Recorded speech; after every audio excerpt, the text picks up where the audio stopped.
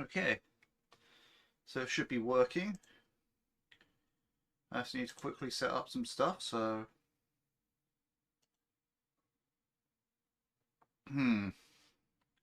Is it working? It doesn't seem so.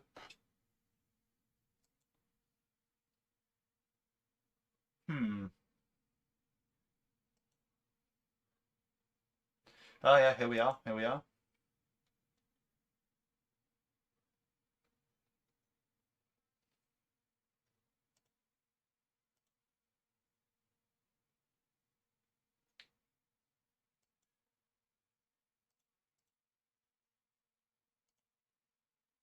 Right, I'm trying to work out basically some stuff at the moment, like to do with the stream. Aha. Basically some stuff at the moment, like to do with the stream. Right, okay, cool, cool.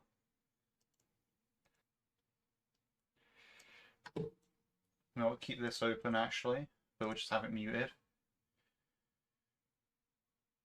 How far behind is it though? That's the question.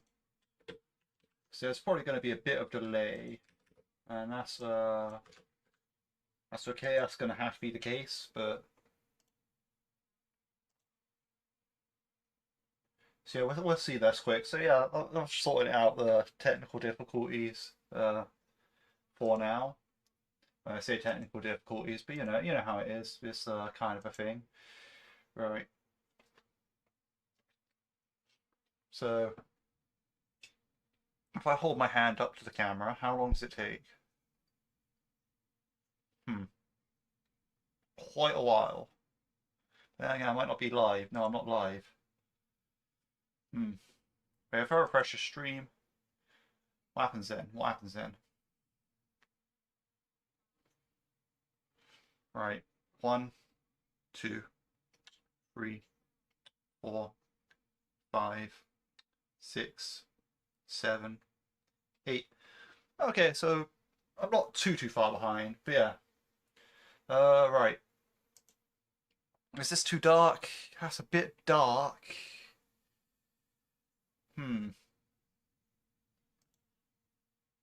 Is that better though? Not really. What if I put this over here?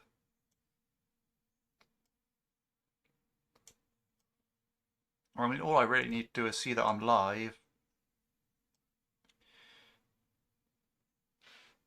Does that put light on my face? Yeah, it puts a decent amount of light on my face. We'll call that that. Seems to be alright. Right.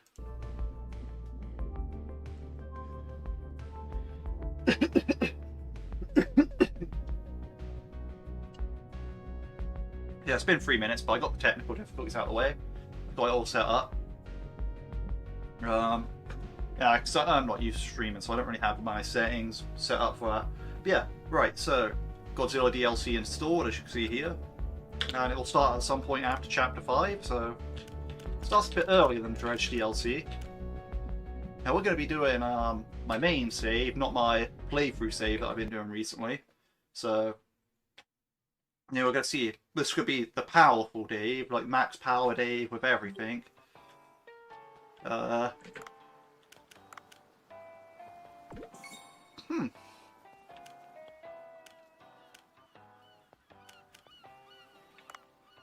Let's see.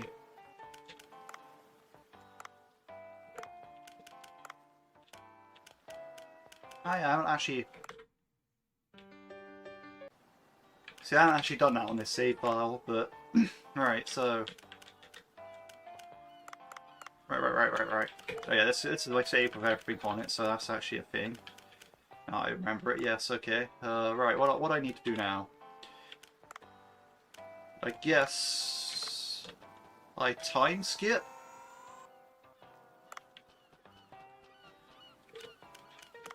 Actually, so just buy some stuff in Django, because this save file definitely needs more stuff, right? It gives people time to get here. How am I doing? Okay, I already brought stuff from Django. Okay, that makes sense. So, We'll time skip.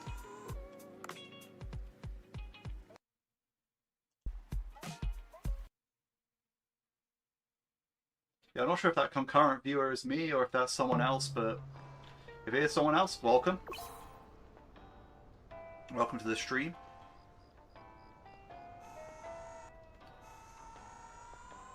I'll redispatch them because why not? And I guess we'll time skip again. Oh no, I lost the sails. Yeah, no one really. I don't really need sails.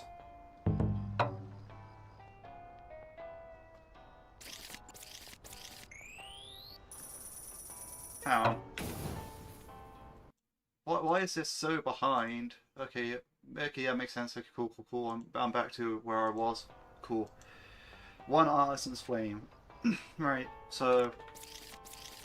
And of course the branch did nothing, because I hate the branch, and I'll never have it do anything. Here we are, cutscene.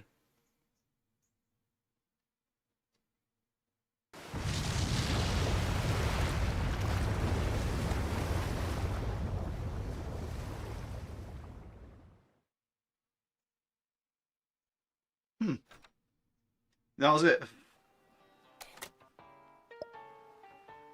Let's see, so what are we doing? Dave, I think that was a strong earthquake last night. Did you feel it? Yeah, the loud noise made me jump out of bed. But I had some snacks and went back to sleep. The earthquake last night felt different than usual. It was something like a huge fell. So it's like, it was like something huge fell. Okay.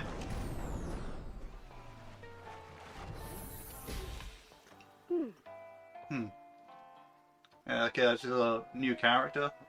They might be from the Godzilla franchise, I don't really know. But this is Mickey. Huh, who are you? Do you hear a huge crashing sound in the area by any chance? Well, we did hear a loud noise last night. And that must be it. Let me introduce myself first. I'm Mickey from the G-Force, the military branch of the UNGCC. It stands for United Nations Godzilla Countermeasures Center. See, now, I've never seen Godzilla or anything like that, so I don't really know much about Godzilla lore or whatnot, but so it's going to be new for me. It's actually the first Godzilla content I've consumed at any point, so... Godzilla?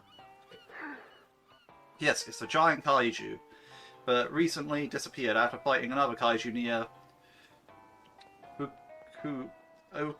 Okay, yeah, I'm not really sure how to pronounce that place name. Fukuoka?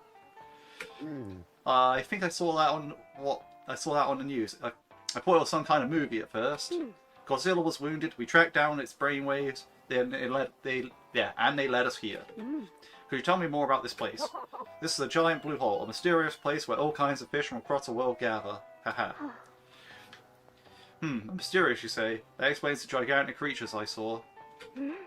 There's a chance that Godzilla came here to heal its wounds. I searched a bit under the sea, but I couldn't find my way around. It's like the environment keeps changing. Well, that's just how this place works. Ah, you there, with the diving suit. Could you please lend me some help? Huh, me? Yes, you seem to know a lot about the geography of this region. We must find Godzilla's hideout. I'm not sure if it's something that big could hide somewhere here. I can locate Godzilla by its brainwaves, but since you probably can't, I'll give you this. It's a Godzilla radar made by the G-Force. Its signal gets stronger the closer you are to Godzilla. Dave, if what the military lady said is true, Godzilla may soon recover and destroy everything around here. We should track it right away and tell them its location. You're right. I'll try following the radar signal. Alright, so... we're gonna have to be finding Godzilla. Also, someone recently joined the stream. Welcome to the stream. Right, farming report is available. Let's go. Alright, okay. Well, you know, I should check the farm. You know, just quickly get my stuff.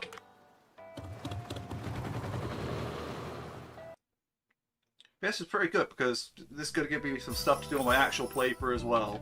But on my other playthrough as well, so...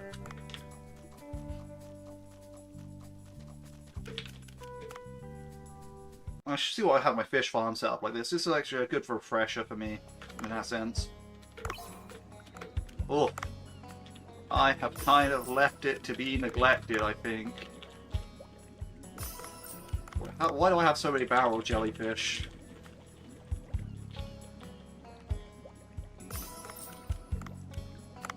Am I supposed to... Probably... I don't even know how much of it, each given thing I'm actually supposed to have, to be honest. I really don't. All I know is this is what I have.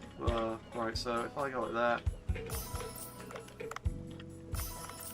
What does it look like after I do this?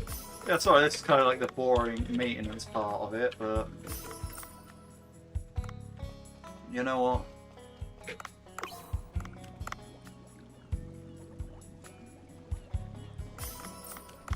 See, now I thought I was ridiculous on my other save, but... I don't even know here. Let's see, so what do I need? Okay, okay. This is jogging my memory of, This is going to help me for, like, the other playthrough I'm doing, but it's not going to help me right now. I should really not bother doing this, but, yeah. Right, wait, did I have... I'm pretty sure I had 18, and that was just it here, like... Use 18 all of these, and, yeah, it goes to 80%, so that's that.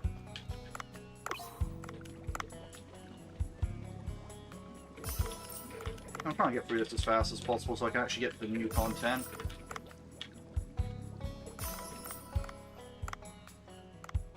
One white shrimp in there, okay, whatever. Right. So...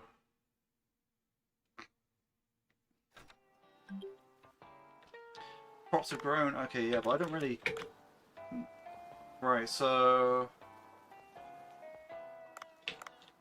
I guess I just dive?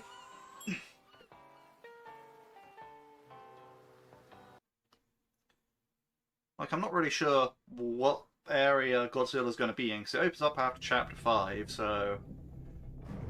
Perhaps it could be in Glacial area, but... Okay, the radar's pointing me downwards.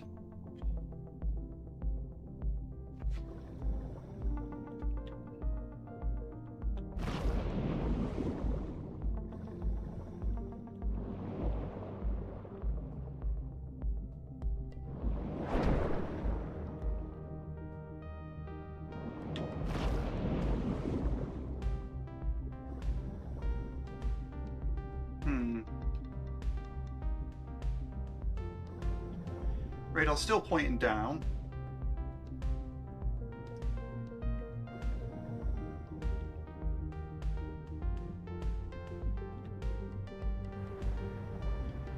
So this seems like more of a story-based thing than the Dredge DLC straight away, I can tell you that, because the Dredge DLC was basically just like, yeah, you have fish, and that's it, like, you know, you just have to catch these new fish, but here it seems like you have like an actual mission going on. I've only just started this, so again, like... And again, I haven't really seen anything else to do with Godzilla, so I don't really know how this is going to go down.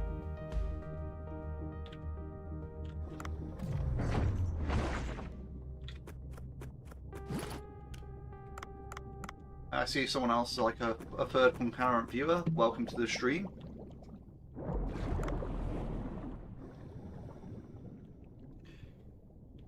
Yeah, so, I mean, this is my... Oh, well, up to 5 concurrent viewers. Welcome everyone who just arrived, like... Actually, I think I can go down here. Yeah, I'm not really sure on how Godzilla content normally goes. Like, I've never seen a Godzilla movie or anything like that, you know. I'm mainly just playing this because it's Dave the Diver. This is my main save file, so, you know, this is like, because I've been doing a playthrough recently, which is going to be quite funny because I'm going to do this on my main save file and all that, but then pretty much as soon as I carry on the playthrough, I'm probably going to be doing it again in the playthrough. Like, just probably a bit more spaced out than anything.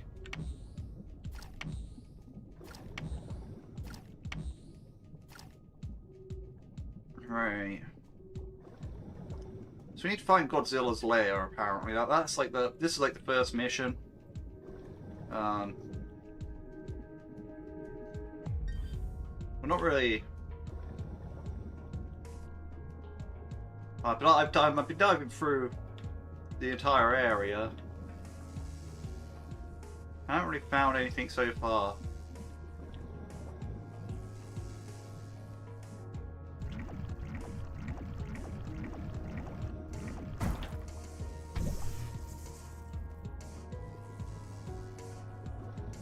Do you finish the story in your new playthrough? My new playthrough, I finished the main story, like all the actual main quests, but I haven't quite done like some of the side quests that like come out. Like, I haven't done like all the Challenger Chef stuff. I haven't done like all the bosses.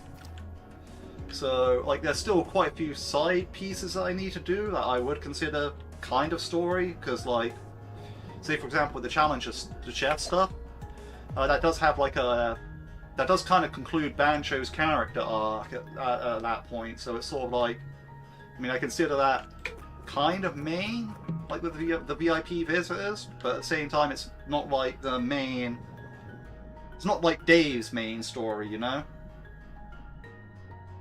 So I'm still working through some stuff, but like I've done all the main, like all the yellow quests basically.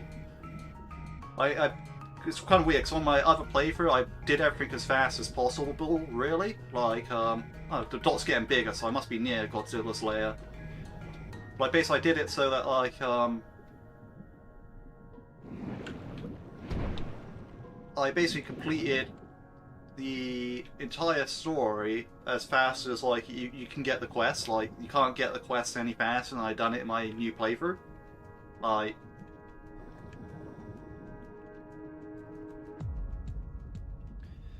and again, but same with the side quests. Like you can't get the side quests any faster. Like, you know, I've literally done everything every dive that I can do.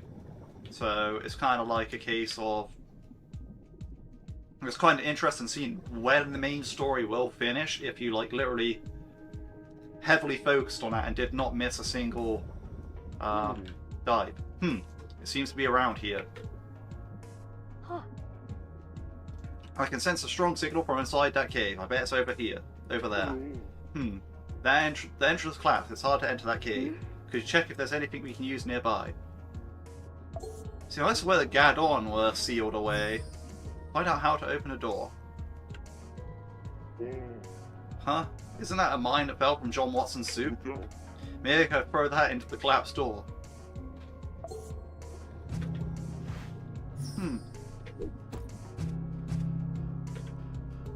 I see. I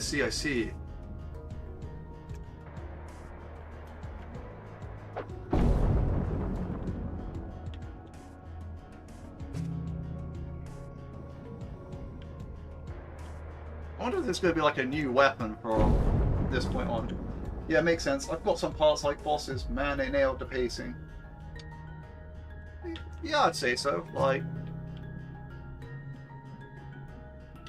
I reckon, like, yeah, like, sometimes things do collide. Like, if you're doing it too fast, like, if you're not taking it easy. Like, say, for example, like the... So there's also like stuff like the cucumber party and the shark party, which I'm nowhere near yet in my other playthrough. But that, again, like I reckon not everyone's going to do the main objective every single dive. And like there was one point where I was going in and out of the glacier area like 3 times to do like a bunch of like the main objectives. So you know, not everyone's going to do that. Like it's going to be. So yeah, like you get a good amount of side stuff for what you're doing. Hang on, so I'll go through this dialogue and I'll continue chatting. Great, the door is open. Now you can enter. Now you can enter that cave. What? You want me to go in there? Yeah, it's hard to explain, but I can't go in there myself. So please do me this favor.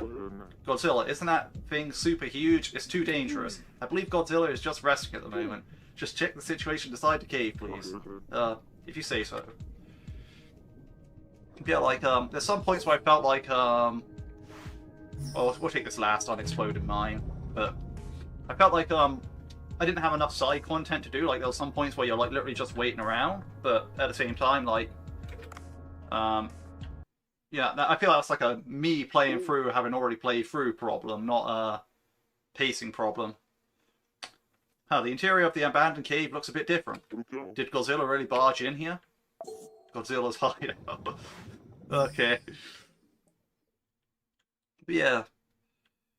So I feel like, yeah, if you're playing it like on my first playthrough, I don't remember any issues, although my first playthrough was kind of broken up. Because I had early access and all that. Oh, wow. Godzilla. Wow, it's really here. Look at its size. How did it even get in here?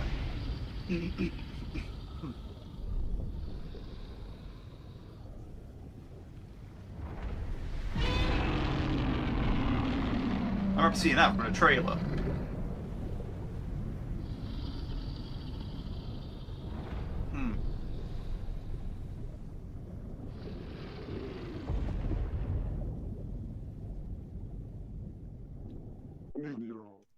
Whoa, that roar, it's unbelievable. So it's here, just as I thought. It seems much weaker. Yeah, it does seem friendly. But how do you know it was here? I have a special power that can detect Godzilla's brainwaves. Though it's difficult to track down as it's far away from where it was last seen, it seems to be healing by using special power of this blue hole. Help me set up a surveillance camera so we can observe Godzilla's movements. It can suddenly go berserk, so the G-Force will monitor it.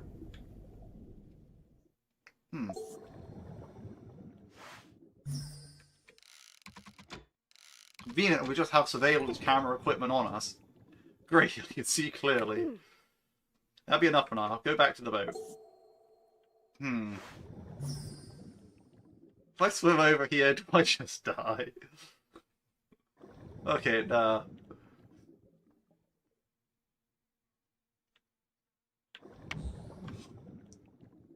Yeah, it seems friendly enough. Head back to the boat. Alright, so I suppose the fast way to Godzilla's hideout, you should go to the Sea People village via the mirror and then just swim out to the left.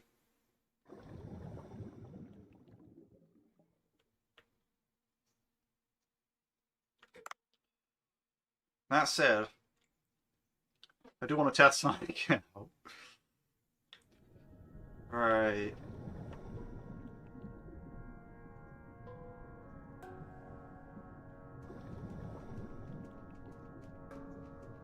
Actually, I feel this would be a much more interesting test.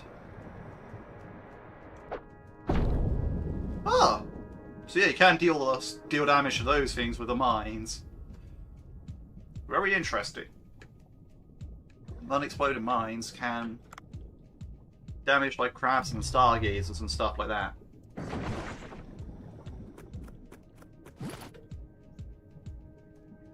Right, now, since there's nothing else to do, we'll return to the boat. You know, we're basically focusing on the main objectives here.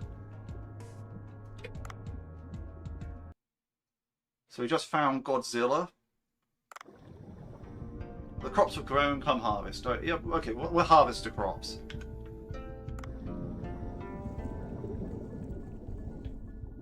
We'll do that.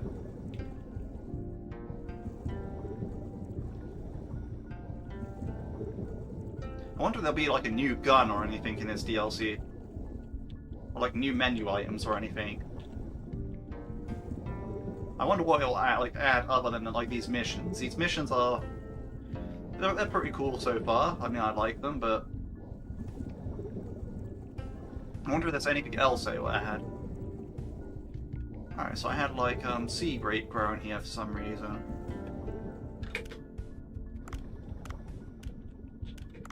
Alright, so... I don't have any seeds. I feel like I should grow some stuff, but I don't really know what to grow. You know, I'll grow this because it takes ages to grow, so...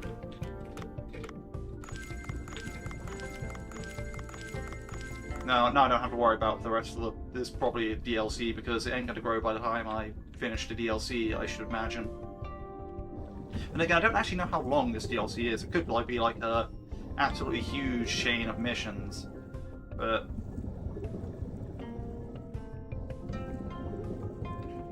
I, for some reason, doubt that.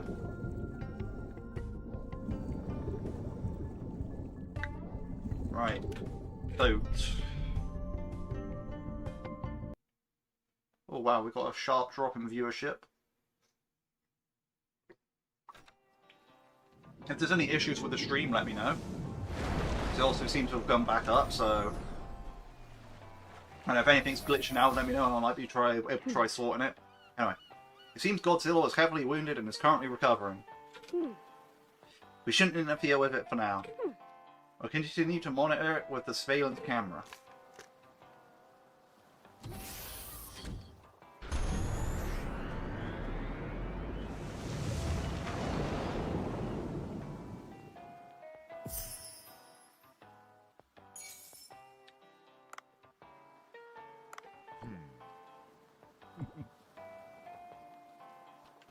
Right, so... I guess that's it. Okay, right. So sit back for now.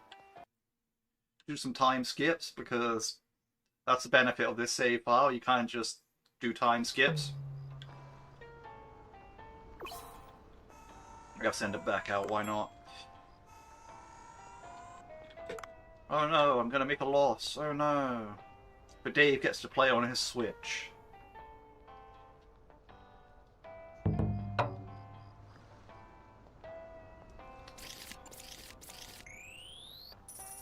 Alright, yeah, so he loses 10,000, but that's okay because he currently has 2.8 million, so he can just pay for that. While I clean it up, I didn't even go to the restaurant. Those waves are really loud. Like, really, really loud. Okay, why are you here at this hour? We're closed now. Sorry for showing up late, but it's an urgent matter. Let's go to the submarine first.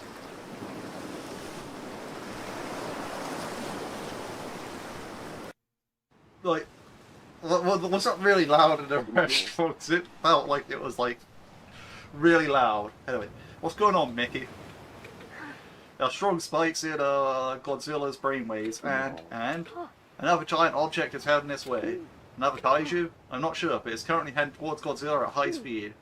I should go to check on the situation. Dave, could you come with me? Huh? Me? Yes, it's difficult to navigate the blue hole, so I need a guide. And no, it's nothing. Let's ride in the submarine together. Stay behind me. So now I have to ride in the submarine. Now I did see like the submarine in the trailer, so it's pretty interesting.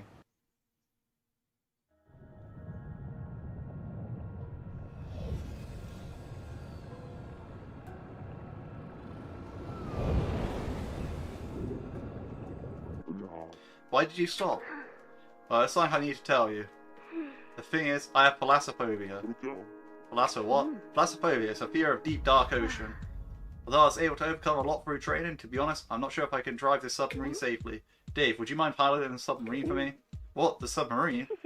Yes, it's not that difficult. It's similar to driving a car. Well, except this one has a machine gun attached. This is too sudden for me. Don't worry, I'll be right next to you for instructions. Right, so that explains how we control the submarine.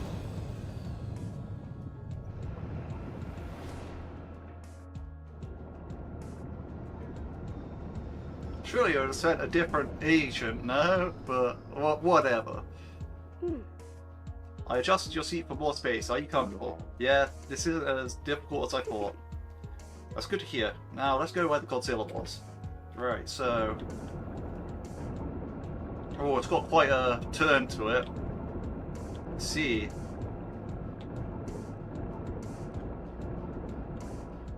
What does left control do?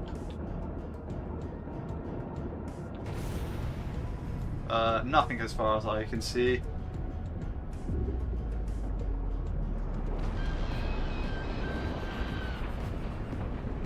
Ah, good thing the lobster party's coming up. Alright. What was that? That's... a Bira? I don't know. That lobster-shaped kaiju... It's a lobster-shaped kaiju.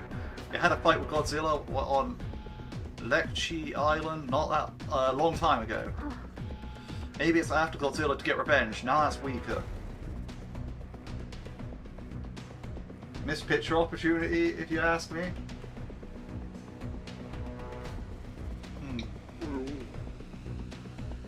Not too sure what you mean. That thing is gigantic, and those falls are really scary too. If you don't stop it, that kaiju will tear Godzilla apart. But isn't Godzilla a bad kaiju that destroys cities? Not always. Godzilla is a creature that sometimes protects humans. Sometimes it's against humans, sometimes it's against another kaiju, that's all. I see. In any case, we must protect Godzilla from Ibera. That Ibera kaiju, am I right? Yes, we must get to Godzilla and wake it up before Ibera gets her. Good, let's move. Right, it seems like it seems to be a very interesting thing to control. That's a dash, okay, that's what left control does. And this is the gun. And the gun, okay. And the gun, you can look where you're aiming.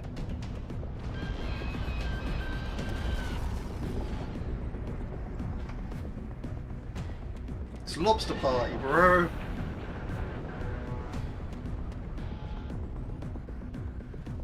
Right.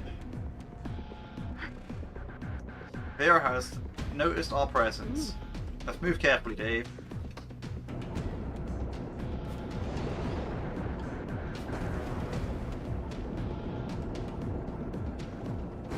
Okay, can I shoot the rocks? Yes, I can.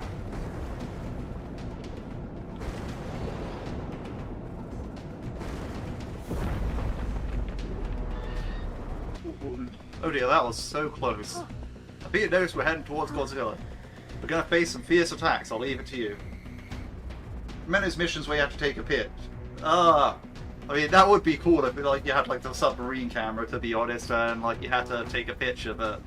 yeah, I get it, like, sorry, I'm just not... Jokes don't come across well in text for me, at least, anyway, but like, yeah, I get what you mean. I get what you mean now, but... Right,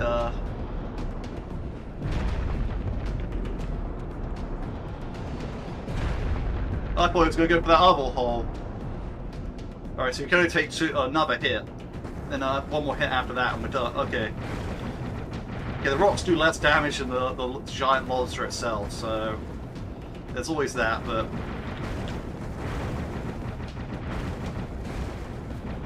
Man, I'm really bad at this. Okay, right. I guess we go the low road. Okay, I guess we're not going the low road.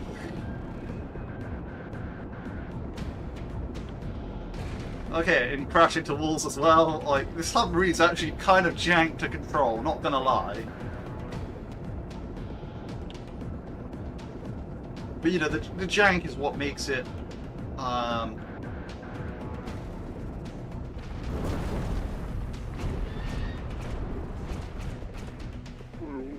That claw is blocking our path. It's time to use the machine gun. Get the claw out of the way with the left mouse button.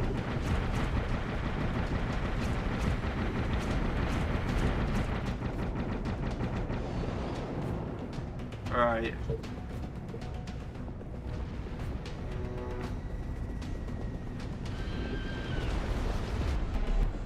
Oh, right. Quick time event.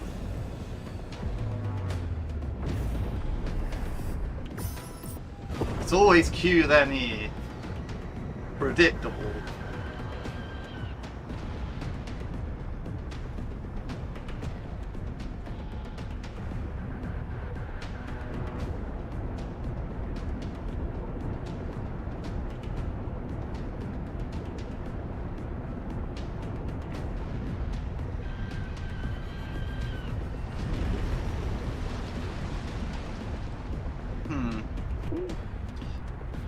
Ibera's pincer has blocked our path. We're gonna have to use a machine gun for this. We need to activate a torpedo. A torpedo? Yes, we can clear the blocked path with it. Now.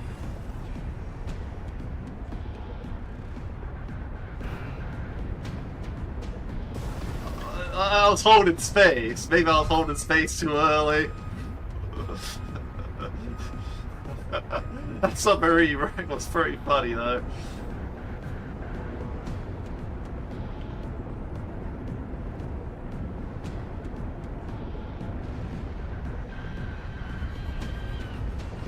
Right, this time we're gonna fire the torpedo, right?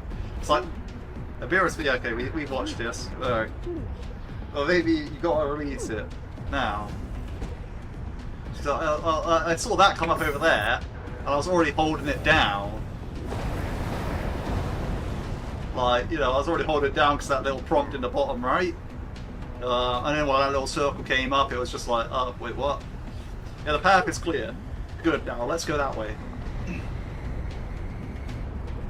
Because it was just a button press I had to do here. Like, you know, I pressed the button and it... Maybe that's why the circle was black and yellow? Or something like that? Because it looked different.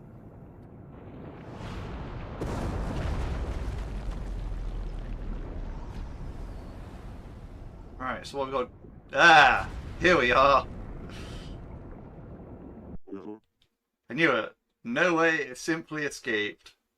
You have no choice at this rate. Let's defeat that kaiju. I think that's easier said than done. Well, with your submarine Skyline skills, we have the chance. It's time to return the favor to Godzilla for protecting us. Try using torpedoes and the machine guns. Oh, it's lobster party time! Here we go! Gonna make a beer or sushi. Oh wait, Dave, what's going on? Being a soldier in name, you had to just quietly sit back and do nothing but neglect my duties.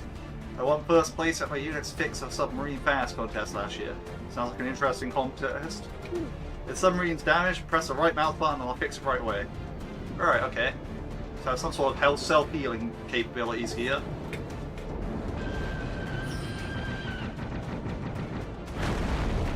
Oh.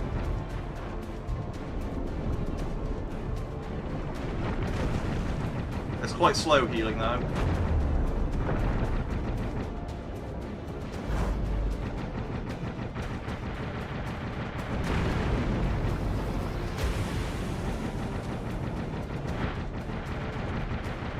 Alright. Oh, there's eyes and critical spots. Oh.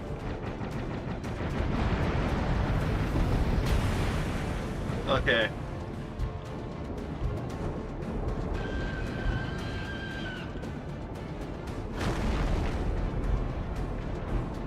And it takes a while to charge up the healing, basically, by the looks of it.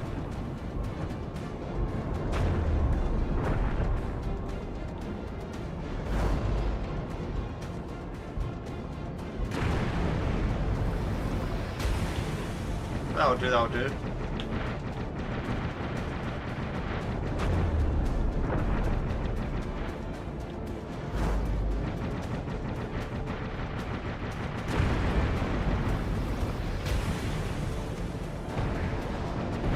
Oh, that was 1,000 damage shooting it in the eyes like that. Oh. Well, we're getting some eye shots here. And it's 400 damage when you hit the missile in the floor. So his critical spot has like a 2.5 damage multiplier.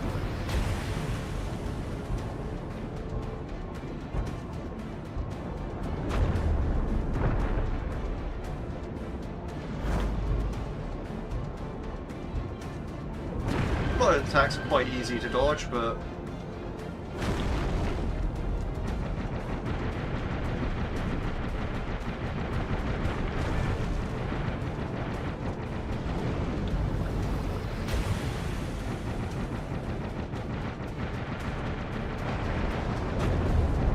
oh, nice.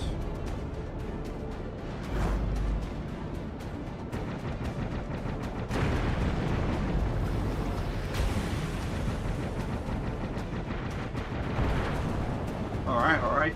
Phase 1 defeated.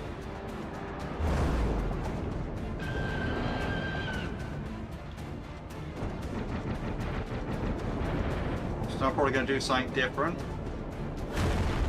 Or maybe more of the same, who knows. Ah, yeah, he has a follow-up attack now.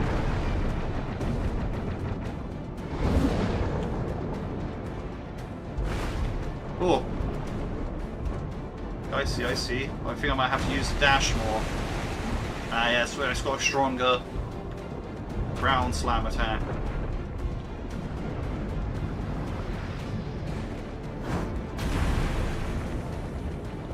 it does that with the rock now.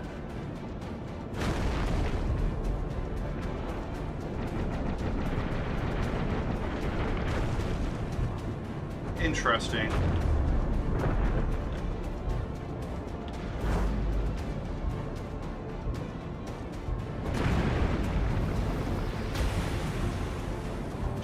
You charge rocket when hitting eyes, I think. Just more charge. Yeah, I think the charge bar is fast when you're hitting like the critical spot. Like, you have to use a machine gun to charge anyway. Like, if I hit the claw, it also charges, but yeah, it's just more when I hit the eyes.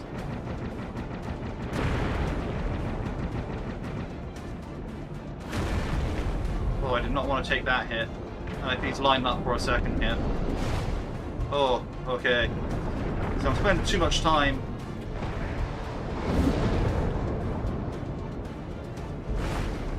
healing here. I'm not really bad at dodging that that wicked left hook that he's doing. Yeah, I am getting rinsed here.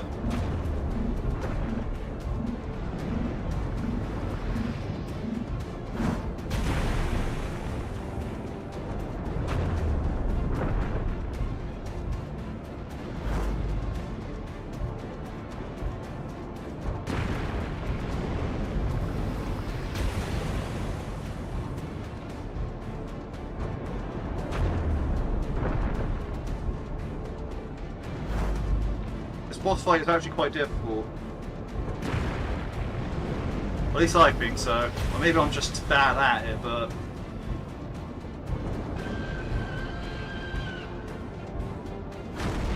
Alright, he might be doing a follow-up.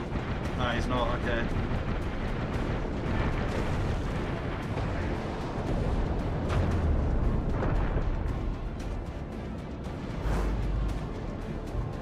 Heal up to at least 75%, so yeah, if I get comboed down again. Yeah.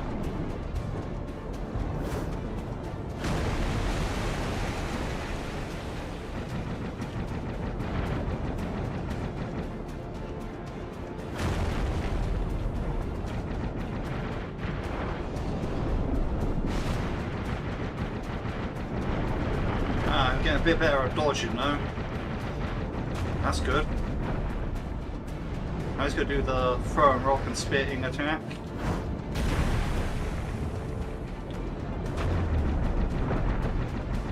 Now he's going to do a regular rock throw. Yes, he has the same attack pattern like multiple times in a row.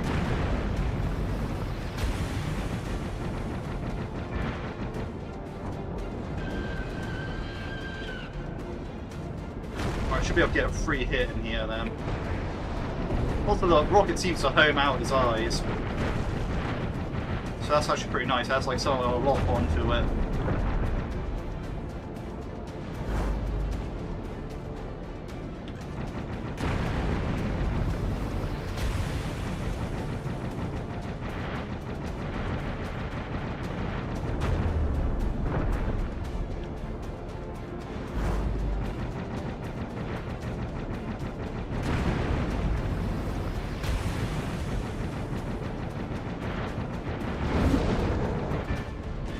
Alright, phase 2B. Is it like part like 3 phases?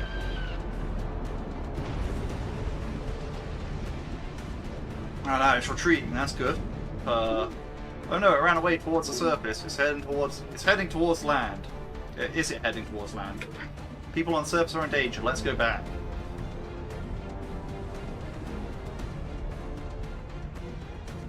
Oh. Dave, are you alright? There's been rumblings from the ground. Oh, there's a big lobster monster and it's going to attack Godzilla. What are you even talking about?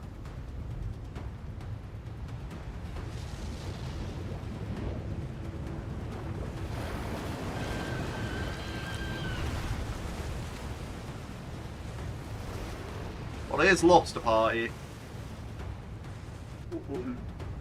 Ah, that's what I'm talking about. That thing is massive. It's heading towards Bansho Sushi. This is bad. We can't attack that thing with a submarine on surface. Sorry, this one's going to cost us a massive repair bill.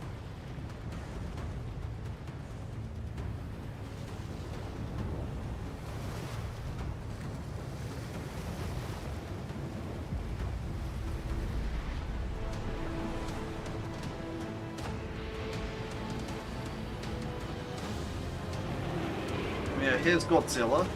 This part was in the trailer.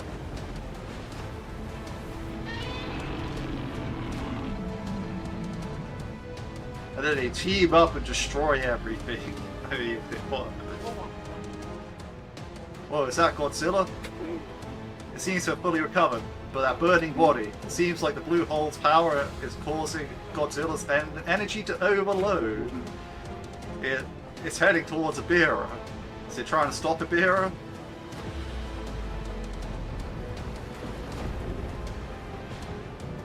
Right.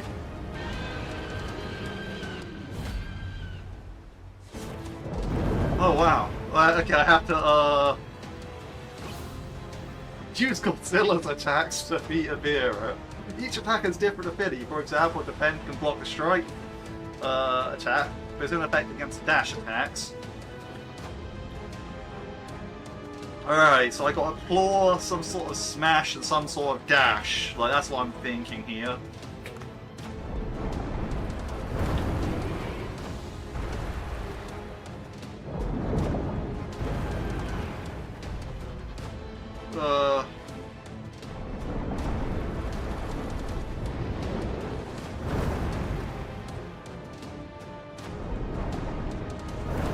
Oh. So left shift is actually its laser, but I can't use it because it's on cooldown. Alright, I'm actually getting my Godzilla that's getting quite beat up here because I'm actually pretty terrible at like this.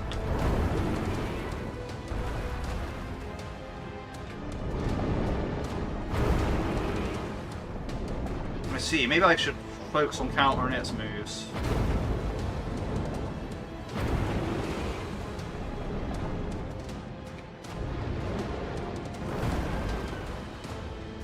Alright. Aha, not so tough now, are you? Got you sussed out.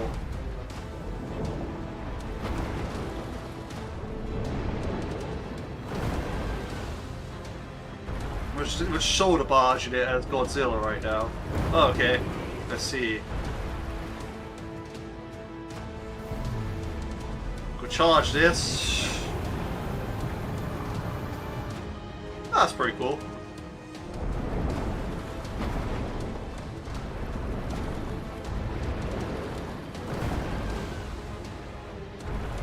Okay. I was too close to defend that one.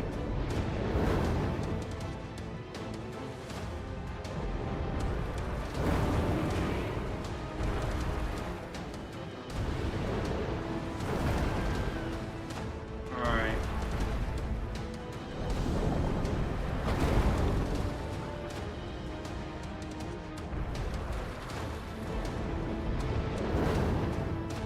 You can also use your, if it's going to ram you, you can also use your ramming attack.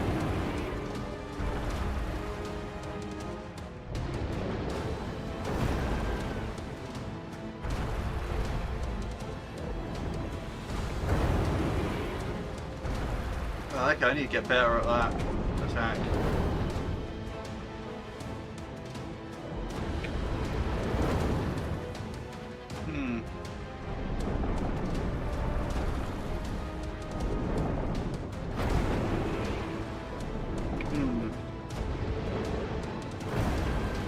Alright, so I'm only marginally winning here.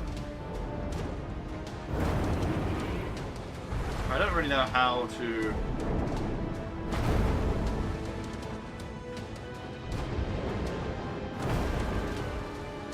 Right.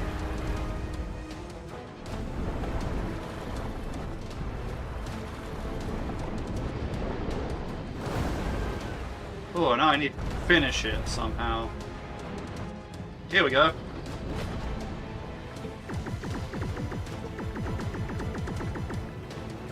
Let's see.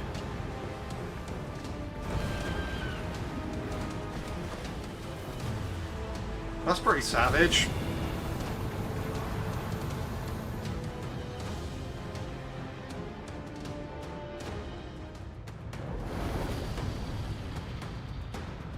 Just ripped his claw off and they like lasered it. Godzilla has defeated Abira. A battle between giant kaijus? I can't believe my own eyes.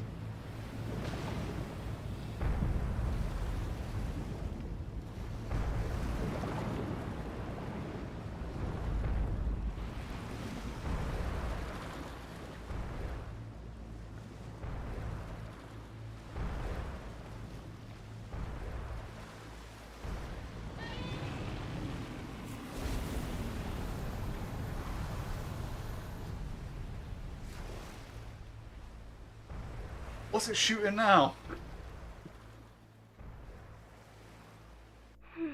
Thank goodness, Godzilla fought off Abira and left minimal damage. Seems the blue hole's power has also fully healed Godzilla's wound. It's all thanks to everyone's help. The G-Force will continue to monitor Godzilla's movements. It's not much, but here's a gift to celebrate today's battle. I think it'll be good decoration for your boat, haha. Goodbye then.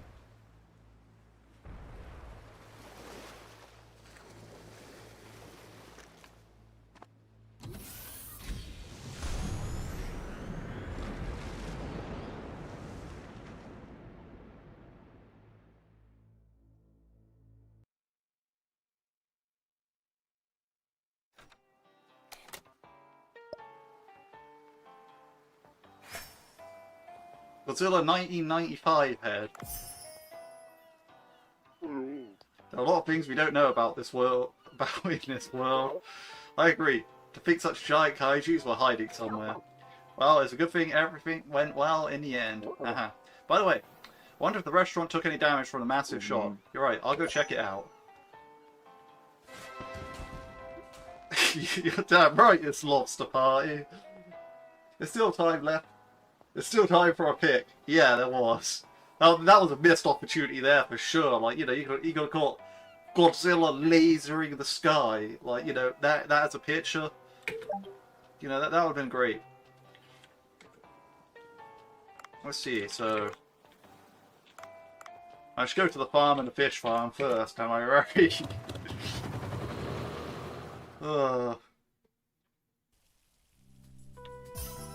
Got some eggs, we got some of that stuff. Cool. Oh, I should refill the chicken feeder. In this save file, I have Sammy contracted for like years. He wanted a part-time job. I employed him for like a year. It's pretty great. See, how long's he got left? Extend period. Yeah, he's working until all the way till next year. Fair, not the point. Point being is, I feel like this DLC is probably going to be shorter than I thought it was.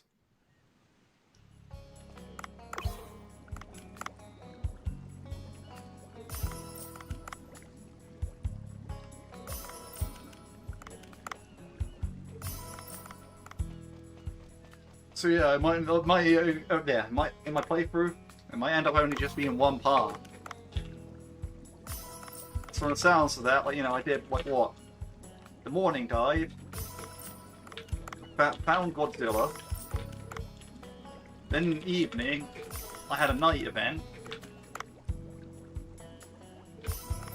Wait a minute.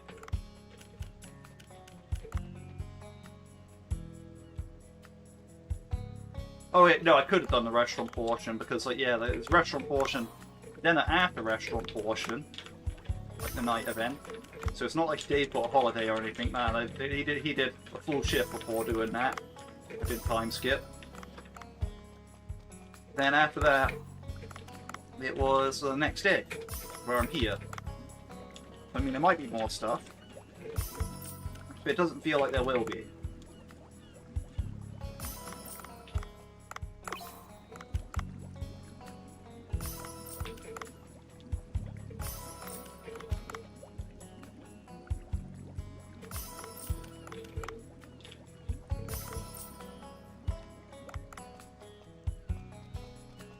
then again, I don't really know.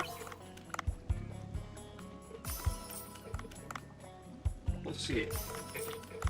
I mean, I guess I could say, why am I even bothering doing all this stuff? Like, I mean, like, you know, it's not like I really need, like... It's not like I really need that stuff in my restaurant, you know? Like, it, honestly, like...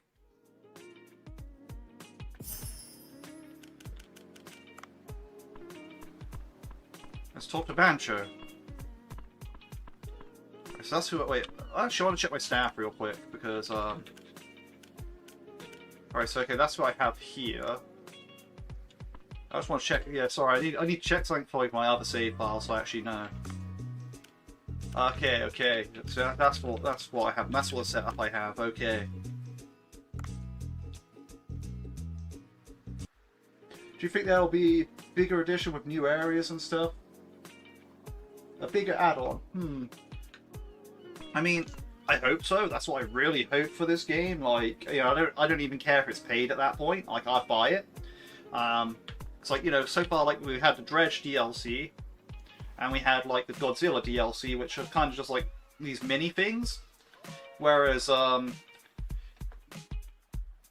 I played in Early Access, I played on full release, and I played after the October update, right? And the October update was free, right? In Early Access, like, of course, it was just Early Access, so it was a limited amount of stuff. The full release was a great addition to, like, you know, really flesh out the game. And the October update did add stuff like, the lobsters, which I thought was quite cool, like in that sense. I really liked how these lobsters got added and all that, and it also added like a lot more nocturnal fish. It made that more of its own thing. So, you know, the night diving kind of stands on its own. But like, yeah, like I'd like it if there was actually like a proper expansion, like where, you know, you have like an extra area, like maybe like a mangrove area. Like, I mean, I guess I get mangrove from like Dredge vibes, you know, like because you go to a mangrove there, but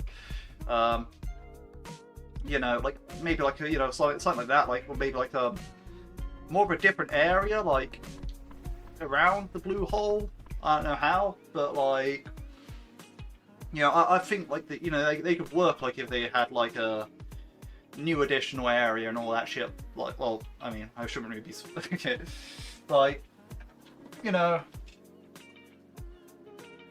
I feel like there's a lot they could probably do in that sense. Like, I mean, because they have like the deep ocean, like they have the deep ocean, they have like the glacier area, they have like sort of like a volcano prehistoric area, but they, you know, there could be like a, I mean, because I think mangroves are like coastal, so like, you know, they actually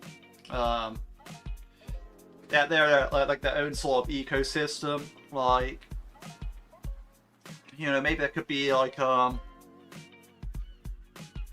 wouldn't want to say a river area, because a river area would kind of be like, well, there's not really much.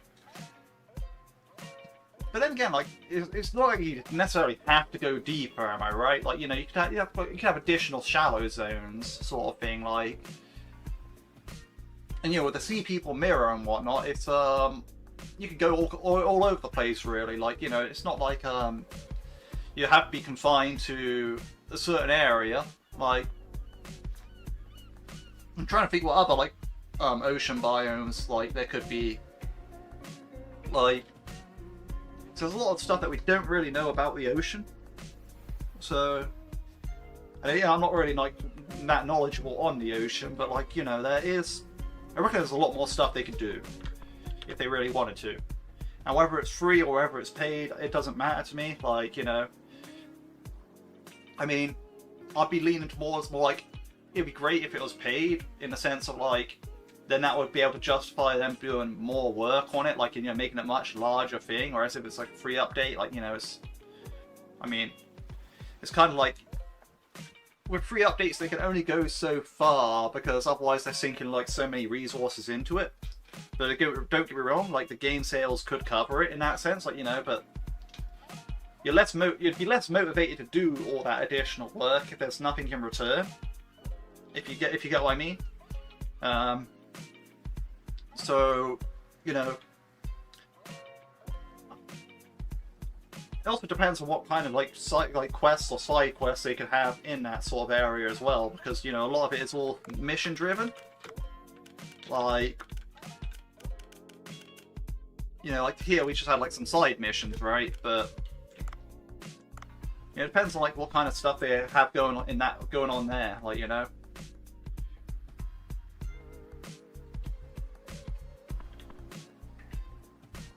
What doing, bro? This is the Godzilla DLC. I was just talking like about like oh yeah, but definitely need 2 more to fill up the fish farm. Yeah, I agree with the paid stuff. I mean, interestingly enough, the fish farm, there could actually be 3 more. Like, there's a little net at the bottom of the fish farm that's like kind of just hanging off the edge of the platform.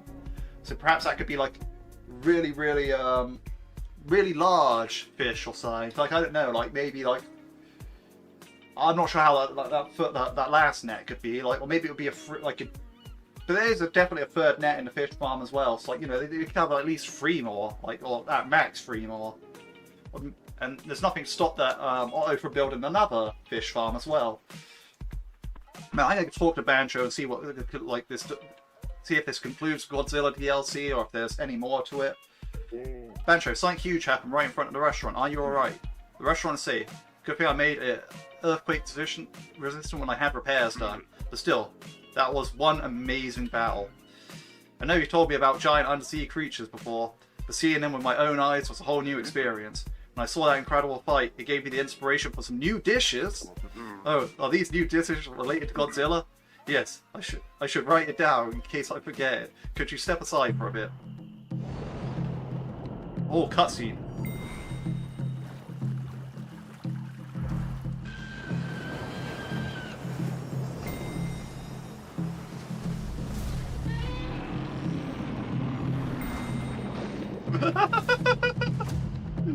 Godzilla being a moray eel.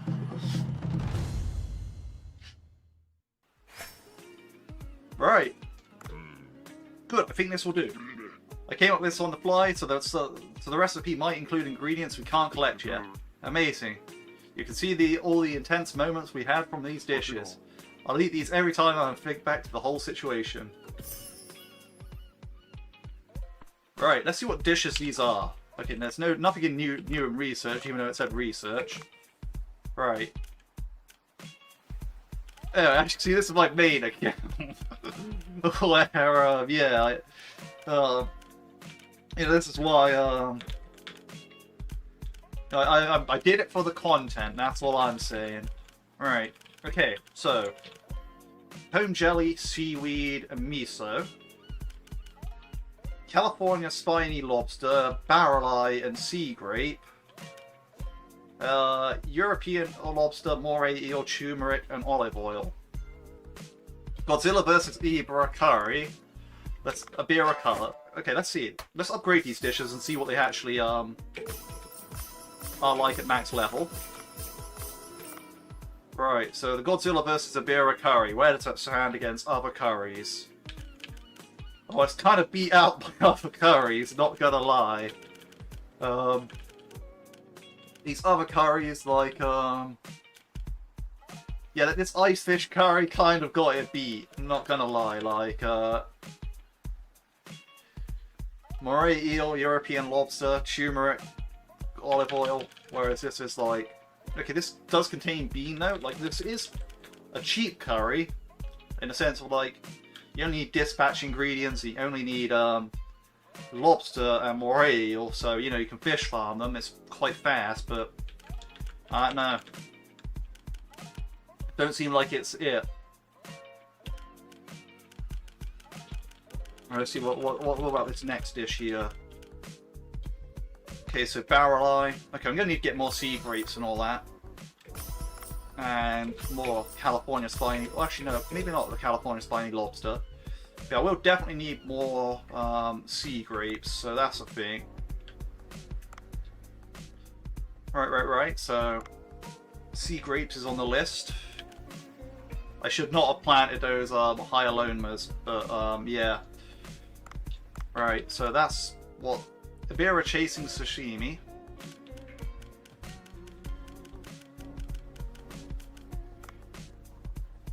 Comb jelly. seaweed, and miso. Deep sea kaiju ramen.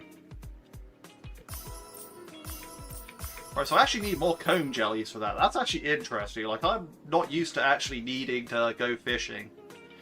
So, right. So, sea grapes, seaweed, and comb jellies are like my main thing that I need to hunt down here.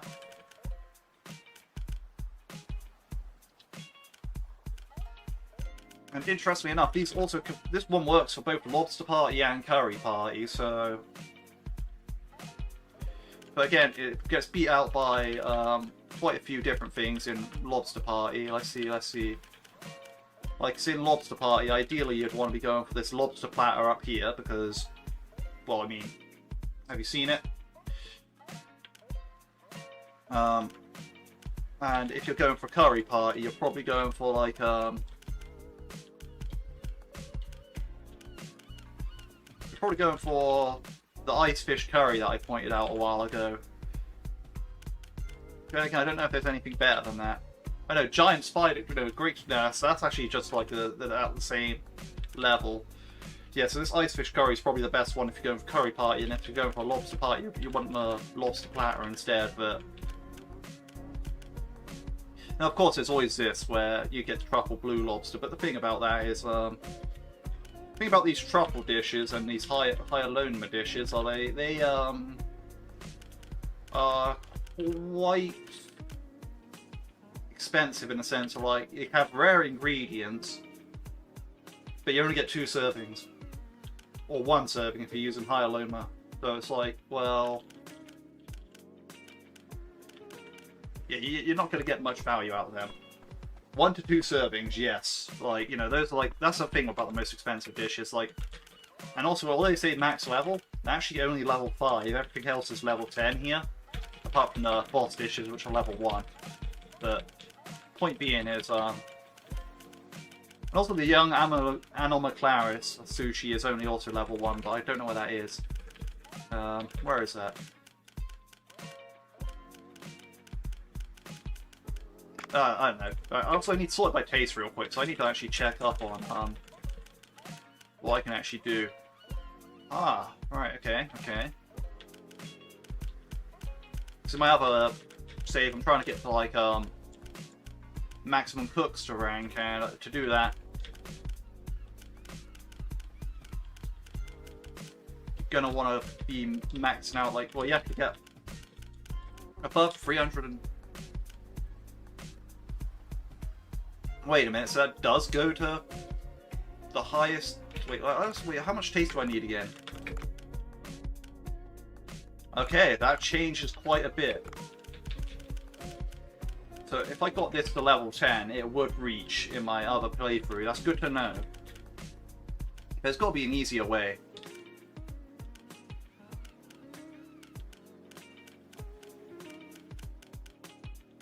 I mean, there is easier ways, it's just that... I'm kind of like,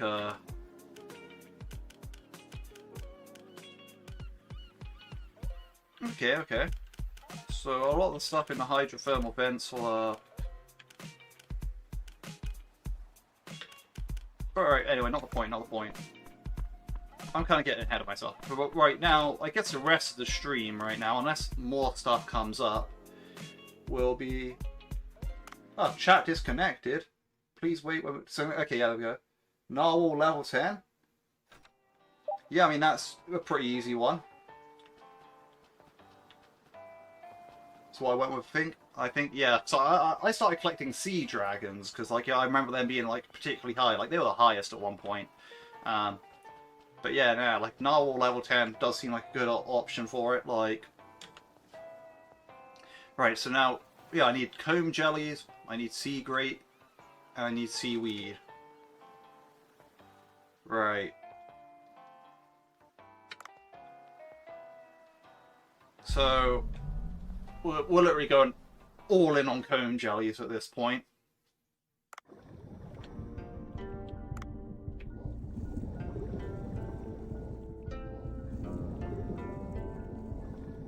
If you don't have a good setup going already.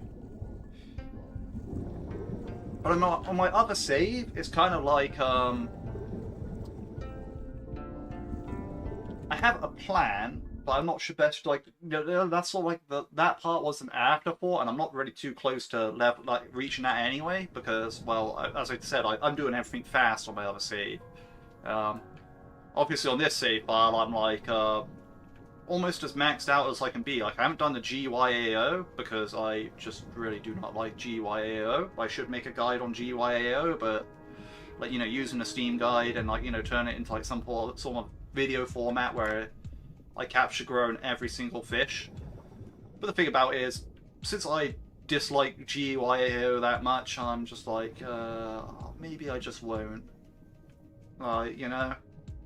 And that's basically it for this, like file. Like, other than GYAO, you know, I have all the fish at, like, all the dishes at maximum level, so it's like, well, you know,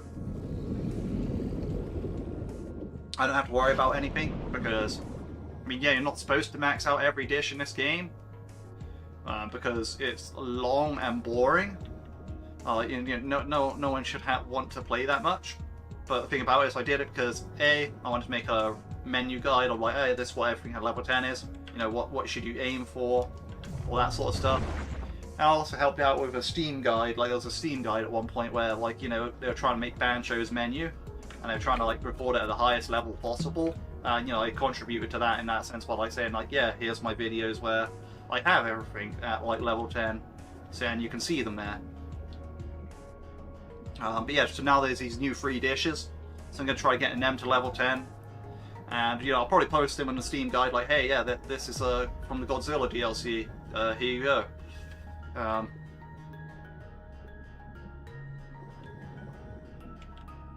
Wait, what? I don't need to swim down underneath there, I can swim up through the little rock tunnel. Yeah, I need to find comb jellies, regular comb jellies down here. And there's no limestone cave, I can already tell because of the layout. Like, that's another thing. Like, the ocean depths like the ocean depths layout, like, can or give you information on if there's a limestone cave or not. Like, I say this a lot, like in a lot of my videos when I'm swimming through the depths and I need a limestone cave, I'm like, yeah, there's no limestone cave here. And you know. There might be seaweed though. When it gets down to the part where I don't need the comb jellies anymore, I'll probably just have to harvest stuff at the Sea People Village. Now, I remember swimming through here in my other save because, like, yeah, I was collecting a lot of red breams and whatnot at one point. It's basically the Crimson Fish roll. I made massive steps towards getting that in my other save, and it really paid off. Like, I will be making another guide soon about, like, what I consider to be now the most underrated dish in the game. That's going to be a good one, because I'm going to go over, like, yeah, what dish is the most underrated in the sense of, like, if you get in a playthrough and you get it going proper nice, you know, this dish will just hands down be the most useful dish to you, and it's nothing complicated. Like, it's like basically, it's based on how accessible the dish is, and it's very accessible, and how much money it gets you, and how easy the ingredients are to gather at the same time. Like, this dish hits the mark on all of them, like, in a good balance. Like, yeah, sure, it's not the best of the best money, but it allows you to get the money to work towards the best of the best money, if you know what I mean. Like, the amount of profit you can get from this dish in, like, the really early game makes it, like, the best dish in my opinion.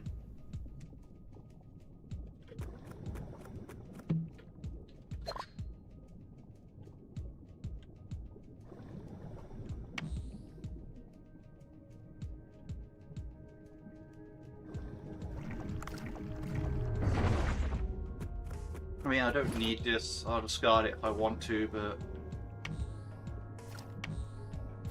it was kind of in my way.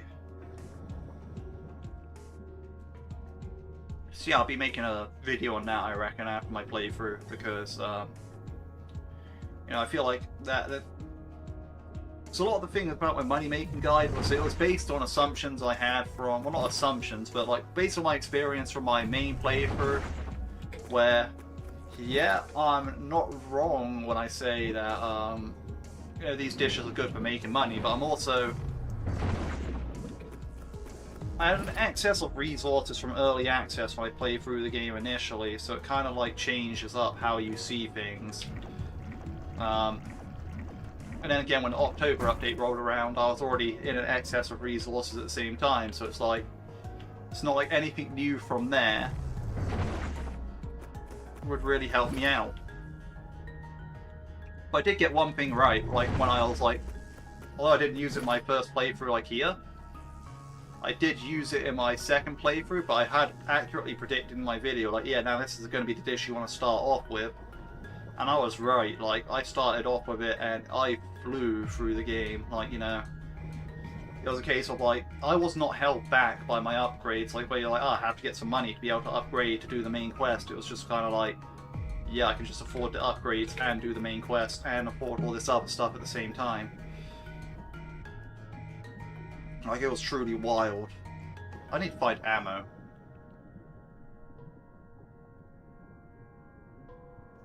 That's what I need.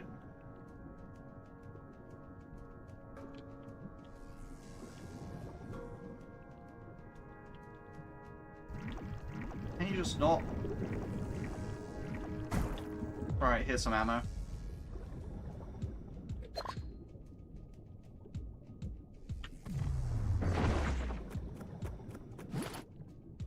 Yeah, these cone jellies are quite heavy, but good thing I have like the maximum weight available, so...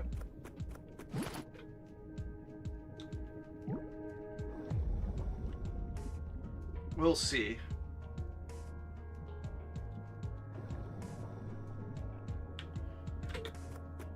And again, I want the jellyfish alive and not dead if I'm going to be doing this, so...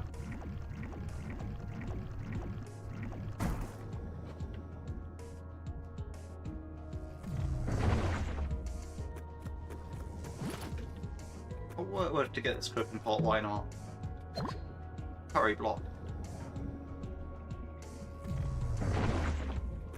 Though I'm kind of on that big dispatch thing at the moment, so...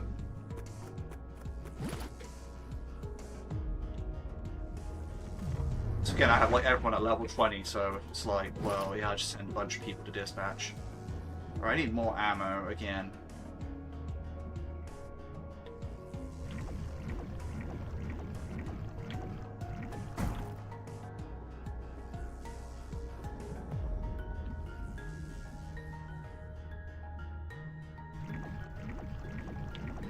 Oh, that's gonna hurt. Yeah, it's not as bad as I initially thought it would be. I mean, I guess I'm just used to, from my other playthrough, having less oxygen, because I did scrimp out on the oxygen quite a bit. Like, I was like, well, I don't need oxygen, I played through this game before. Sort of attitude.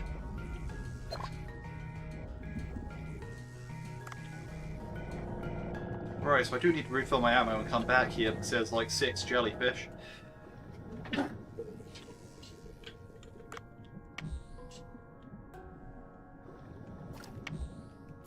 So those comb jellies are going to be... Oh, there's even more over here. There's no end to them. I mean, that's a good thing in a way, but...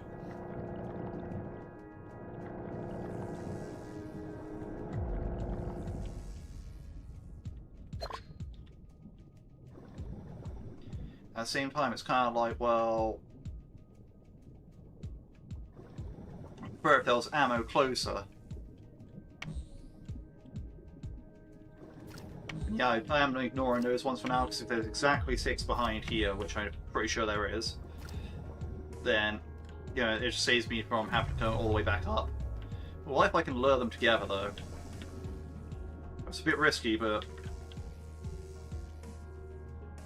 If I can save on the net... Yeah, there we go. That's what we call skill.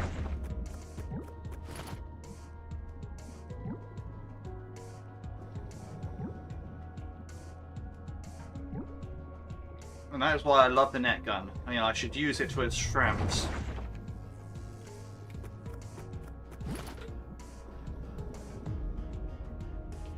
I had a hush dart, I'd have one more bullet, but if I can do it like that, and trap 3 in one net, then technically I can catch more fish with this than I can with a hush dart. An important distinction.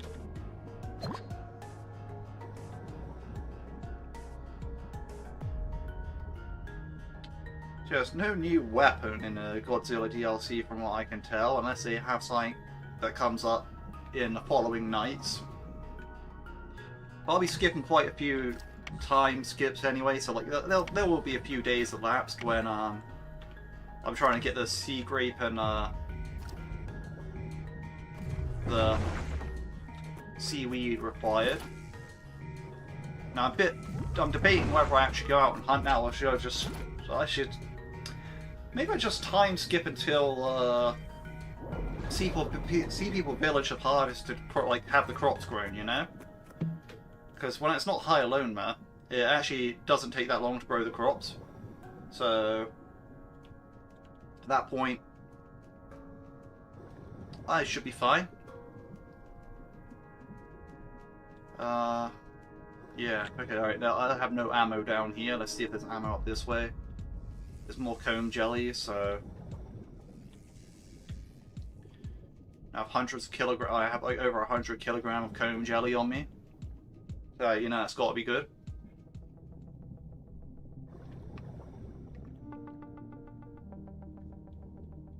Alright, let's see if I can find some ammo. Because there's a hush dart, but yeah, that would work. That's kelp, not seaweed, so unfortunately that's not going to help me.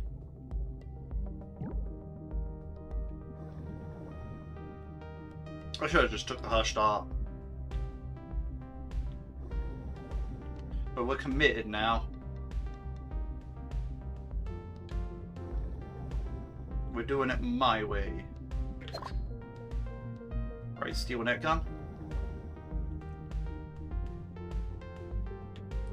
Right, yeah, so the thing is, this can probably be done a lot faster, like when I do my Godzilla DLC or my actual play, or not my actual play, it's weird, it's weird to name in a save file. I'm going to call this save A and I call the thing that I'm doing right now on all the other days save B, right? When I'm doing my save B playthrough, you know, I'll be doing it a lot faster. But at the same time,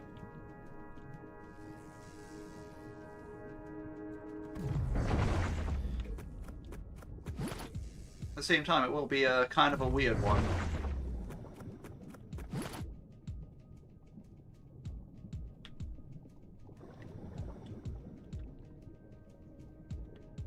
Also, at the same time, it's sort of like, yep. Well, actually, I should just use an escape pod at this point, because it's not like I want to go around swimming for seaweed. But yeah, I have 162 kilograms of actual comb jelly on me that I need, so that's alright. I went and hunted down tons and tons of comb jelly. Hopefully that allows me to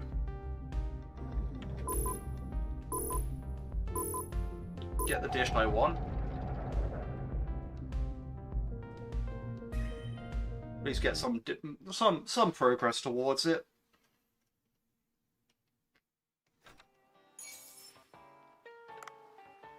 Yeah, I've got 69 meat for it. So that's not going to be enough, but I'm getting a phone call. More Godzilla DLC. Oh, Mickey, did you get back safely? Yes, but I think I accidentally dropped the kaiju figurines I had for research into the ocean. I think they were in a box that looked like this. If you happen to find them, could you retrieve them for me? If I see them, I'll pick them up and let you know. Thank you. Then allow me to install an app for you. The figurines you recovered can be seen in the app. There you can check the information for each kaiju. I wish you best of luck. I'll contact you again once you retrieve them all. Okay, okay.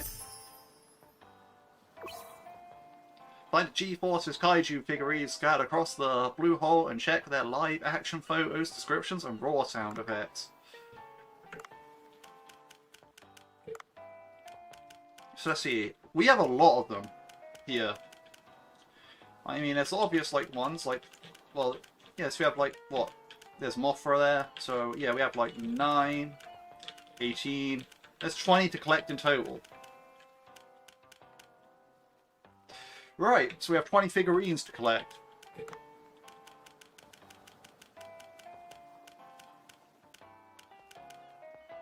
Oh yeah, I haven't entered all the operator codes on this save file, because there's like a bunch more found since like my last time when I played this. So yeah. Also, it's Saturday afternoon, so Janko's here.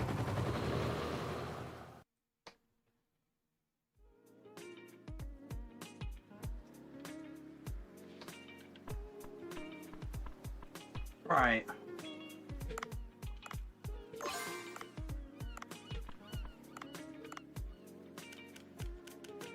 You have kaiju figurines to find. That's gonna be tough.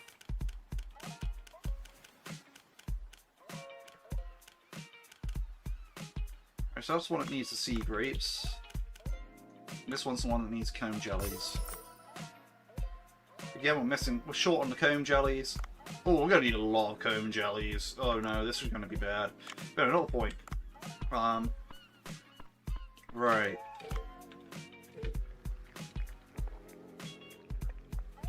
How do we do this?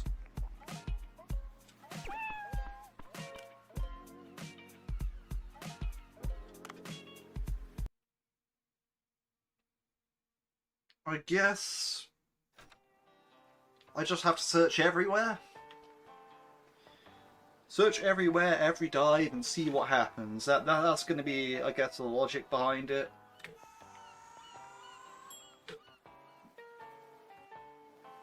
Seems like a tedious task if you want to find all without guides. Yep. But I don't think there is a guide right now because of this DLC's like barely a day old. Well, actually, it's not even a day old yet. But that means, you know, I can make the guide.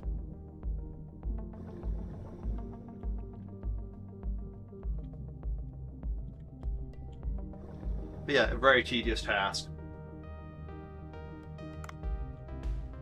Because what I reckon, now this is my prediction here, is that like, cause you know, like it spawns in all these different layouts, right? Like, you know, the blue hole changes every single time you're in there, right? I reckon they have set spawns in set layouts. So you're not going to be able to find them just about, like, you're not going to be able to find all 20 in like one dive, right? You're going to have to like, you're gonna have to dive multiple times, I reckon. Like, you're gonna have to dive, like, you know, and if a certain layout spawns, that's the one that you need to find a figurine in. Yeah. That's what I reckon it is.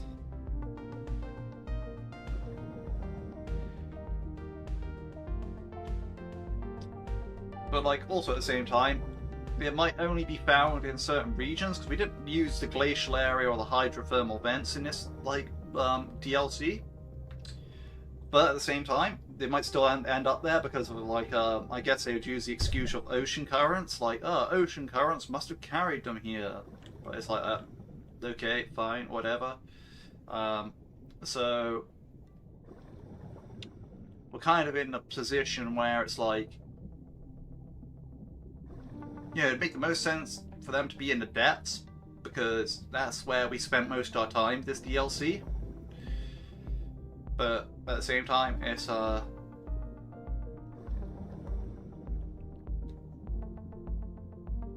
to be very hard to tell.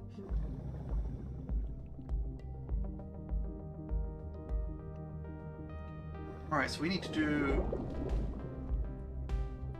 the tedious task of finding all these kaiju figurines. Okay. Here we go. So here's one. Godzilla 1965.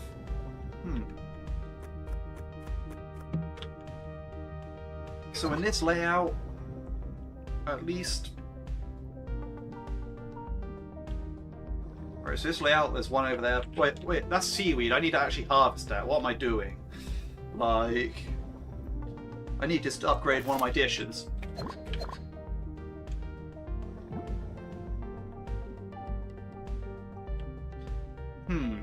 I wonder what the reward is if you capture all 20 of these figurines, you know? Because I reckon it's some kind of reward.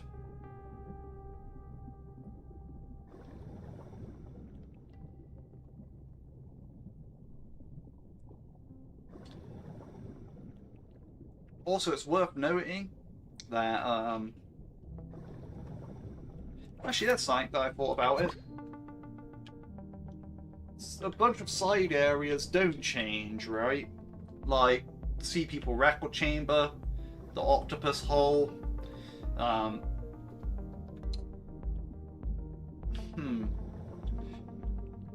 There's a lot, I mean, I can't really name them all right now, because I'm not really that... Oh, it's a limestone cave layout as well. Right, cool. Makes sense. I don't think about the starting layouts. I think I'd start with caves and stuff, and I could easily recognize. Yeah, most areas don't change, I'd say. Yeah. So, like, you know, I'm gonna the sunken ship. You know, I'm gonna have to check places like that, right? Yeah, but if I check in there, I find one that's easy. You can get them anytime, right? But in the actual big overmap. Oh, glacial area and hydrothermal vents is pretty easy, and the depths. One during nighttime, maybe, yeah. That's a good point, like nighttime. I think nighttime has the same layouts as daytime, though, so it might not necessarily be something that you need to do. But you're right, it is worth checking out. What I think I'll do there is I think I'll avoid night diving for the time being and see if I can find all 20 without the night dive, because if it is like, so I don't know how the spawning for them works yet, sort of thing. Like, you know, it might be layout specific, it might be like fish layout specific, like so I know, for example, right, the depths, right? Like let's take the depths for example, right? So I've had a lot of dealings with that recently, right? I know there's only 2 layouts in the depths, but each of those layouts have 2 sets of like fish spawns, basically, right? Where, like, one time you're down there, you might have like jellyfish in this area, like the frilled shark is in this area, the megamouth shark's in another area, sort of style thing going on. Whereas, like, you know, the second time, like in the same layout, like the same rock formations and all that, but the fish are in different places. I think like everywhere has that sort of like 2 different fish spawns. Well, not everywhere, maybe. Like maybe these upper areas, they have so many layouts that looks like that were built in early access that don't. But I know there are a lot of like places where, because I know the glacial area doesn't have that many different layouts as well. Like, you know, the hydrothermal vents. So those areas are going to be easy to. And glacial passage don't change at all. So that's fine. So there are a lot of areas that have like basically very minimal layouts, but the shallow area and this area here has actually tons of layouts. Here we go, another Godzilla figurine in the limestone cave here. Anagiris 2004. The important thing is not dying and losing all the figurines mid-dive. That would be embarrassing.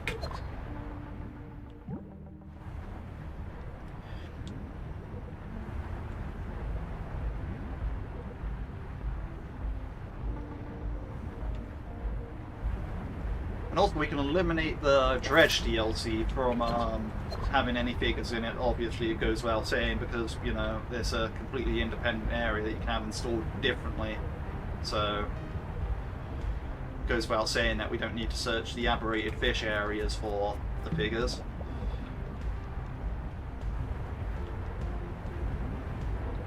I should keep track of actually, like, on this list of paper where I actually find like timestamps really of like when I'm actually finding the figures in the stream.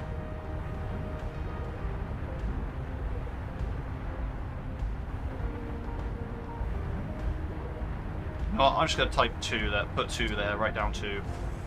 But anyway, not the point. I should keep it like, so this way, if when I'm editing together the footage later, if I'm trying to make a guide on where to find all the Godzilla figurines, instead of me having to like sweep through like 4 hours of footage or whatever, I can just go, right, there, and there, like, you know, all that sort of stuff, like, you know, not worrying about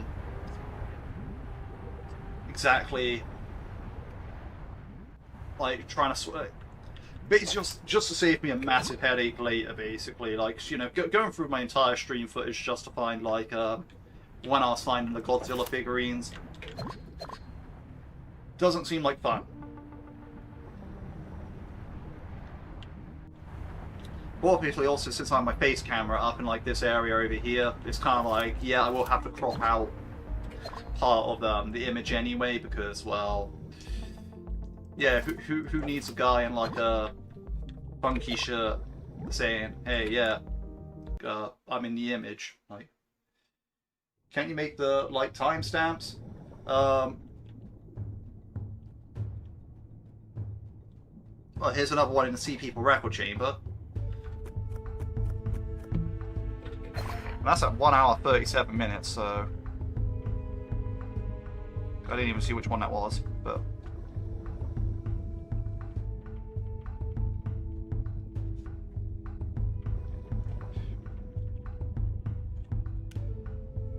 that's a Mechagodzilla, 1975. I mean, oh yeah, I could do it. I could go into the comments of this stream and, like, you know, put the same timestamps there, like, hey, yeah, figurines here.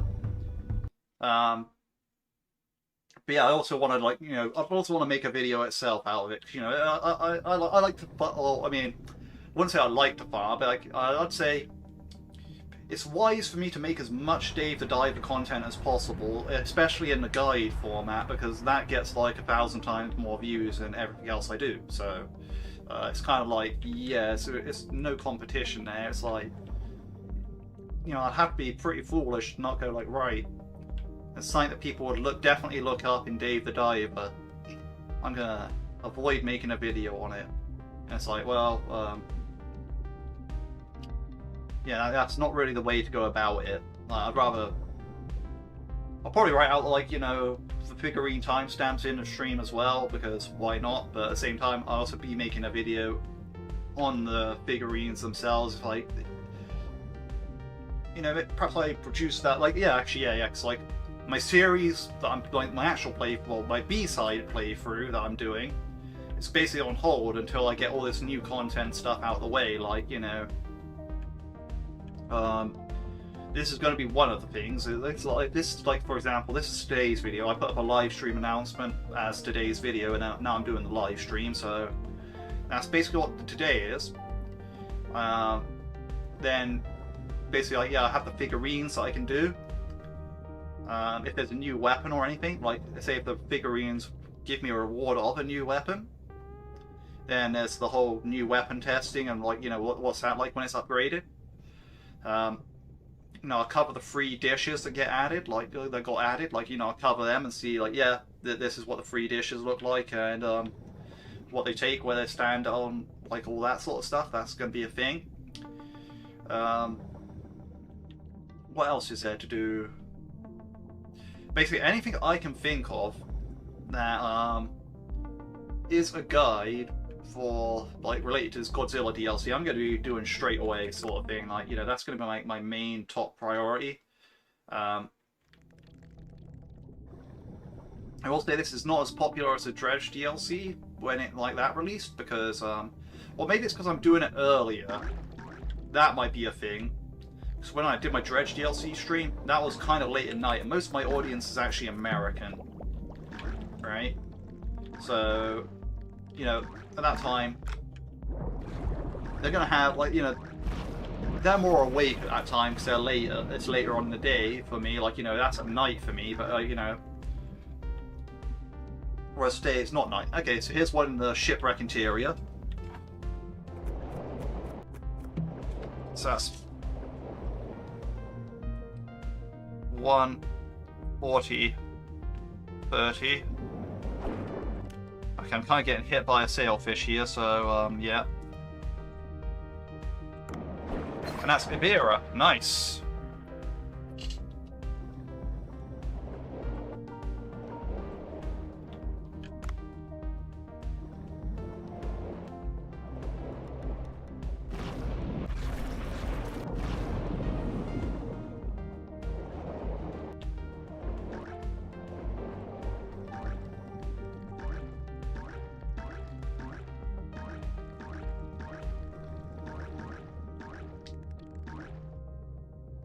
Yeah, totally good plan. Yeah, makes sense. Dredge was also kind of hyped at that point.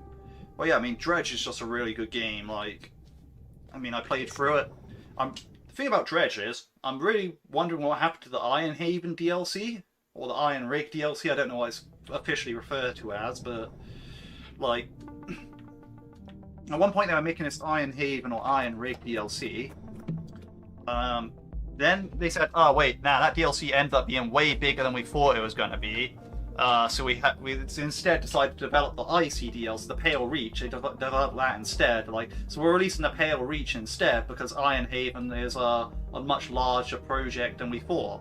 I'm like, okay, but so where is well, you know, we haven't heard anything about Iron Haven since, right? And it's like, did they scrap it entirely? Are they still working on it? Is it going to be like another paid expansion for them? Like, you know, because I'd like to know. So if it is, if Iron Haven is a thing, I'd like to play through that. Like, you know, I really enjoyed the actual main game of Dredge. I enjoyed like Pale Reach. Hey, here we go. Another Godzilla figurine. This is at 142. 42. Why has my pen got to run out of ink now?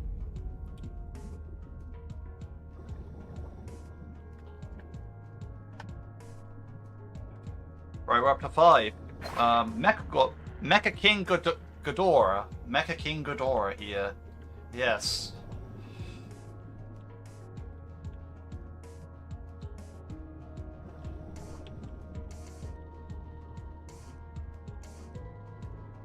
Alright, now I need to be on the lookout for comb jellies as well. Yes, that's a thing.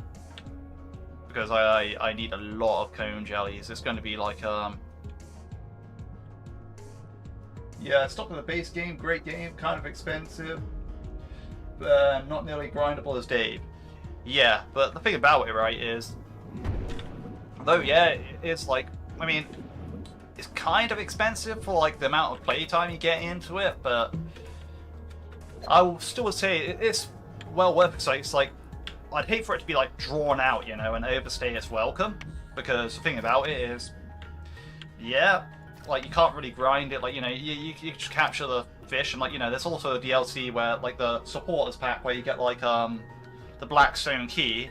That just makes a grind, like the bit of grind there is, quite a bit faster because you get like the additional aberration chance, and the longest grind is getting all the aberrated fish.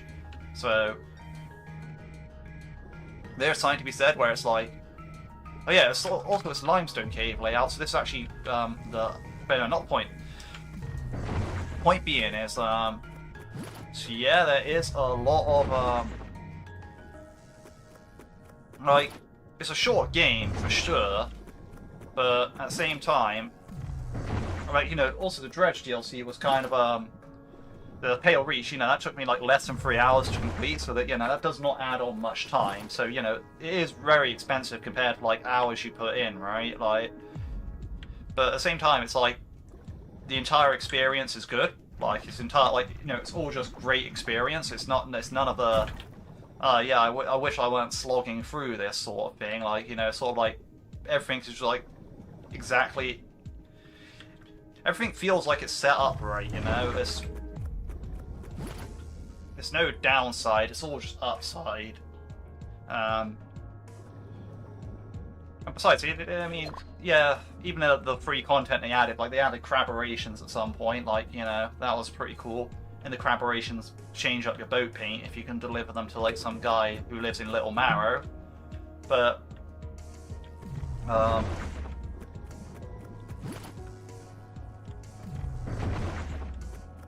overall, I mean, I'd say like, yeah, it's a very hype game. I mean, I've done everything that I can possibly do on it, and I still have under like 20 hours on it, so, you know, whereas when I've done everything I can on Dave the Diver, well, actually I still haven't done GYO, but point being is that on that, you know, I have like over 300 hours in this game. But I will say, like, you know, a game being grindable doesn't exactly make it, like, you know, it doesn't have to be grindable. Like, say for example, like, I wish, like, when I was like playing Dave the Diver, like, I didn't bother going for all the menu items at level 10 and I was just playing it normally, but at the same time I was like, well, I did it for the content, I guess it's like the word I'd use. Oh, there's a Godzilla figurine down there, but we'll get to that. It's like, you know, it's sort of like getting all the dishes to level 10 was absolutely boring. Like, there was no way that was fun. Like, it was literally hours and hours and hours of just standing there time skipping, and like, I did all this pre-Sammy farming, by the way, so there was nothing like that was like going to be auto farming for me. I had to go to the farm every single time, rip up all the crops, do all that sort of stuff, and I was just like, it was just tedious. Like, you know, some games, like, any word to how much time this adds to a playthrough? That's a good question. Like, so I'm only like an hour and 47 minutes in right now, and so I haven't really actually explored all the content available. But I will say, if you're not going for these figurines right now, like I'm going for, maybe an hour. Like, maybe a bit over an hour, but it's really not that much time at all.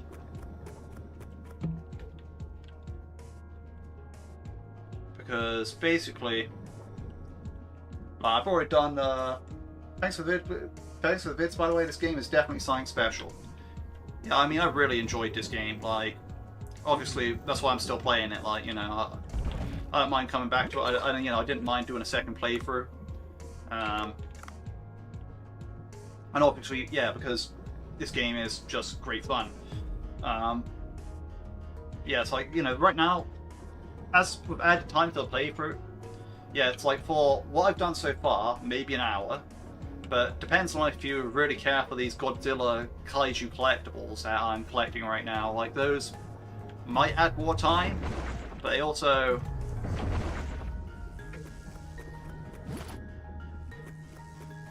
they're also kind of just collectible, right? So it's not really like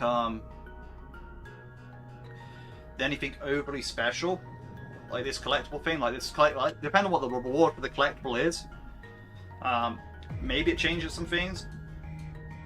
And also, the other side of it is, like, if you unlock this at chapter 5, if you haven't completed the game yet, then there's a good chance that you'll be doing a bunch of dives and just collecting the collectibles as you go along anyway. Like, you're not going to be hunting them down specifically like I am right now.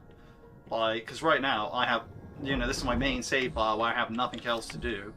So I'm basically just maxing out, like, getting the 3 dishes they added to level 10. And while I'm at it, hunting down these collectibles and doing any quests that they throw at me, which this collectibles is one of those quests, so...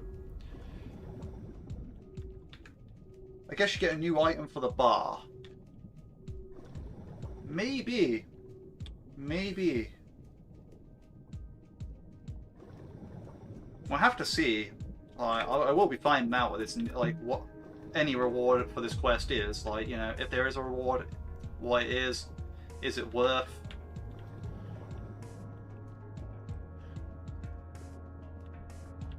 So my hopes is, which probably isn't going to be, is like a new gun. Like, this DLC needs a new gun, in my opinion. Like, you know, the Dredge DLC had a new gun.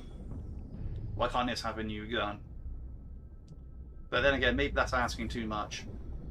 Or at least, like, you know, the ability to... oh, wait, whoa. Those mines took away my dive knife. Like those unexploded mines. Another point, we're going to check the underwater lake. Rooting for a new gun as well, though. Yeah. Though it kind of be... If there is a new gun, I'm kind of not a big fan of it being locked behind collectibles if it is, like, behind these collectibles, because... That seems kind of like just, I don't know, I just don't like the way... I mean, I have no problem collecting collectibles myself, but it just feels like really annoying to have content locked behind it. Here's another figurine, let's go! This is number 7. Oh, it's a Mothra figurine, nice! And this is at 5112.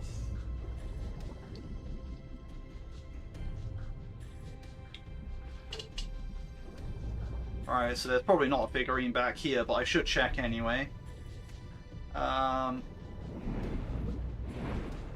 Because if I don't check, you know, Sod's Law says that it's going to be just hidden back here, because why not? But no, there's nothing back here.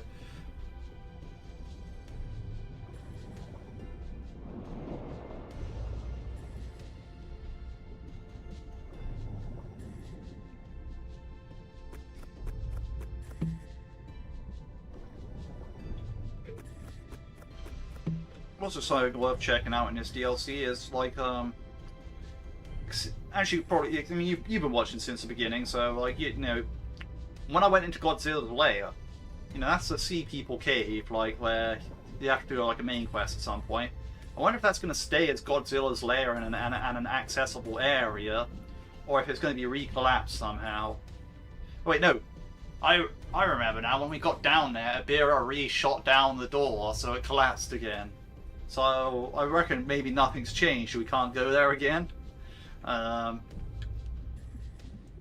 mean, I hope it's open, and I hope I can go in there, and I hope there's fish in there or whatever, right? Like, you know, it's like a new region, like, thing. Like, yeah, no new fish, obviously, but, you know, maybe there's some comb jellies in there, because they need comb jellies for, the dish. That would be pretty nice. But yeah. Alright, so we're up to 7 figurines right now.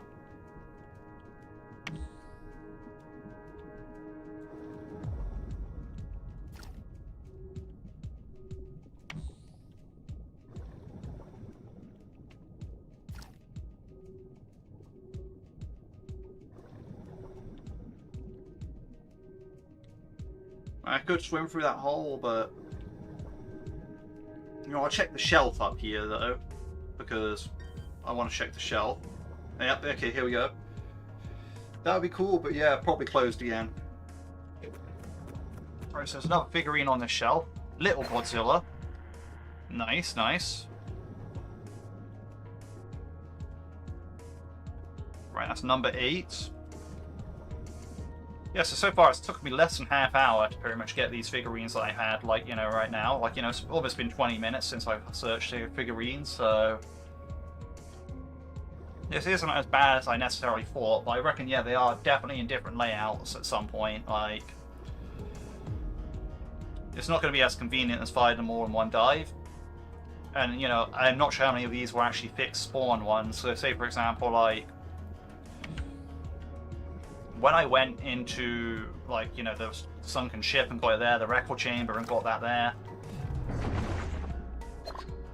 Like, that does mean, like, maybe there's quite a few in the glacial caves. Maybe there's some in the Divine Tree control room. Who really knows? I mean, I'm pretty sure people have played this before me, because I didn't get it like right on release. I got it a bit later on. Like, you know, I was like, you know, I went into town today and brought some, like, stuff. You know, I got a new wok, so I can actually, like, because I kind of just wrecked up my old wok, so I needed a new one, so I got that. Because, well, yeah, like, so now when I'm cooking, I can use that, and it'd be fine, because I don't have, like, a bunch of stuff stuck to, like, where the non-stick coatings come off. Everything just sticks to the bottom, and it's a real pain to clean. And when cleaning it just peels off more of the non-stick coating, because I have to, like, proper... Yeah, nah, but, oh, I properly use like some steel stuff to take it off. Like, you know, it's pretty bad. Like, it's a vicious cycle. So, you know, I just got a new wok sorted. Not have to worry about that anymore. Hopefully that'll be like make my cleaning process a bit easier, because yeah.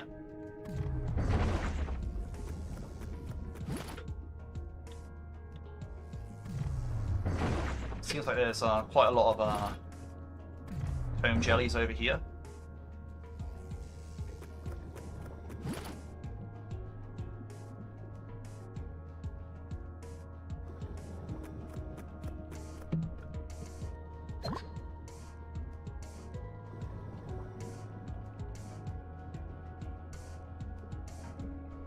I hope I don't get to like 19 out of 20 figurines and it's just like, yeah, by the way, you missed one somewhere. Not telling you where it is though. It's in a really hidden place. And I'm like, okay, oh yeah, this area down here barely ever changes. Like, it's always like in the same sort of like looking area. Also, it seems like they're always on a floor and they're never floating. Yeah, here it is. It's destroyed again, I'm pretty sure. Yep. This area cannot catch a break. Right, so this is 156.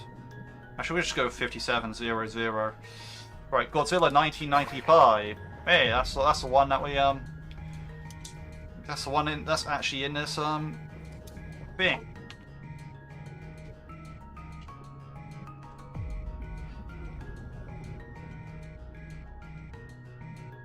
I forgot to check inside the Seaweed's collector's house, but I'm gonna be honest with you, I don't think it's gonna be. If that happens, I hopefully there's some info out at that point.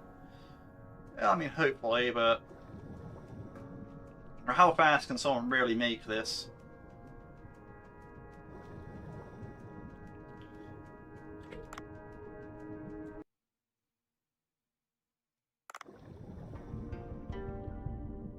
Right. So what do we reckon? None in the Sea People Village? Because I'm willing to reckon there's none in the Sea People Village. It's just the actual other areas. I have a lot of you know, I might drop this Blood Belly Comb Jelly real quick because yeah, I have a lot of comb jellies on me. Oh, it's not on Reddit yet, I think. Yeah.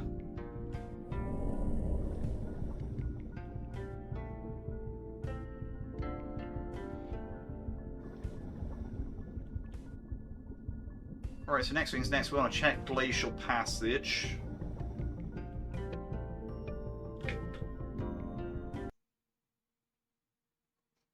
This seems like it could house some, but you don't really know.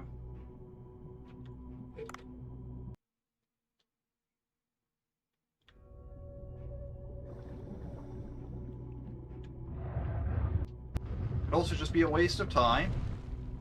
There's always that option where it's a waste of time coming through here. Well, you don't know that yet for a fact. There's probably a few guys who already got them all. Yeah, I reckon so. Like, I didn't hop on this straight away, so, you know, there's probably people that beat me to it, but my current aim is to be the first person to make this information publicly available. Or maybe not so much that, but like make it into the video format. That's the main goal here.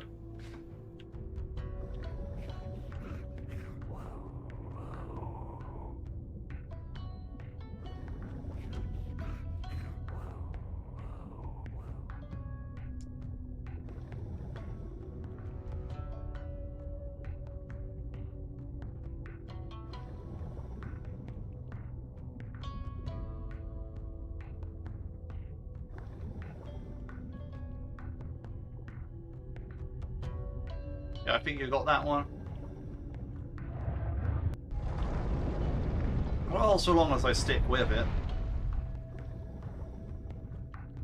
You know, I can always just give up right now and say, alright, you know, stream's over, whatever, I'm not doing it anymore.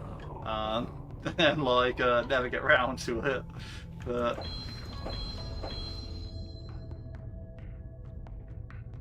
you know, I don't think that's going to happen.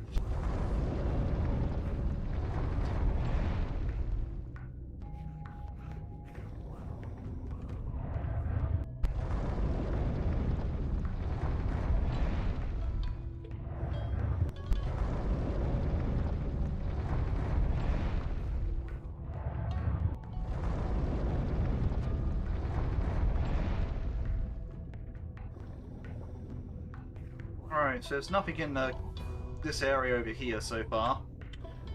If there's none in the glacial area or this area, it kind of makes sense because the submarine didn't go down that far, but I can't confirm that, you know, that this stuff is gonna be...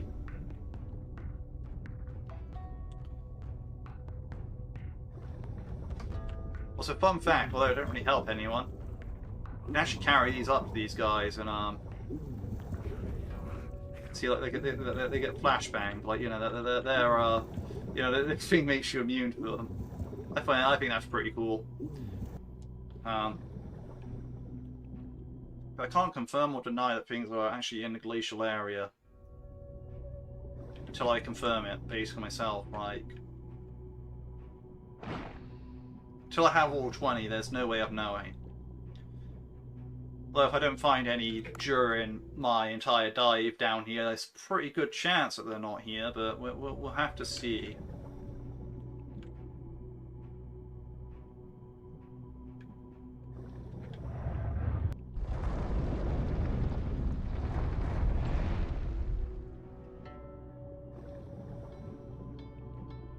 Aha! Well, looks like we got our answer a bit early here. Yes, there is a Godzilla. There are Godzilla figurines in these later areas.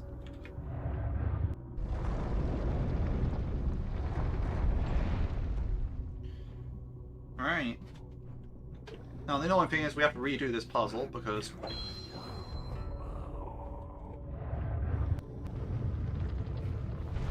I'll check here as well. Ah, nice. Didn't think there would be. I'll spam that real quick. Oh yeah, I don't think there'd be... I don't think they'd do the sign like this, but I guess they did, so...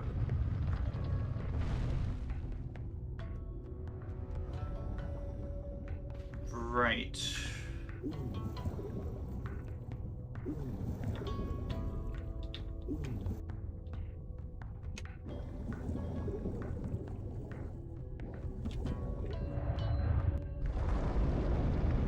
Oh yeah, just about caught it. I mean, yeah. I was going to be checking further to the left, but although there's one up here, I doubt there's going to be one further to the left, but you never know.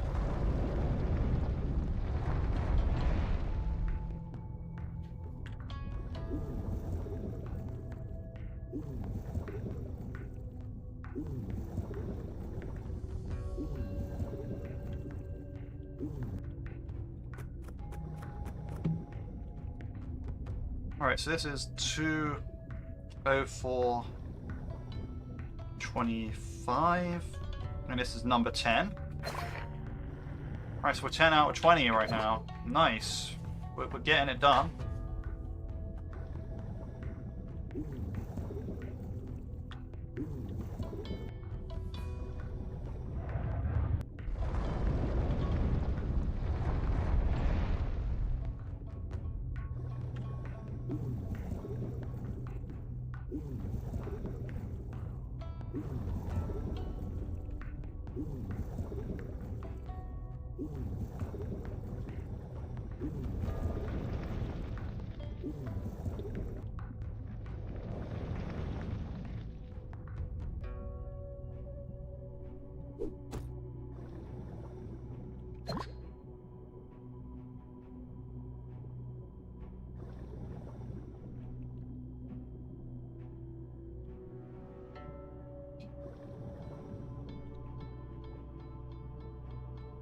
You know, we'll do it for the banner.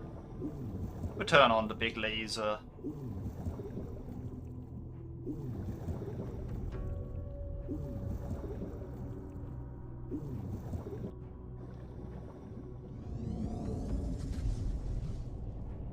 So I'm glad this like laser doesn't burn you like immediately, like in like Resident Evil 5 when you have like the mirror puzzle.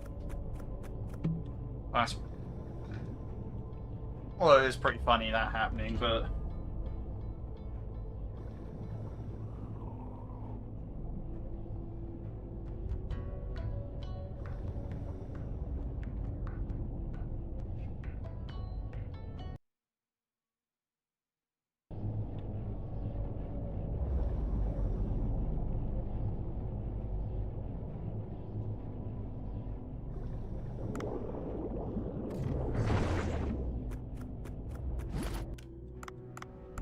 Of course, we got the Pelican Eel skin.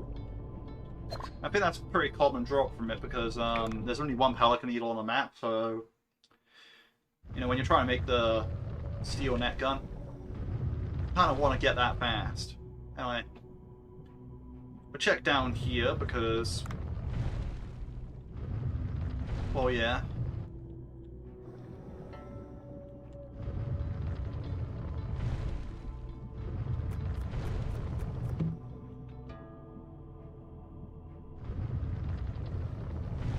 This area's been mashed up and all that, so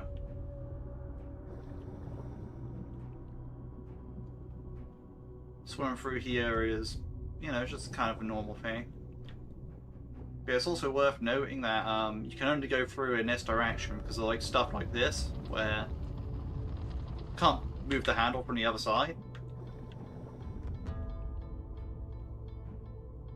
Like, you know, over here especially, like, you know, if you're swimming up from below, you can't get through here.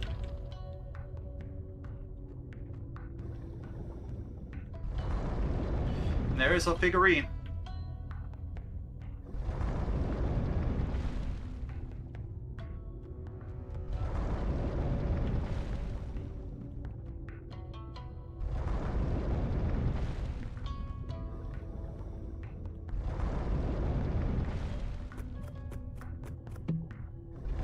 Godzilla 2016.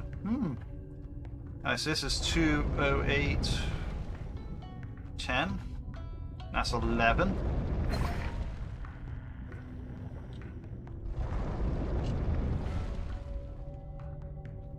We made quite good progress on these figurines.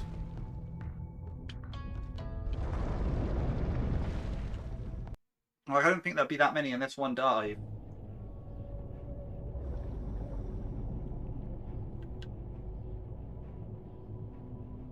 So actually, you can get that one by swimming in from the other end, so you don't need to go through it all the way. You could just go straight down to this bottom chamber here and swim through the door to the right and get that one. But you don't have to use a one-way system at all. Which is pretty handy information to have. But I should check over to the left here. Yeah, I don't think that would be, but, you know. So if I'm up to 11... So how many places are actually in the Glacial Passage that like have like side areas? There's like Glacial Cave 3, like Glacial Cave 1, Glacial Cave 3, Glacial Seaweed Cave, Narwhal Hole, well no, Beluga Hole. Well Beluga, no wait, the Manatee Hole, that's the one, it's Baby Manatee Hole. The Divine Tree Control Room. Divine Tree Control Room second area. Okay. You know what? Actually, I should. You know, I should give it a cursory glance, like.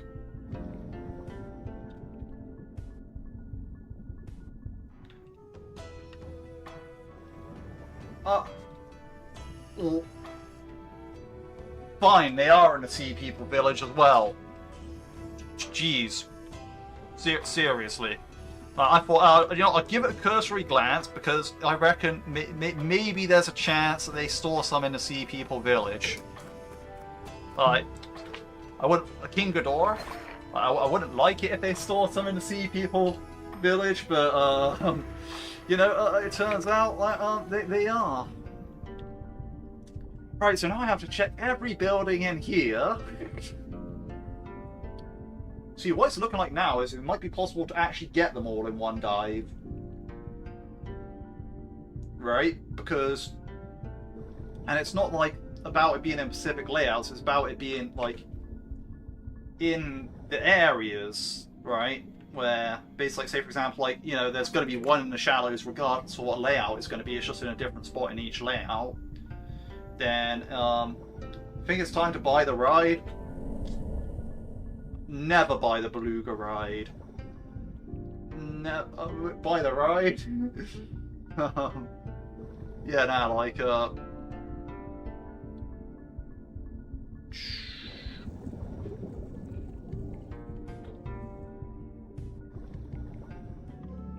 nothing in the blacksmith. Chances are there's only one here, but I still think it's more time efficient. Yeah, but I don't want to use my money on it. Like, the thing is, like, I always make this argument, right? If Dave could buy his own beluga for like 3,000 or 5,000 bay, I'd buy it, right?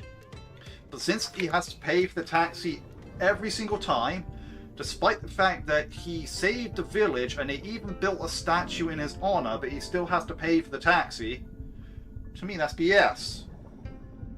And on principle, I won't do it. But look, big statue of Dave in the background, saved everyone, gets a place next to King Long, pay for the taxi. Did King Long have to pay for the taxi? I don't think he did. You know? Kind of feel like, you know, they should allow Dave his own transport for free.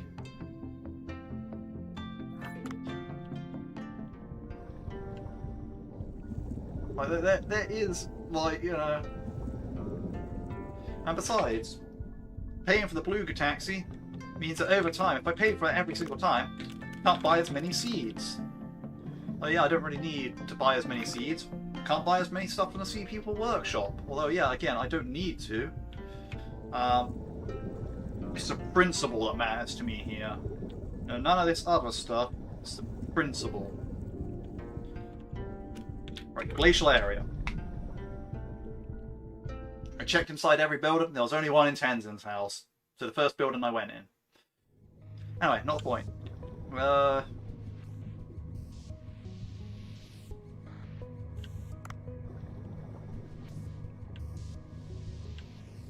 so we need to check everywhere that we can here.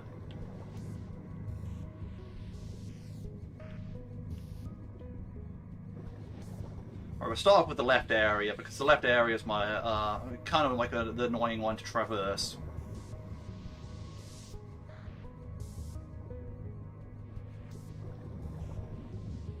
And we'll pick up a jade marble.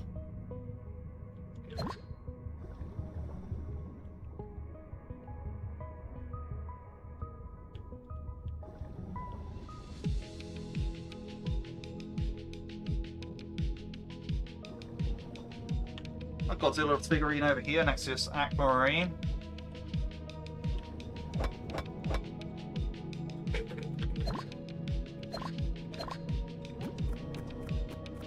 So this is number 13 at 2:14:35, and that's number 13. And we got the Rodan figure.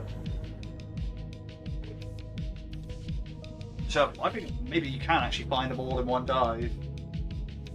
Yeah, I remember that argument, and you're right. I reckon it's more efficient to buy the ride and go gamble with the coins once in a while. Didn't check it, but I'm fairly confident how I get the principle behind it. The thing about it is, like, with the casino, if you do although the Shark Teeth minigame, right, there's actually no luck required behind it, it's all just skill. But the problem is, it takes so long to do it, that, like, literally, like, I'm sat there for 10 minutes, like, you know, I can win the 500 bay every time, but it's just, like, it's so mind-numbingly boring to, like, just go, yes, like, you know, walk up to them and, you know, try getting, like, the it's just like, yeah, so you can guarantee getting money like 500 a day every day from like the gambler guy. But in my opinion, it's just like, yeah, I just don't. Right. I did not know Topaz could spawn back here. This would have saved me quite a bit of time with my other playthrough. Whatever. I'm not even sure why I'm catching that sea dragon. Force of habits, I guess.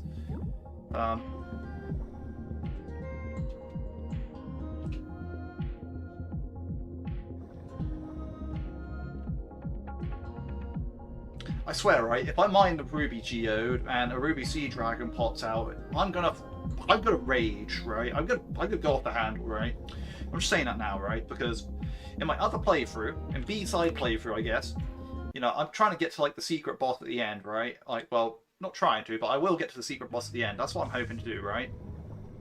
But the problem is, you have to get all the Marinka to do that. Now, getting all the Marinka isn't exactly too difficult, except for the Ruby Sea Dragon, which is absolutely a pain to get.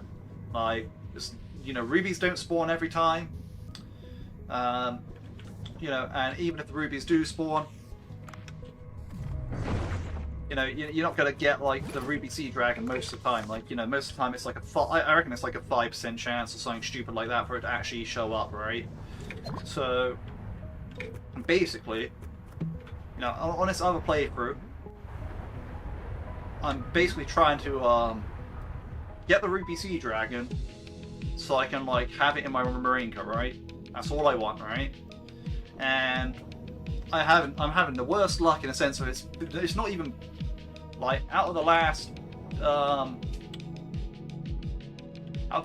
6 times I checked for rubies, they only spawned once, right? And that's just the rubies spawning. And of course, like, yeah, with the Ruby Sea Dragon being like as rare as it is, it's just like so infuriating to like try getting a Ruby Sea Dragon, and it's like, yeah, it's just not gonna show up for like the longest time.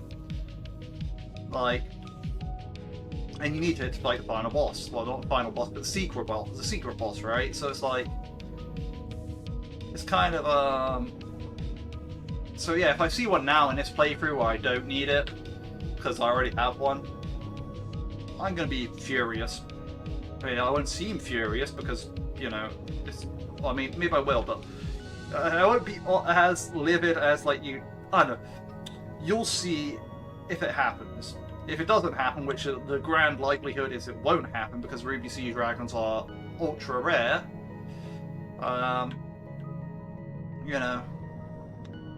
It is what it is. I remember spending literally days on the Ruby. Yep, you and me both. Like, I remember going to the forums saying like, no, like people like, oh yeah, it's a 20% chance, it's fine. And I'm like, is it? Is it now? It's not. It's like a 5% chance, if that. Like, it is ridiculous, like how hard it is to get these.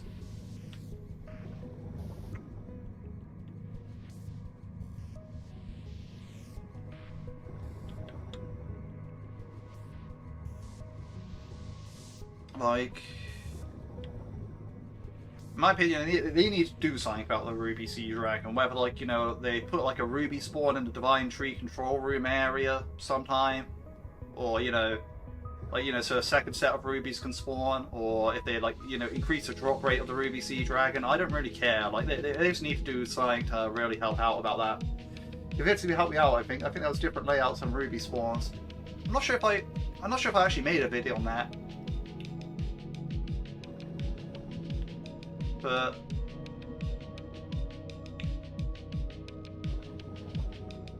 I don't think that was me that made it, or if it was, I just don't remember making it.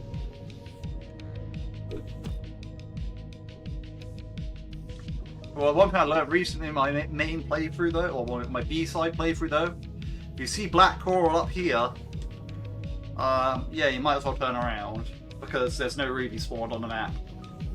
That's my current working theory so far. Like, I saw that like several times in a row, so I'm not 100% on that. But if I'll be keeping an eye out for that, and if in my B-side playthrough that keeps happening, then yeah, then I'll know. Anyway, Narwhal, go away. I hate fighting the Narwhal. Its horn is ridiculous. Like, something about it to me is just like, it seems like it's really powerful. In before, I'm missing one Godzilla figurine, and it's in the Seaweed Collector's house. In before that happens.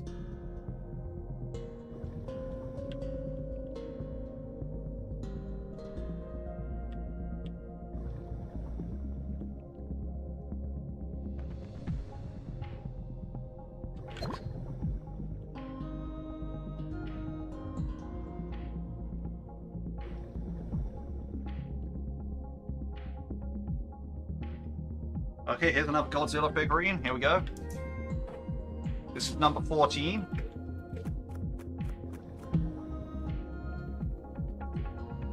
That's at 2/21/40. Manila. It's like mini Godzilla, but it's Manila. And here's Thor's hammer, because why not?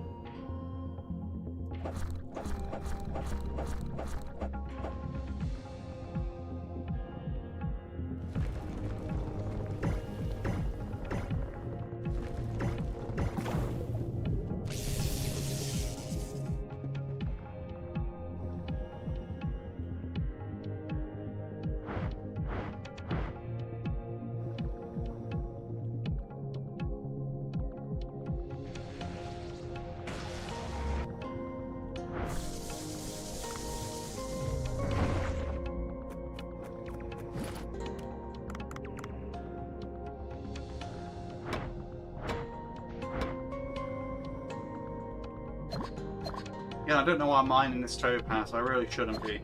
Like, my weight's getting there.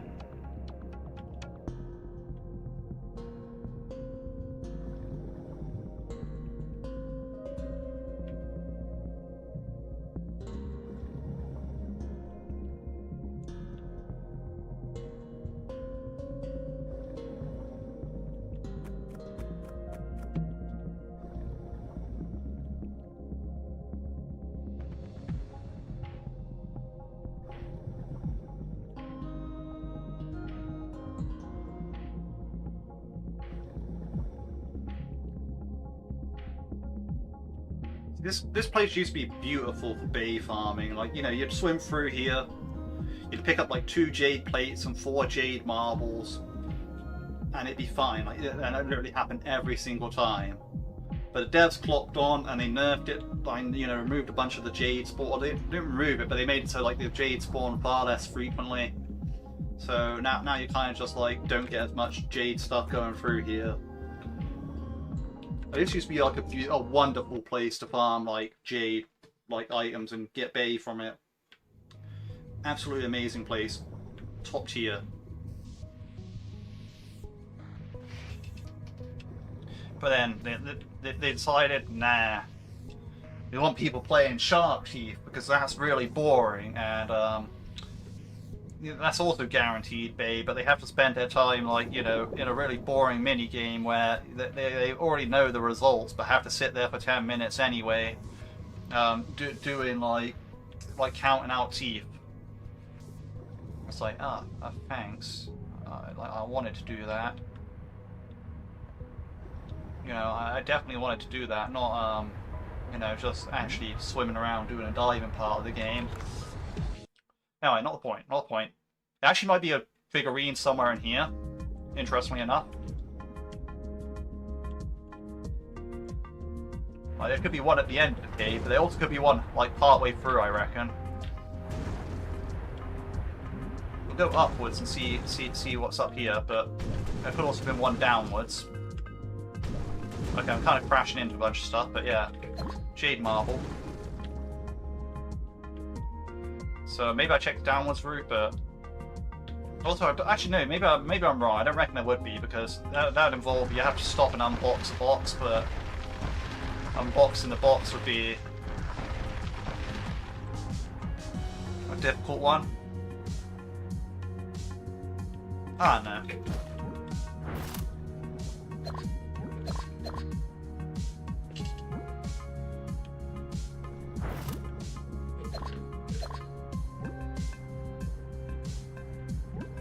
Okay, yeah, here's the box.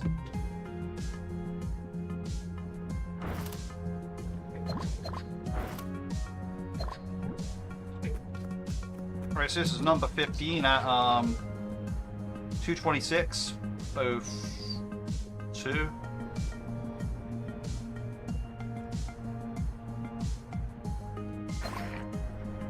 Space Godzilla. Okay.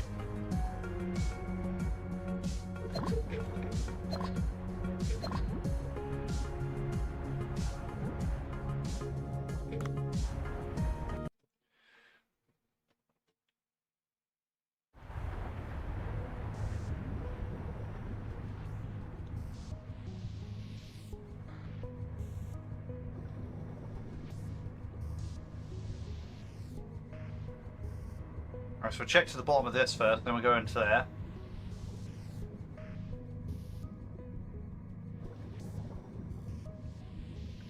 Yeah, here we go. Number 16. Hedora. At 227. Let's go with over 00.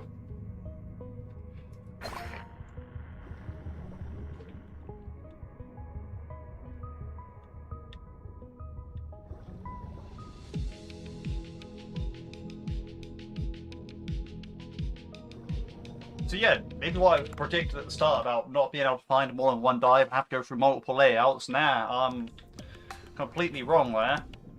I reckon, like, now that I'm up to 16, like, so I would not be up to 16 if there was different layouts. I reckon it's like, each site has fixed spawns, and, you know, no matter what layout you get, you have, like, one of them available.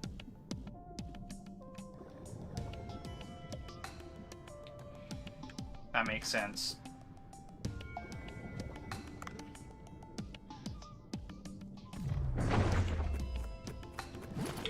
Now, we don't really have to remove the stub-nosed spiny eel.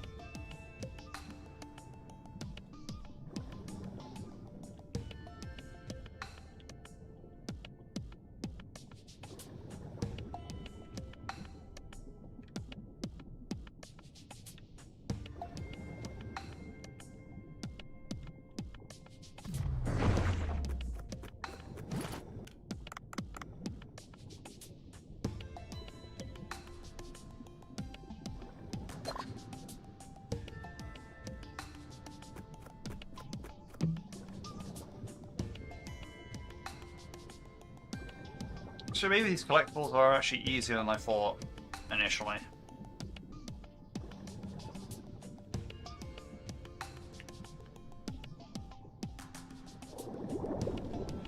There's not one in there. I thought there would be, but...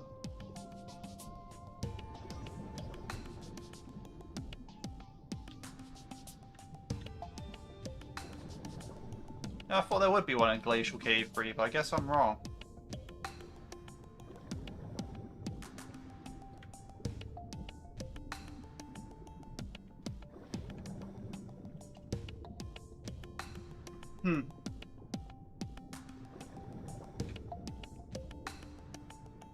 How strange.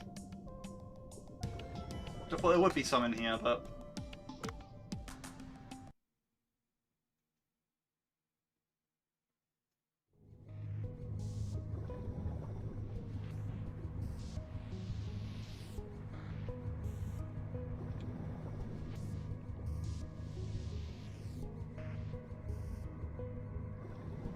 I'm just going to swim down and swim back up the other side.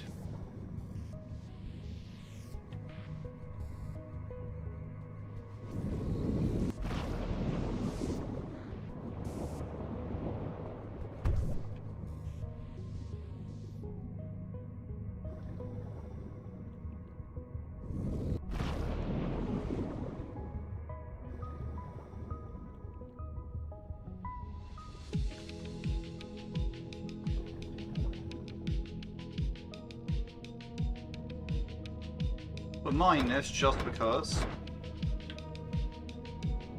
What did I say? What did I say about you? No. Bad.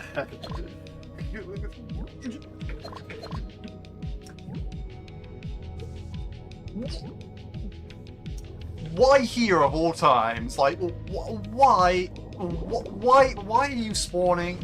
Like, you seeing this, right? I'm not going to see it for another 50 times in my B-side playthrough. But here, like, oh yeah, just coming on, like, you know, the only time I visit the hydrothermal events. Oh yeah, now here, have a ruby sea dragon. I'm like, what? What? You're joking, right? You can't make this up. I predicted it early. I was saying, like, oh no, yeah. But I said, no, it ain't gonna happen. It's just too rare. But it's just like, you know what? No, you can have a ruby sea dragon in this playthrough where it doesn't matter. I'm like,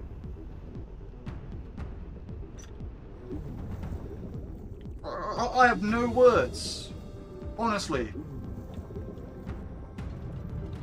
Like, other playthrough, literally don't see ruby siege, like, you know, literally don't see rubies 5 times in a row, right? So there's not even a chance to be able to mine, like, fail getting the ruby sea dragon. This playthrough, oh yeah, sure, just have it, bro. It's like, but I already have it. I've already beaten the score in this playthrough. Yeah, it's luck based across playthroughs. Never gonna find it again now. Yeah, nah.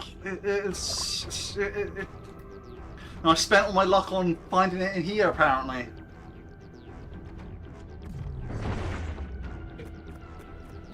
Honestly, like, I mean, I'm gonna register at the races and all that because you kind of have to at this point. Like,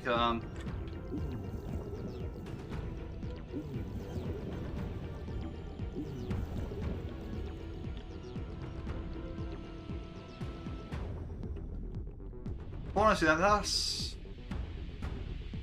that's ridiculous.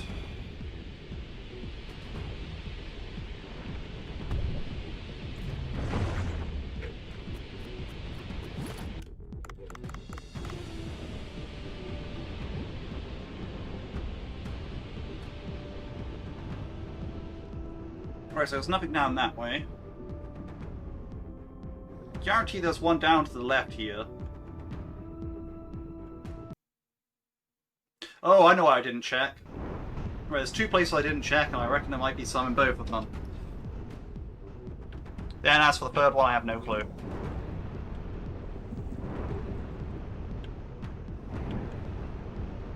I didn't check the place where you initially find Ramo after, like, when you first enter the depths. I didn't check the seaweed collector's house. So chances are there's a figure in both of them.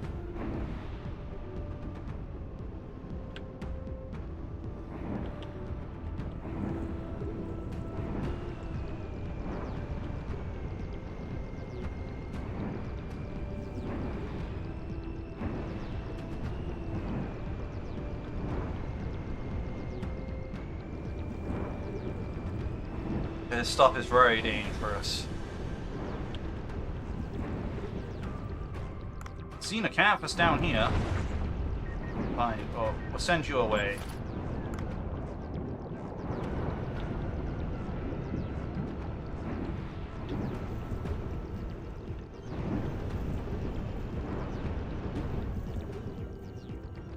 There's Godzilla figurine all the way over there.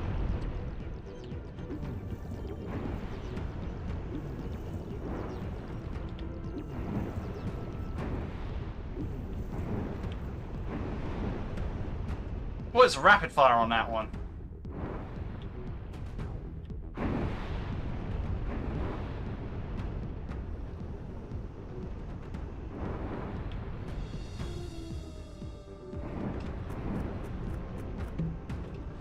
Right. Destroyer, or Destroyer, I don't know. So that's 235.06 here. We'll call that number 17. Ugh. Yeah, I literally hate the fire here. This is I gotta not get caught by it on the way out. Otherwise, I have to pick one of these figurines to take with me.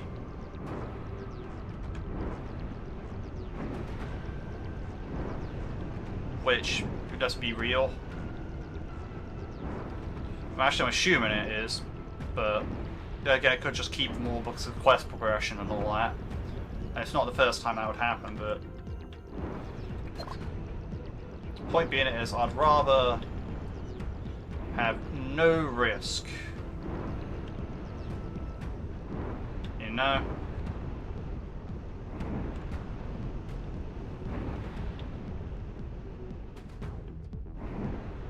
Alright, so I need to go back to the Sea People village.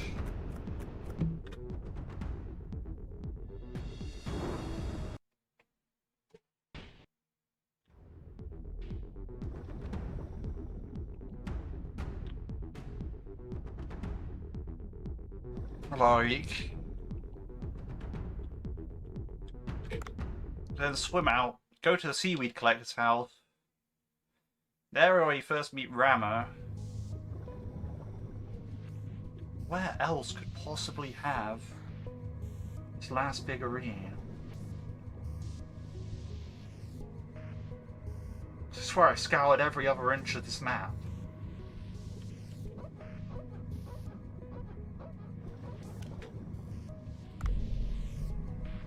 Trying to think.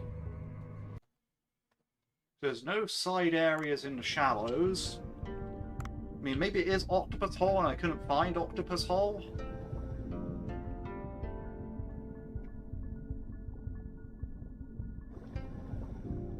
Maybe it's a baby humpback whale hole. I mean, those are only 3 areas I can think of. Like, Seaweed Collector's house, like the place where you found Ramo, and a baby humpback whale hole / octopus hole at some point.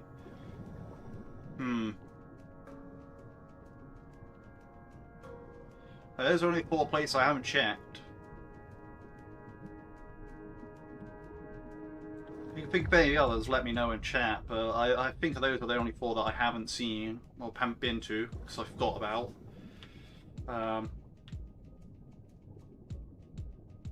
Wait, it's Limestone Cave, isn't it? So I have to go this way.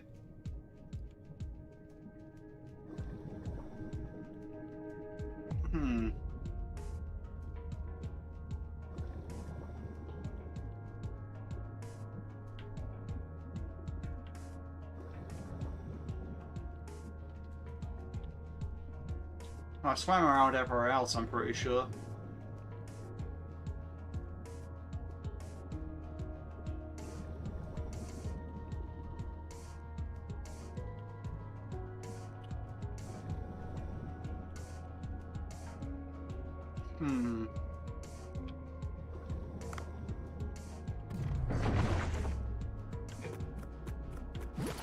Don't have room to carry these blood bellies though, so get rid of those.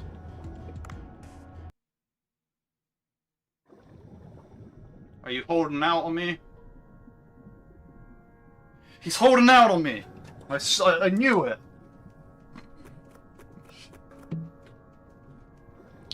$239.22.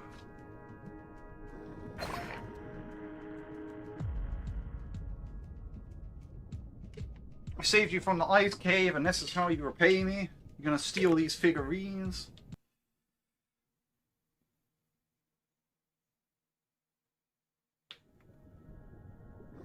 Alright, yeah, so believing my hunches might be correct here.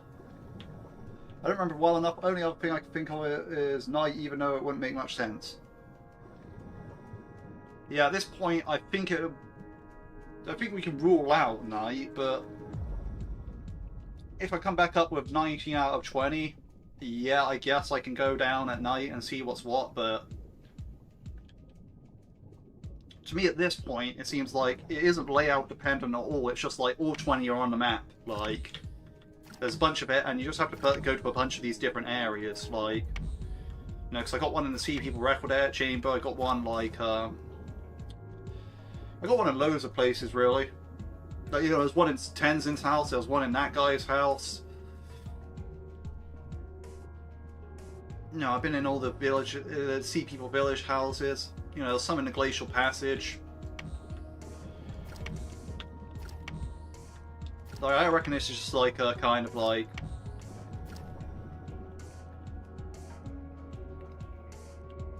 Yep, there's one down here in Ramo's area. I reckon it's in the Humpback Whale Hole. Like, I didn't check there earlier because I didn't remember about it. But I reckon it is one in the Humpback Whale's Hole. Like the one where you have to free that baby humpback whale from. I reckon it's in there. King Caesar, or whatever.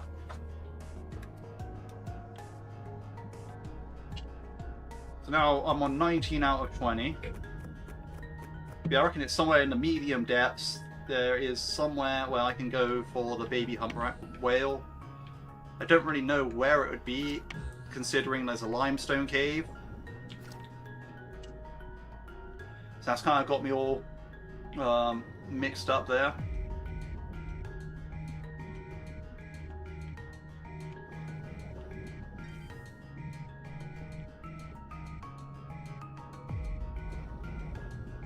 It's got to be, yeah.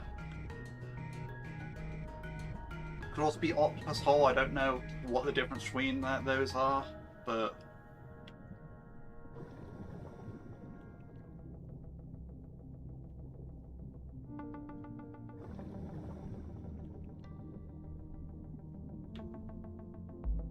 I can't remember if I swam down this one or if I swam down the other one, but...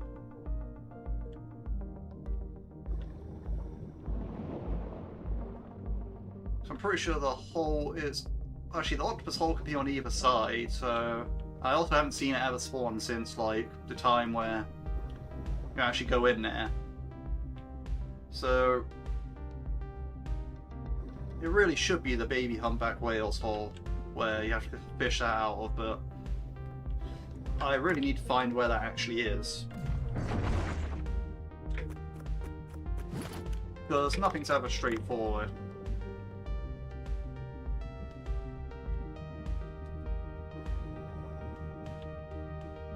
Just gonna check to see if there's any shelves over here that it might have fallen on, because...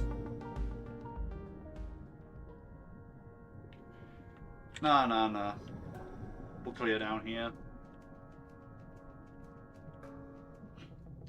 So I don't remember seeing the hole anywhere.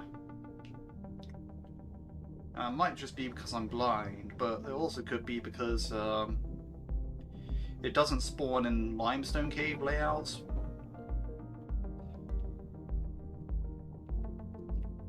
If there is a hole, it's got to be above the limestone cave, I'm pretty sure.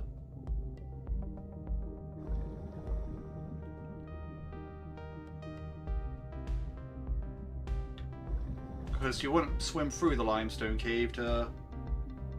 Down 70 meters you'll hear baby whales cry, which are around 50 meters or so. Okay, yeah. Okay, thank you for posting that in the chat, yeah. Like, a cave on the left side of the map, yeah.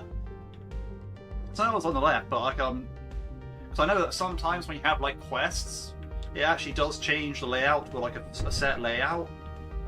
So there is no, like, you know, so you don't, like, so you don't, like, have the inability to do the quest, right?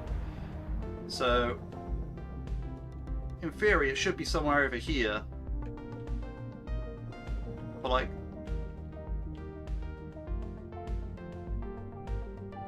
You know, I'm not seeing anything here. And that's perhaps because it's a limestone cave layout, you know?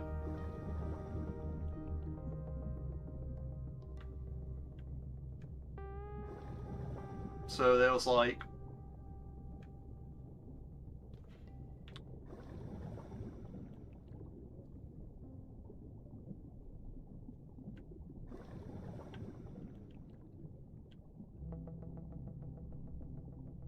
Like, here's 70 meters. And here's the left side of the map. There's normally a hole in the floor or something, but... My guess is it's just not there.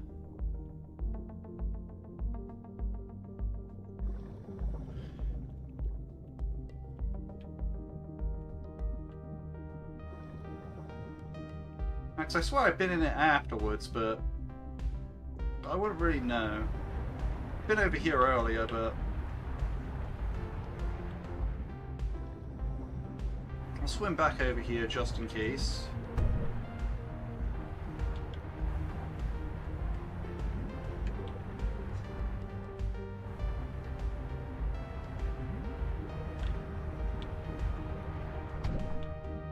See, I'm really unsure on where this last figurine actually is gonna be.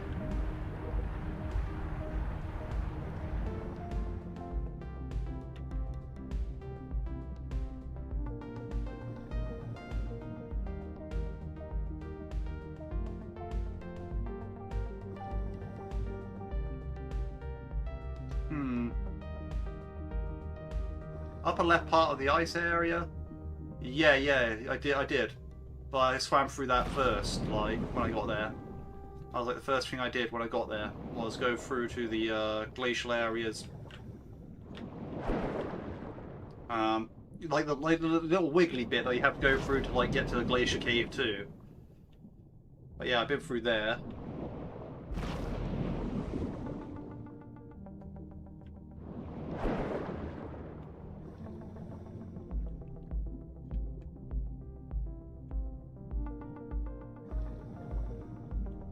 I even went in beluga whale's hole, like where, no, not manatee hole, baby manatee hole. I even went through there.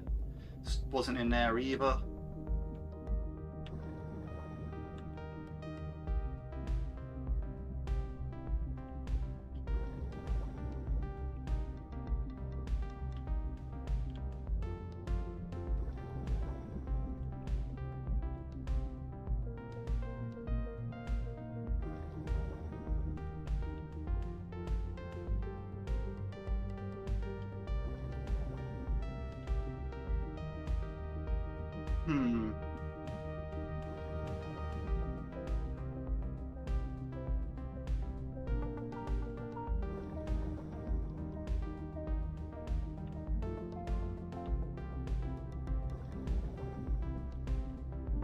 Trying to think what other areas there could possibly be.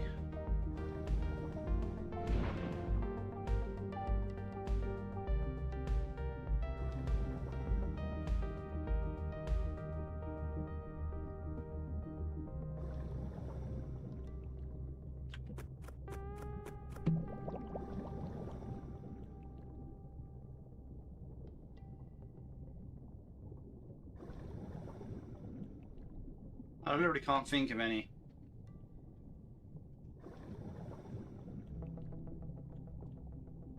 Like, you know, I've been through the entire depths. I've been to the underwater lake, you know, so I've been through there. I've been all around the shallows, I think. I've been literally every place I could conceive of. I've had a gander at.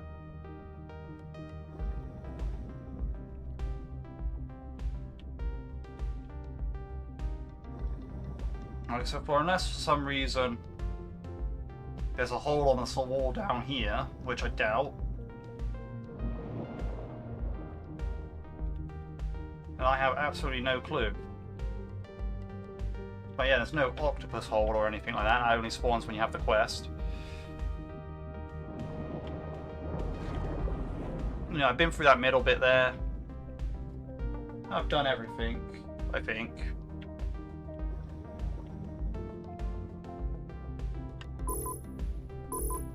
I'm just gonna have to call it an escape pod because, well, we've done most of we got most of them. We just need to find one more, which I do not know where it is.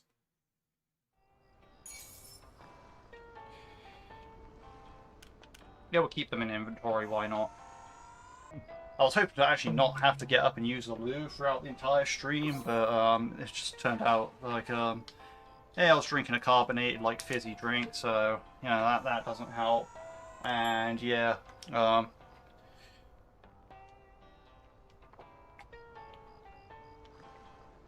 stream went longer than I was kind of expecting, so...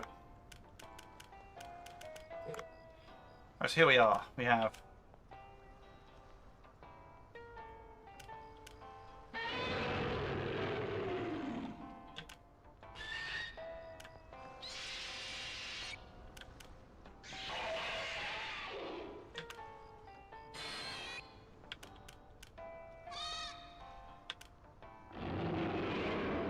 play all the different sounds.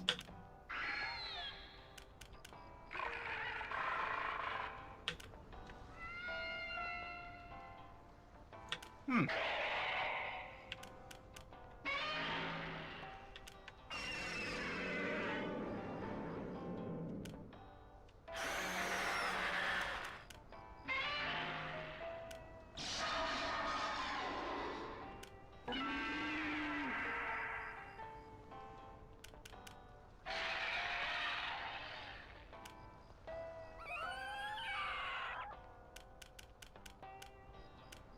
Yeah, so it's Godzilla versus Space Godzilla, Ibira, Horror of the Deep, Terror of Mechagodzilla, Godzilla versus King Ghidorah, Godzilla versus Gigan, Son of Godzilla, Godzilla versus Destroyer, Mothra, Godzilla vs. Hedorah, Godzilla vs. Biolante, Godzilla vs. Mechagodzilla 2,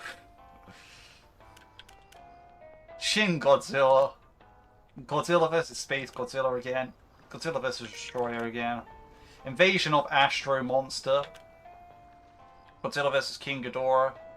That's the second time I think we've seen that one.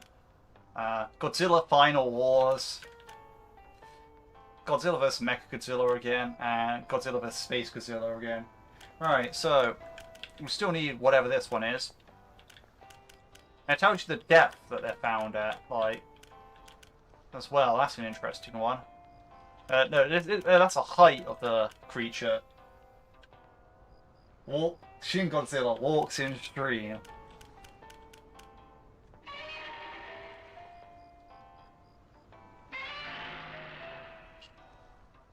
I see.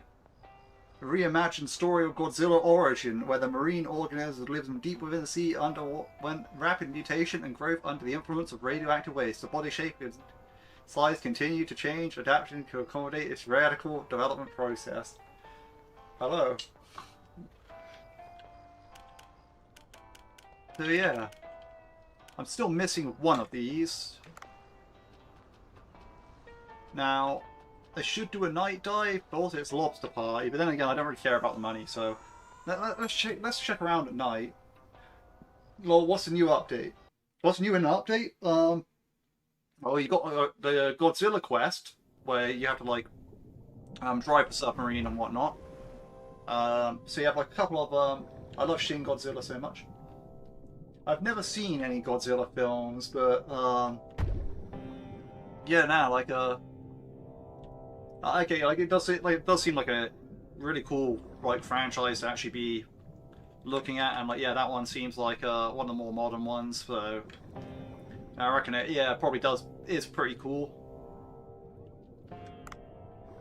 Like, well, pretty cool is probably an understatement. It's probably very cool. Yeah. So what's new in the update? I'll get back to that question. Right. So yeah, like you got like the main quest where you get like you have to like do a couple of boss fights. Then after that, you have 3 new dishes that you can make in Banjo Sushi. And then after that, like you have like 20 collectibles that you have to find. Now I found 19 of them, and it's kind of just like, well, where's the last one?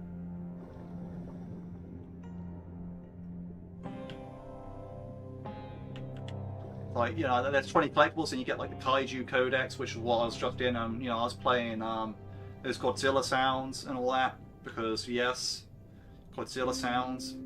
Like, so you collect figurines for like basically a bunch of the Kaiju, like the Kaiju universe, like the Godzilla universe's figurines. Like, you know, Godzilla, some of the things Godzilla has fought, you know, all that sort of stuff.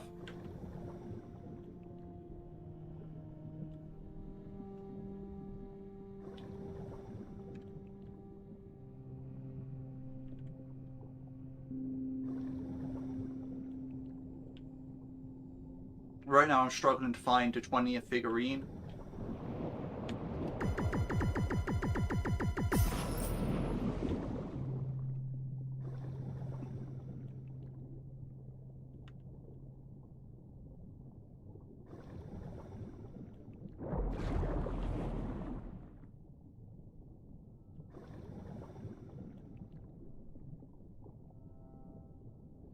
Do you check right of the arcade building in the Sea People Village? You might be onto something there. And check all the way to the right.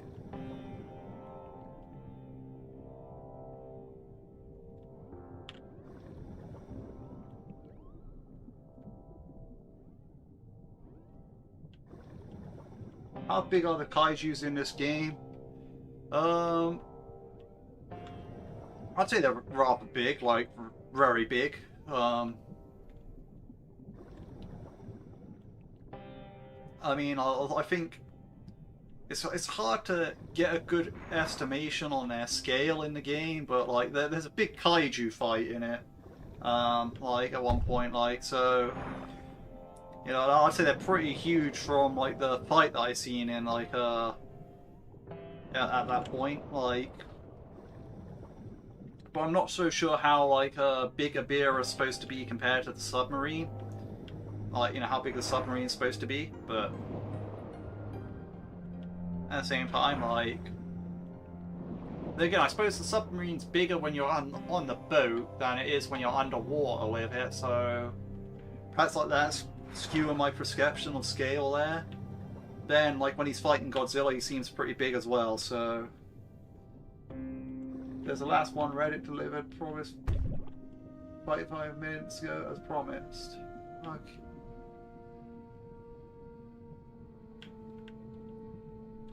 Oh wait, so you're saying that like the on the Reddit thread they're saying that like it's to the right of the arcade in Sea People Village. That fish is mean. Yeah, the devil scorpion fish is rather poisonous. Wait, so you're saying the last one's confirmed in Sea People Village to the right?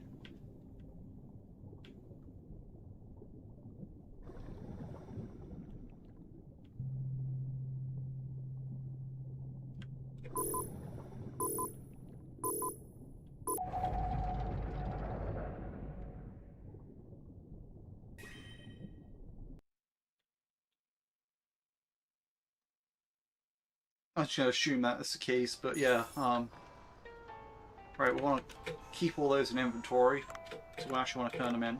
We got to do the lobster party because can you find a Shin Godzilla or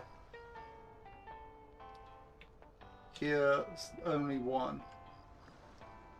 With 2 upgrades, said I got a limestone cave swarm, but unless I'm blind, I wasn't there.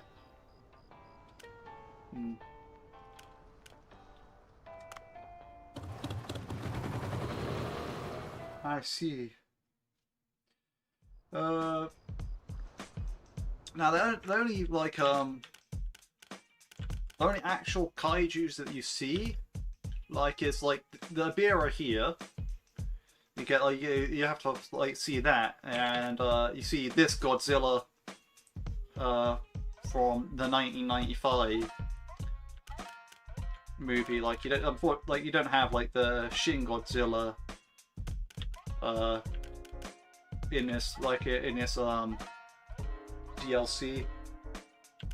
You do get the Shin Godzilla DL, like the figurine, like you can find, but yeah, the main DLC focuses around like this Godzilla versus this Ibira.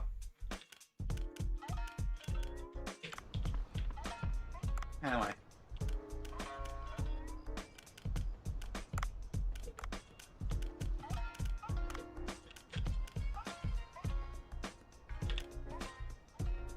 I have no idea how much lobster to serve. I'm gonna go with 30 and add more if I need to.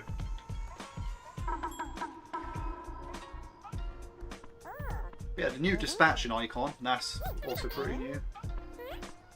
Yeah, there's a fight. Here's a fight happening. Yeah, there was a fight at one point. Yeah, there was actually you actually have to play it. Like you have to actually play the fight. Like it's not. So like yeah, you have to like control Godzilla when you're fighting Ibira, and like you have to like win that fight. So it's pretty interesting. I haven't seen anything like that in this game before, but this game's filled with mini games in a sense. I mean, it'll be in the VOD, so like I'll be keeping this live up, so you can always go back and watch it. It's somewhere around Well, I mean, yeah, the first part of like the live was a lot more interesting than me just finding a bunch of stuff.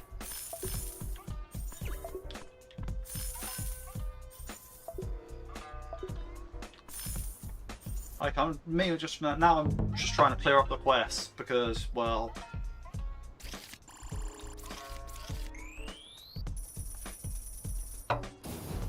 oh, 30 was exactly the right amount. I think. I don't know. But not the point.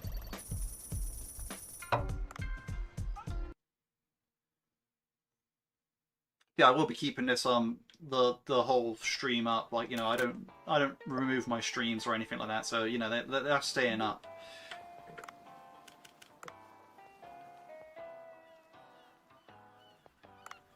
Right, you know what? Let's get this how would you get the kaijus?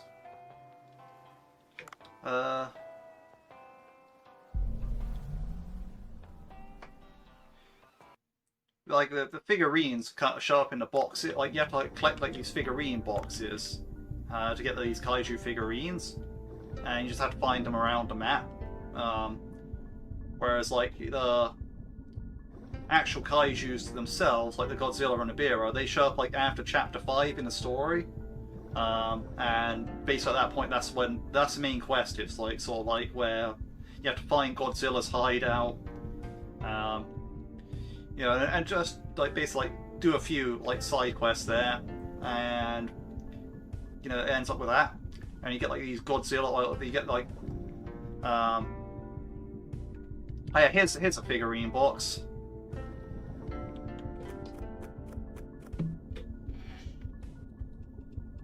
Thank you for posting the information that you found on Reddit for me. That was I greatly appreciate that. Alright, so that's number 20. Jet Jaguar. Right. So basically, like, yeah, like, where it's like, you know, you see the actual two, like, Godzilla and Ebirah, throughout, like, the few side quests you're doing. Well, the Godzilla DLC is a free expansion to this game, but it's actually only a limited time thing for, like, I think 6 months. Like, as in 6 months from today. It will be removed from, well, not removed from the game, but it'll be the DLC will be removed from the store, and if you own it, you can still play it, but if you don't, then you can't get any more after that, which is kind of, I mean, that's one of the things I just don't like about licensing. It's like, yeah, thank you for posting that there. Like, you know, that really helped me out. Here we go. Mickey's calling. Wow, you retrieved all the kaiju figurines. Thank you. Yeah, like, they were yeah, they were scattered across many more places than I thought. Didn't know there were this many kaijus in the world. Well, these are only a few. There are many more kaijus on Earth. The G-Force will always be vigilant to stop kaijus from destroying our home. This is a large figurine that depicts the moment when Godzilla first landed in Tokyo. I'll give it to you as a gift. Why don't you display it in your sushi restaurant? Whoa. Is it biting a train? That's scary. Godzilla has been living on Earth for a long time. It's good to commemorate its first appearance. I'll continue my research with figurines you've retrieved. See you. No worries, that was pretty lucky. Also, wow, like you called it out accurately. You said like, oh, it's going to be a restaurant decoration that you get. I should have registered these in my Seahorse Racing. Still can't believe that Ruby Sea Dragon really screwed me though. The first Godzilla. So that's the noise Jet Jaguar makes. So yeah, like now, I just randomly have this on Dave's phone. Which is okay. Let's check out this kaiju statue, see where it is. Godzilla 1954. Interesting. Yeah. And that will go there.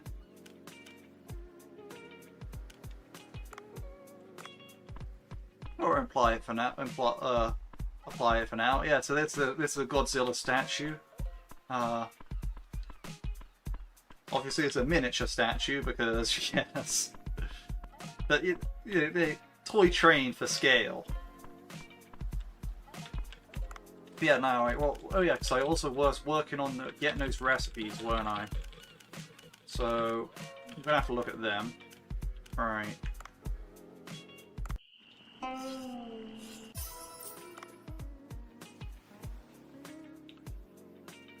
Right.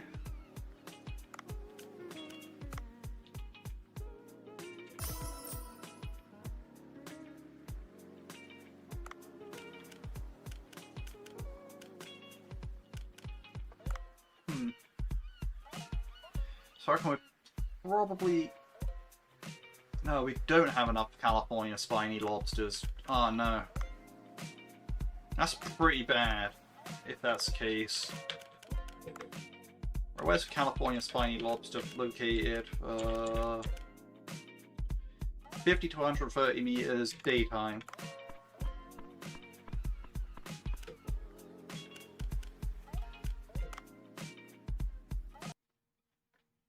Right.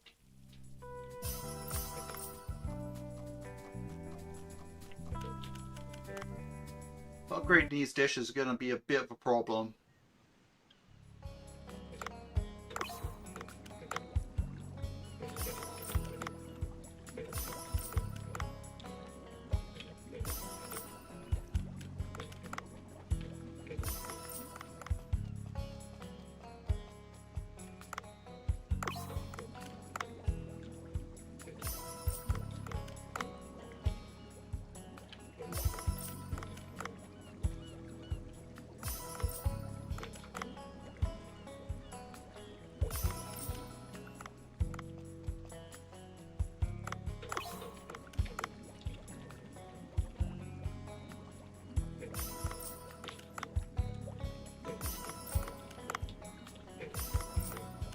Right, probably should keep these comb jellies here for now, so they can multiply out a bit.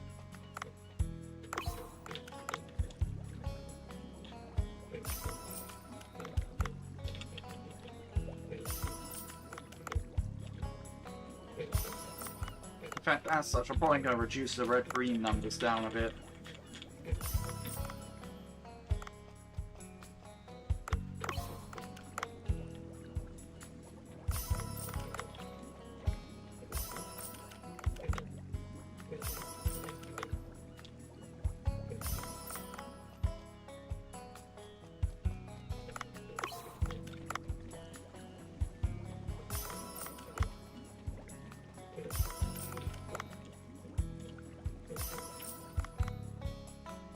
Right, so...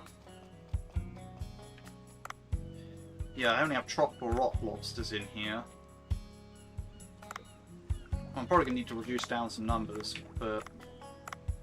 Yeah, I'll do that now.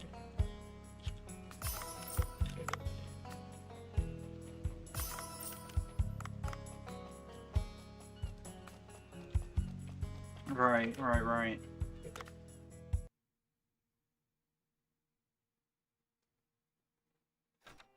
So we need California spiny lobsters. We also need more comb jellies, but yeah, that's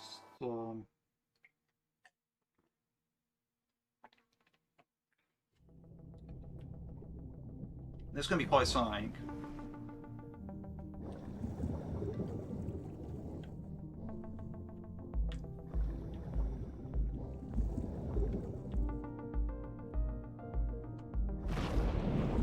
Yeah, so when I'm making a video on the spawns of the kaiju figurines, what I'm thinking is I'm going to have to divide it into two parts. The fixed spawns and potentially non-fixed spawns, because like stuff like the Sea People Village and the Record Chamber and all that don't really change locations. But obviously in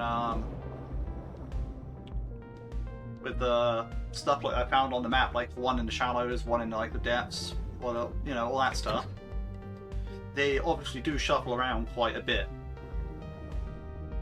So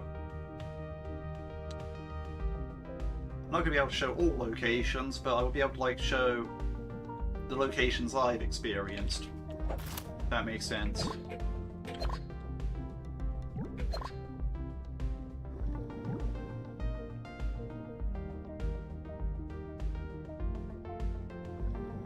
Right, so what I need to do now is I need to find California spiny lobsters. Now, actually, unfortunately, I think there's only 2 lobster rocks per area, like daytime, but I could be wrong. I hope I'm wrong. I hope they updated it so there's more, but this kind of is what it is right now. I still have those stupid sea dragons on me. And I cursed Ruby Sea Dragon. It was like, yeah, you know what? This save, you don't need me, so I'm here. I'm here for you. And it's like, you just had to do it, didn't you? You just had to come in and like absolutely, yeah, it just knew how to get me, you know.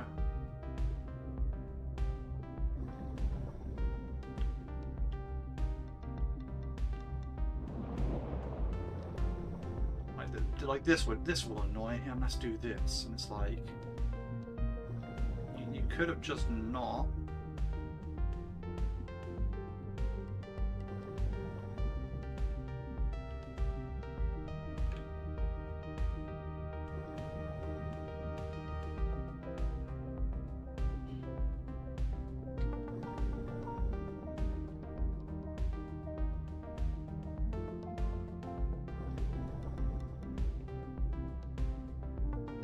There's less than a handful that could have different spawns, right? Gonna check the shallow one is different for me. Yeah, I think that's like less, like, so basically I think that judging by what I experienced, I think there's like 5 that are non-fixed, basically, right? And that's just one in each of the depths, sort of thing. Like, you know, one in the shallows, one in the mid depth, one in the actual depths. One in the glacial area and one in the hydrothermal vents. That might be slightly different, but the thing is, you just look around that area. That would just be like the thing about it. Like, it's going to be one outside, and the other 15 are all sort of like inside fixed areas, like the glacial passage, the Sea People Records Chamber, Sea People Village, all that kind of stuff.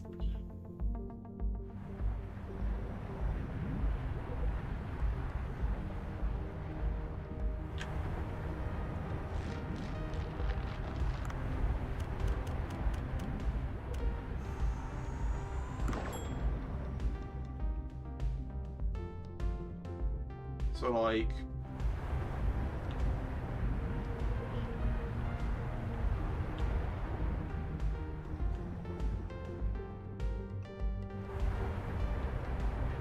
even the ones that do spawn in over, like in the depths where you first met Ramo, there's that little side room that like one spawned in. I reckon that one is always there. It's like that room's always there, sort of thing. Even though it's like technically out on the map, it also technically isn't. So.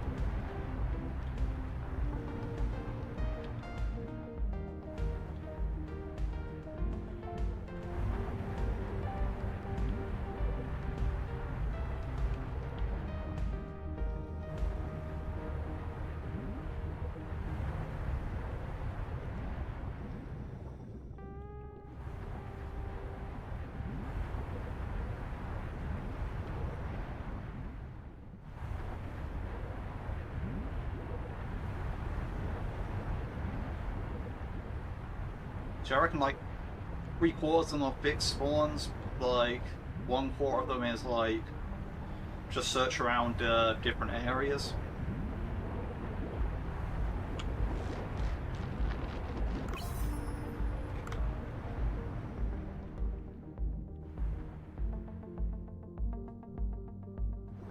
But then again, I could be wrong, like, you know.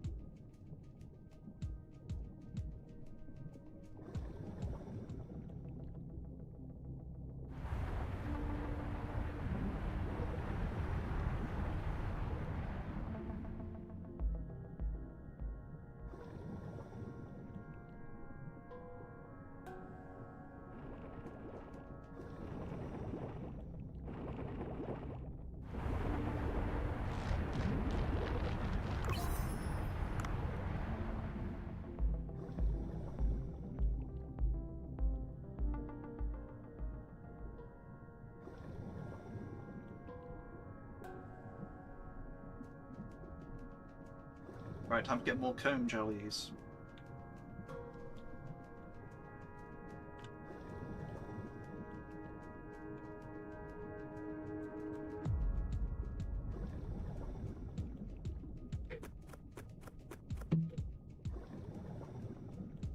That's a 4. I don't know, maybe, maybe not.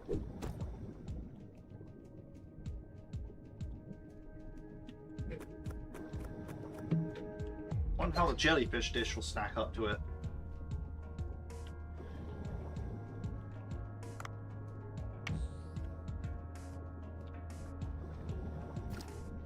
I think I'm realizing there's a lot of these a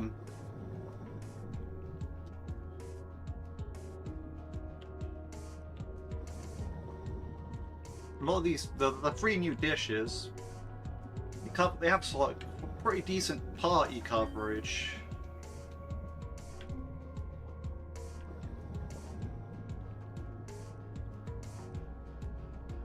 Alright, curry party gets covered, lobster party gets covered, jellyfish party gets covered.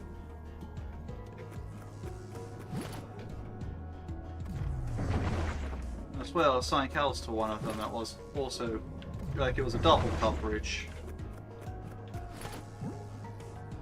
I can't remember where it was because, well,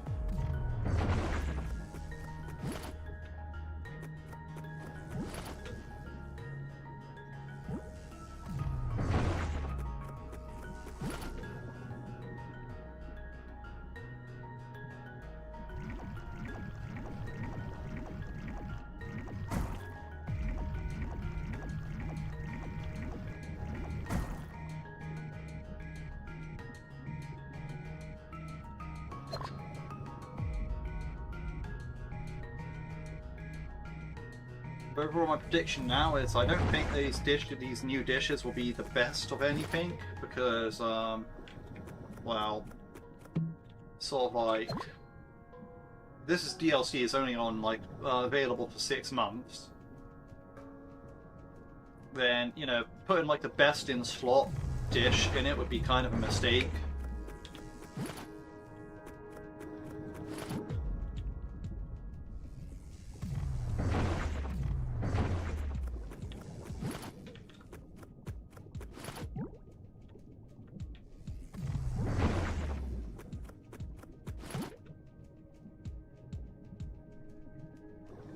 I need more ammo.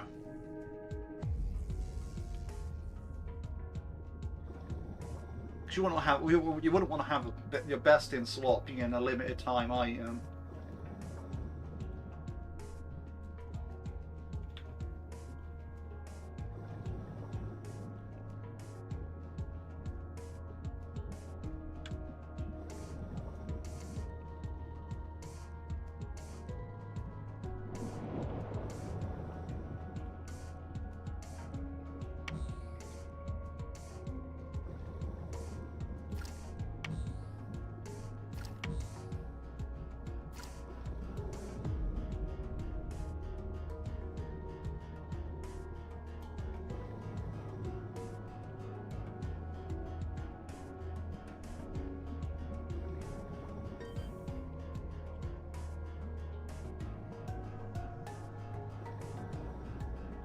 There's got to be ammo somewhere.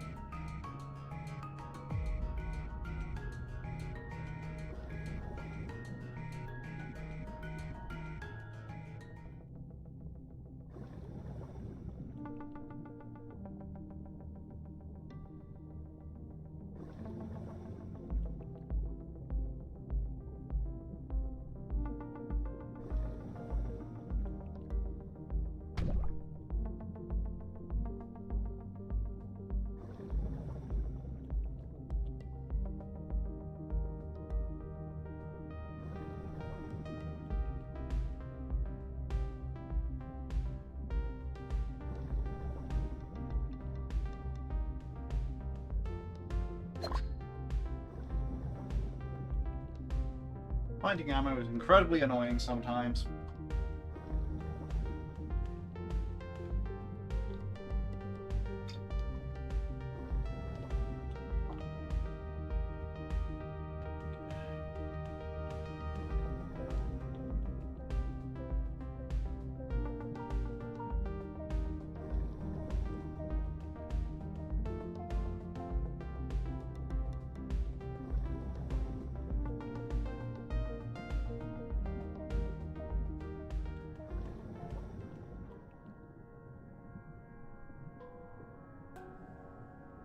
Wait, there's some right there. How did I not see that?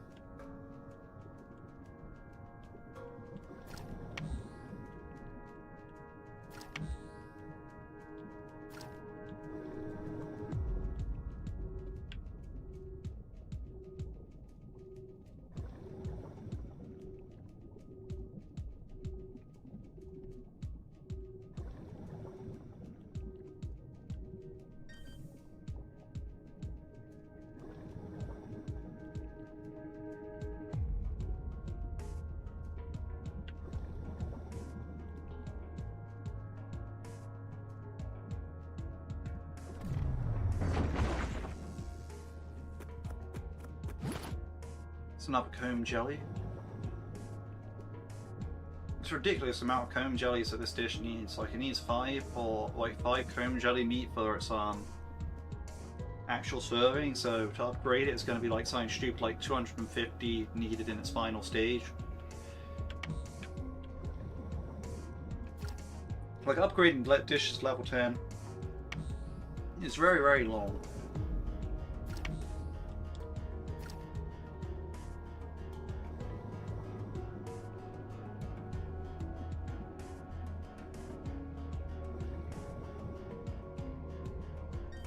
There's a white seahorse.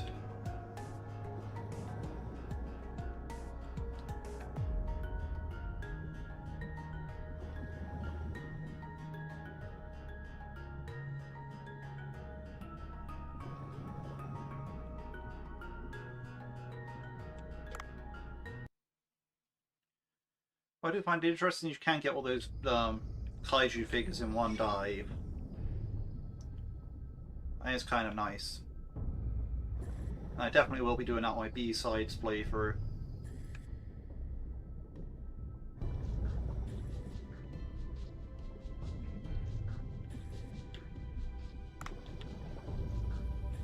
Because now I know, you know.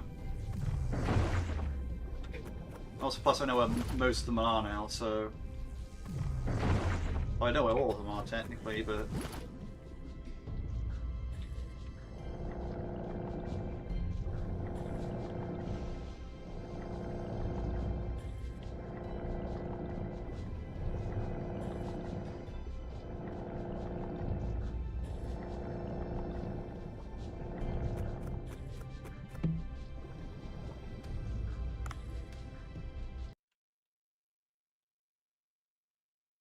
Overall...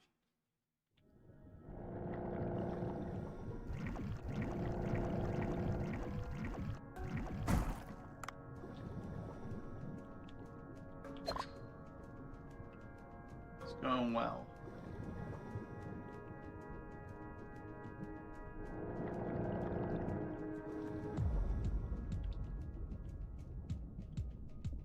Right now, I know there's a bunch of jellyfish on the left.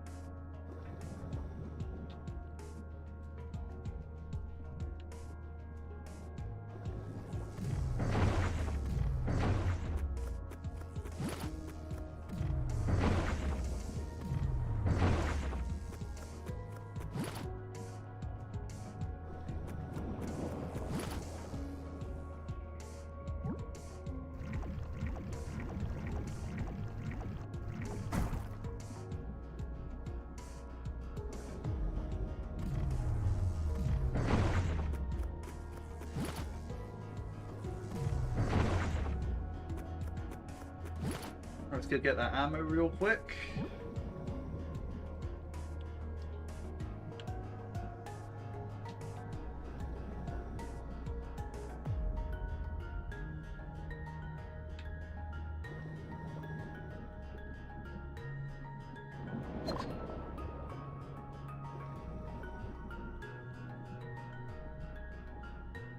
Yeah, I'm hoping to get enough ingredients to actually upgrade these dishes. Like, I'm nearly... Oh, no, I would say I'm nearly there, but I'm kind of not. I have the steepest levels to go, but... I would say it would be better of me to say I am making decent progress.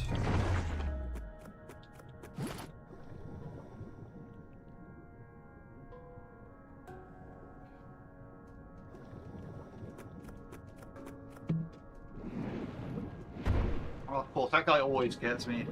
That one's actually well hidden.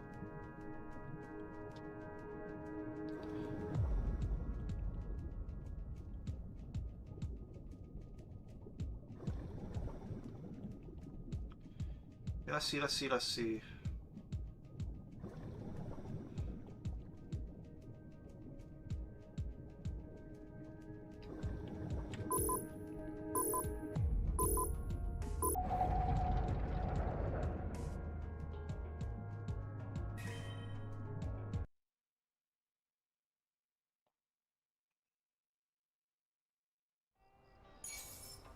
Oh yeah, I forgot to hand in those. One day I'll remember. Alright, so yeah, I only got 10 of them. That's pretty bad. But I did at least get some roe. Wrap up, it's time to get ready to banjo sushi. We'll redispatch all of them. The time skip, because yes.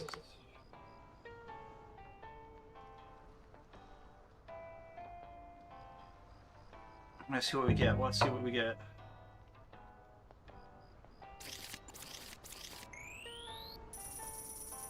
Oh, minus 10 grand. Let's go, let's go.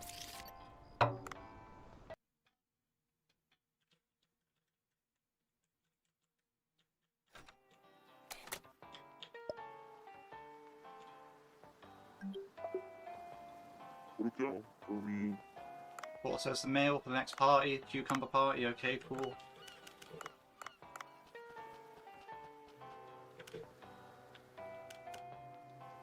Bro, we'll go to the farm, we'll go to the fish farm, see what's what.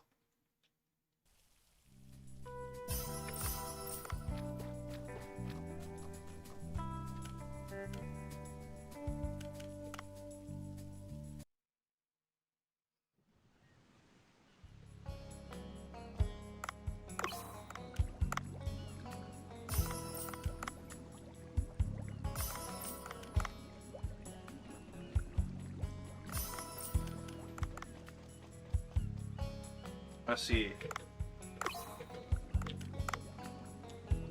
If we reduce the numbers of these, so we can have more room for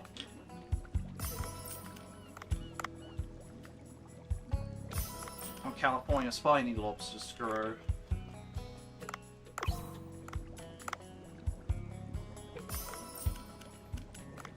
I mean, look, it's good same thing for these. We're going to actually reduce them even more because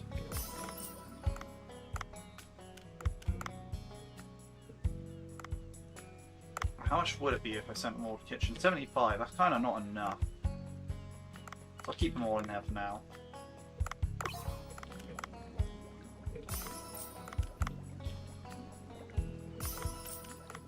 We want to strike all at once.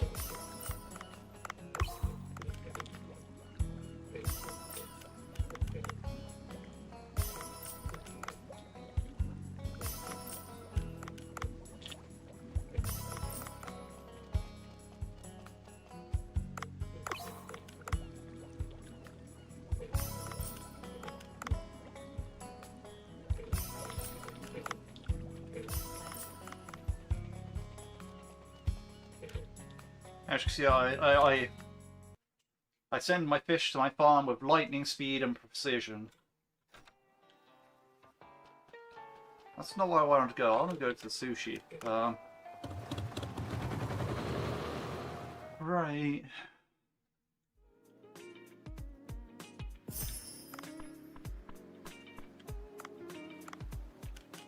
So I literally think that the main thing is you just get the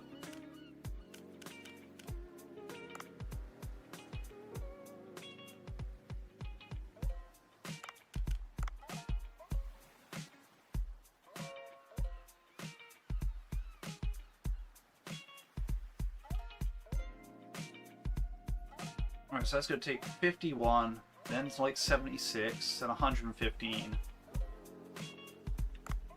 Okay, maybe we're fine. Whereas this is going to take 102, then a ridiculous amount, then a ridiculous more amount. Oh, and then the seaweed's going to be awful as well. Right, okay. Well, I think what we're going to do, I was just going to time skip until I got my crops ready. So that's all we're going to do. That's what we're going to do. Screw diving. We don't need to dive. So yeah, I think that's like the only quest that you actually really have from Godzilla DLC. Oh no? Oh no? Yes? No? Maybe? I don't know. Like you only get the main Godzilla quest. And you get like the collectibles afterwards, and that's about it. So the DLC adds a couple of quests. Actually, a main day quest. An after a sushi bar event. 3 new dishes.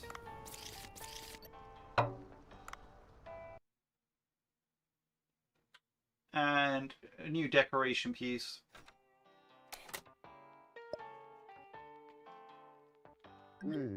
Fog is thick today.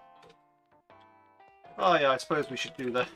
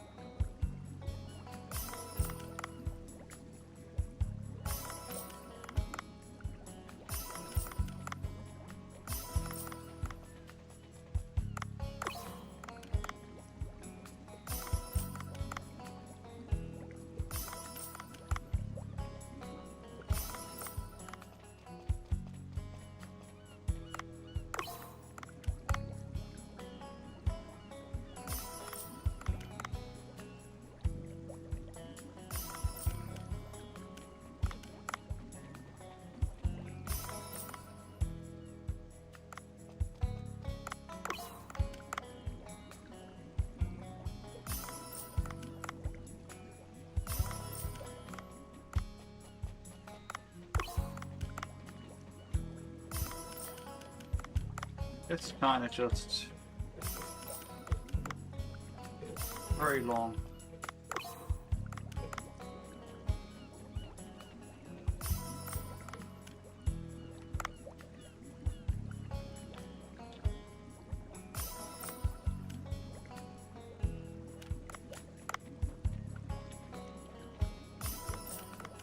I'm pretty sure it's feature send all but 2 to the restaurant, but if you kind of want to keep more than 2, you're kind of screwed.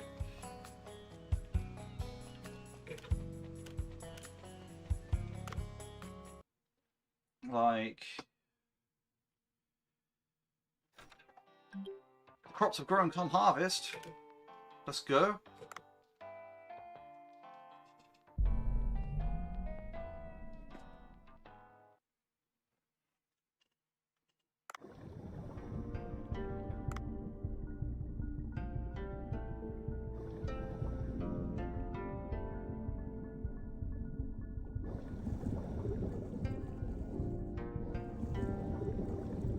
Also register the seahorses when we're here before we forget. Because, yeah, those seahorses need to be put into the seahorse pen. At least a ruby sea dragon does, so I don't really care about the other two.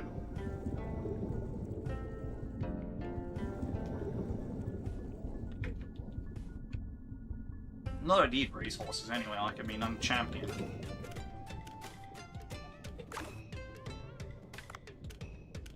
Let's see, so who's the weakest right now?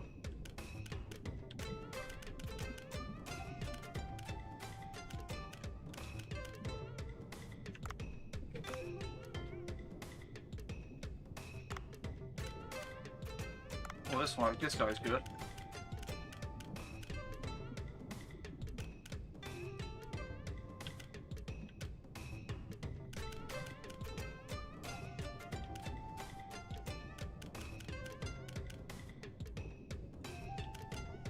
Yeah, I think this guy can replace this thing.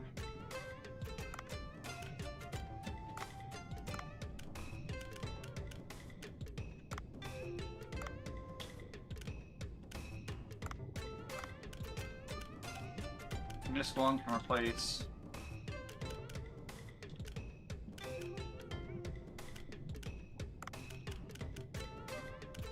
I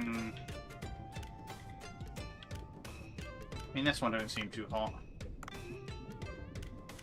Maybe I'm wrong. Yeah.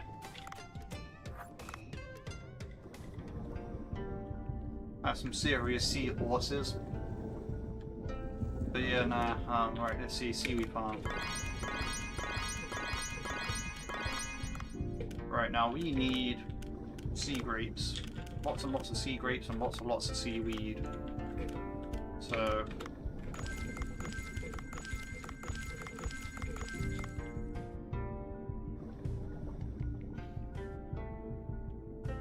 we're going to be putting that in there. Getting it done.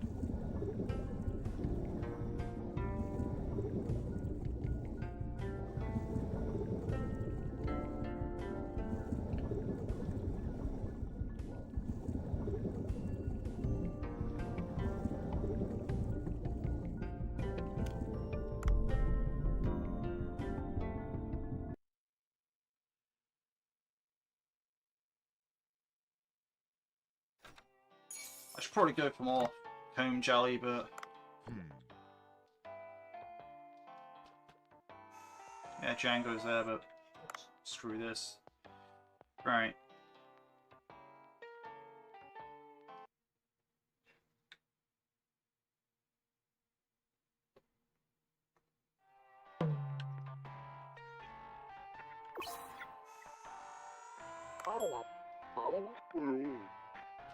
Right, now, come and think of it, I actually don't need to, I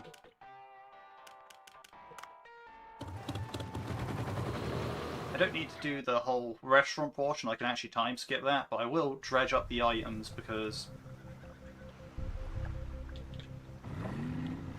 these items are valuable. They have decent value to them. So...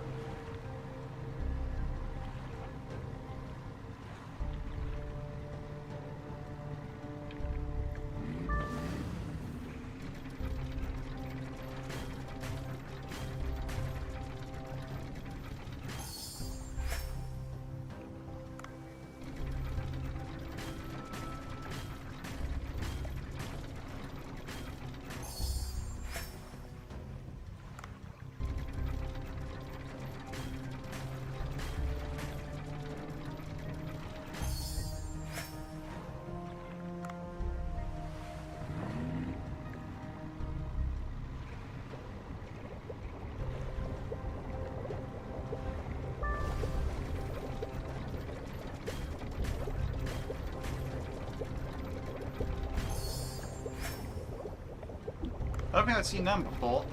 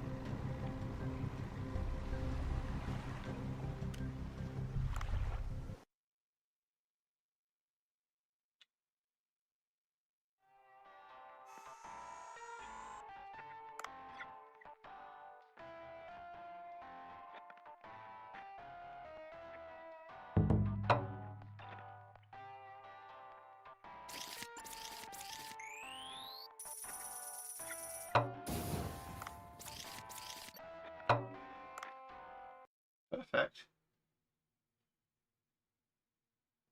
That's what we want.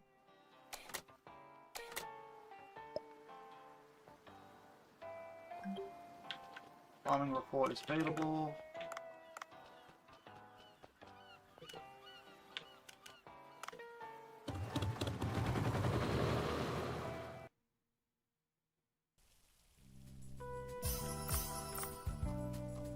Well, I'm going to save some time with the fish farm, right?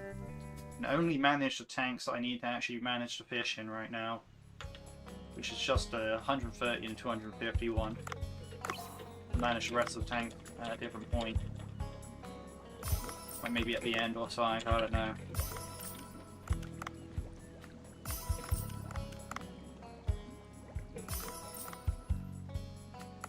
Maybe I should lower these down even more, but like come and think that their numbers are too much.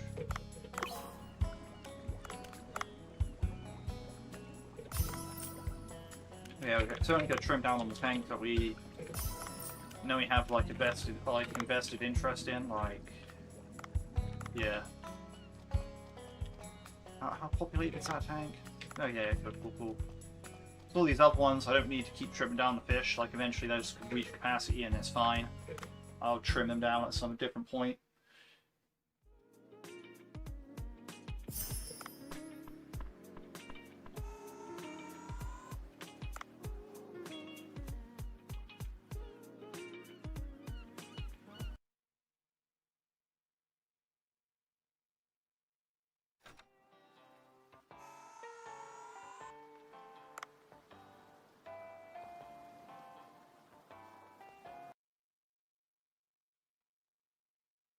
Alright, we need those sea grapes.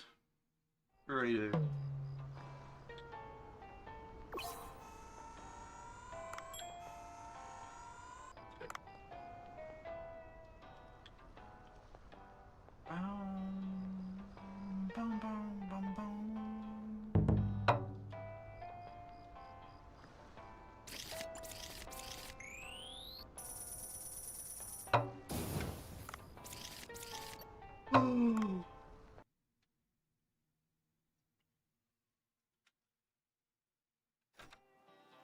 Alright.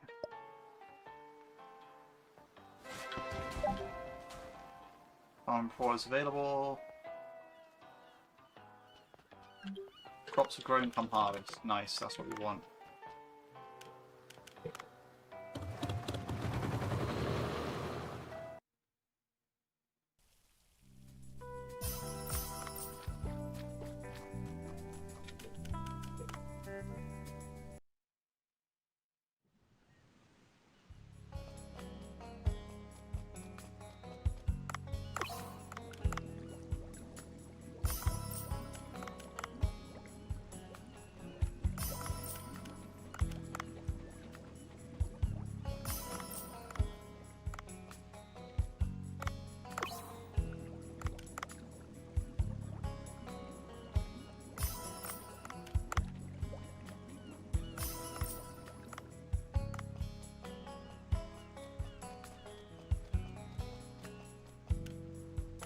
Boat.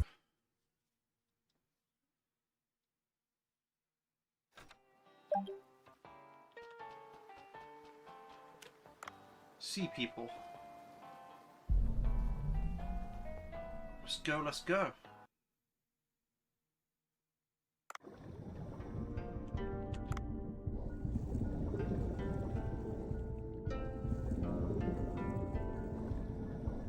So I hope I get a decent amount from this.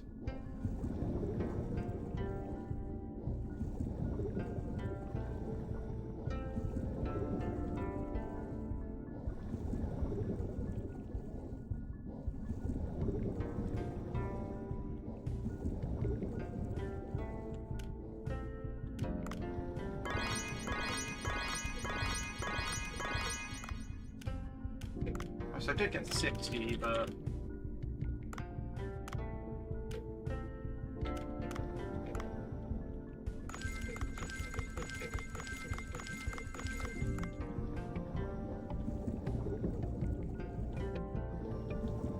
there isn't anything like crazy.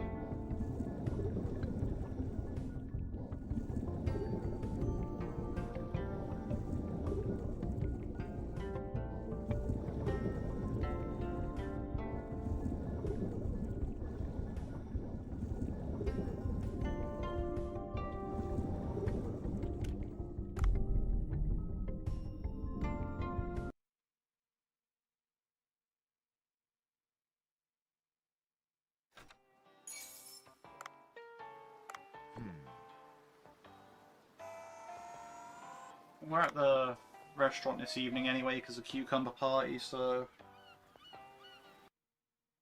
we do all the checking out stuff there.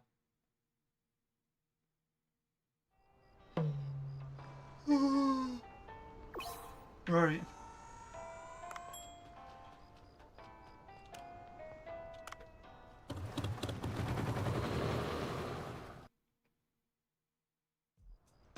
We'll see, we'll see.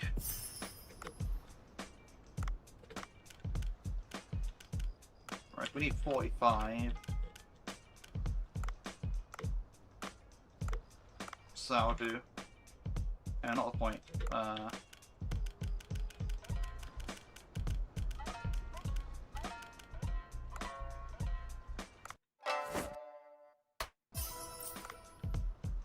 If I need 76, then it's going to need 150 next time, so...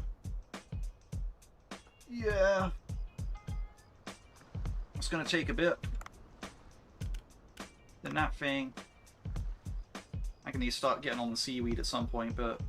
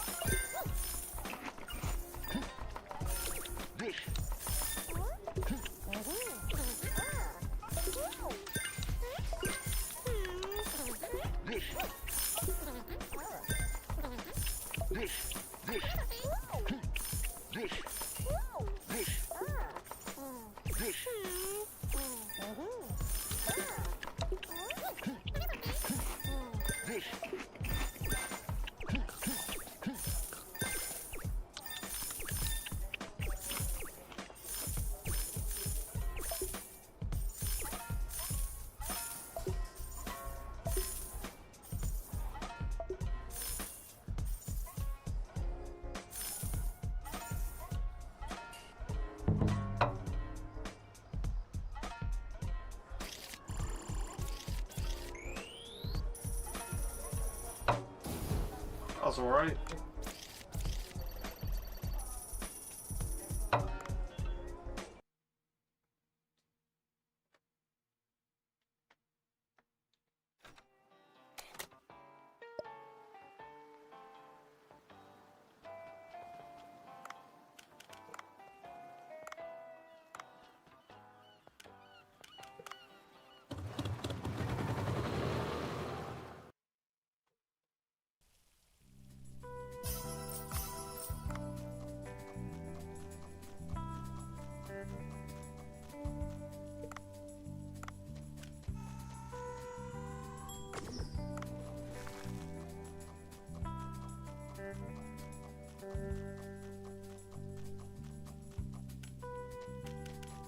The chicken feed back on farm.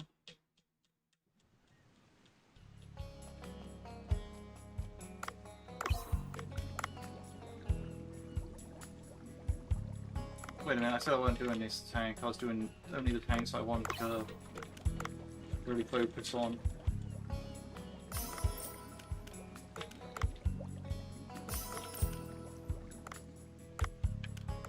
How many have we got here? 25, okay. That one might actually be fine.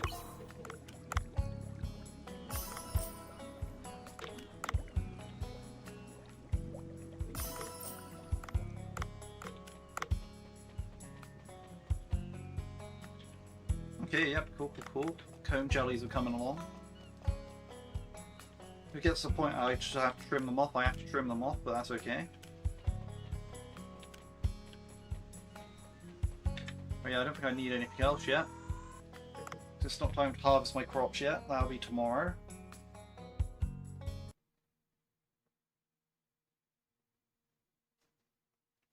At that point, I need to do Latop 2 more times before doing seaweed.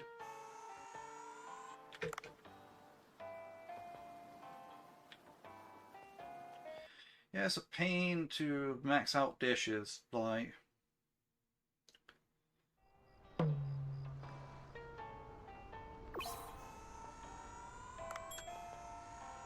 Well, this is a process, and it is not a fun one.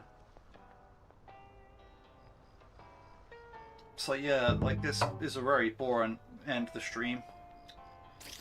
Like, and it's not even anywhere near over yet. Like, I mean, maybe it kind of is. Yeah, we've already gone through all the main content by the looks of it. Like, you know, no one's it's not like anyone's showing up like saying, "Hey, like there's more Godzilla related content here." And it's like, no, no, no.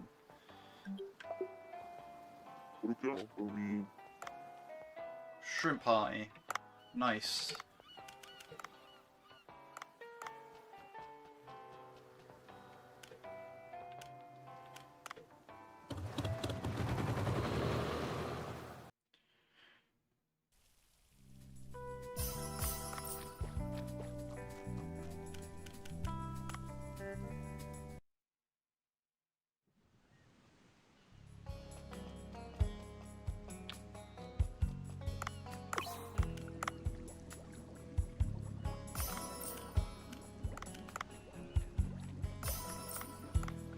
Yep, we're still below capacity there.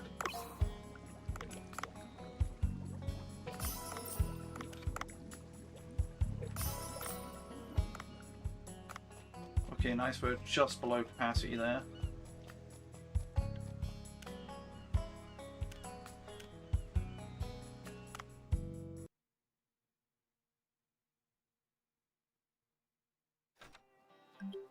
Yeah, I thought the crops had grown. So I know my crops.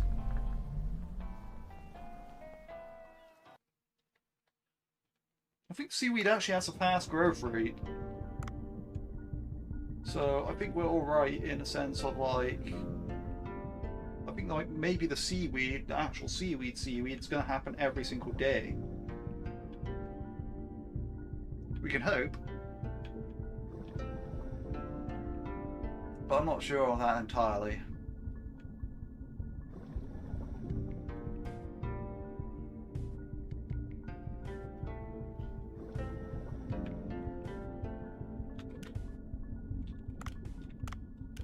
Well, actually, we're going to need another round of Latlock anyway.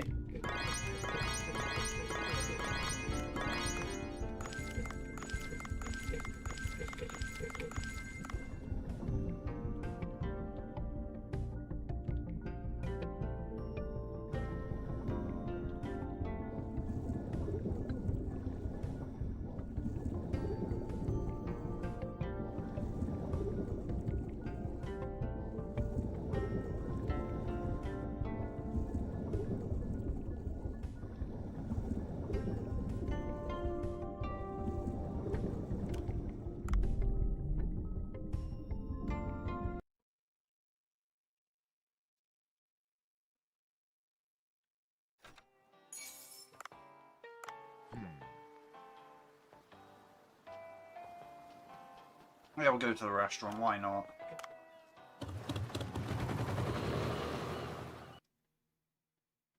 We'll see Django. It's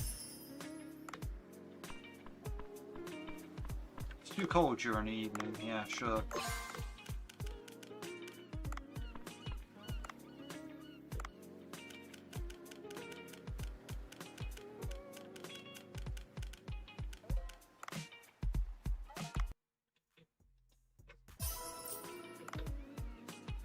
Alright, so now we need 25 California spiny lobster, and yeah, basically 120 Latlock here, so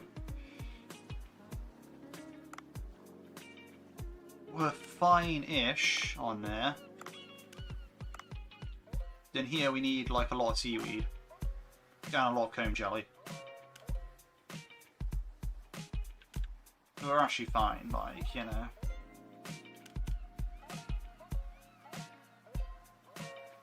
And here we have... That's already done, so...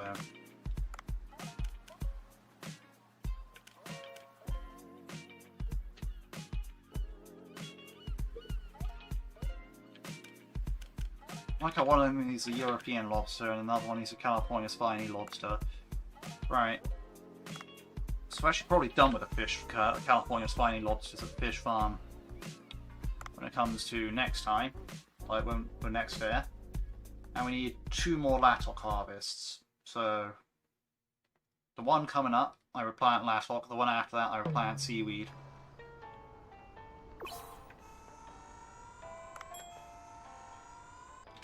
And that's going to be the plan.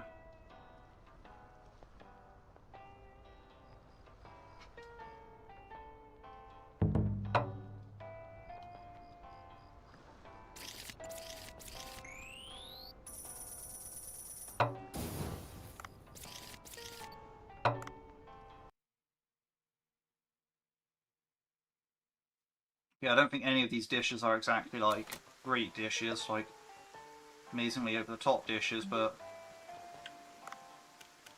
they're dishes nonetheless.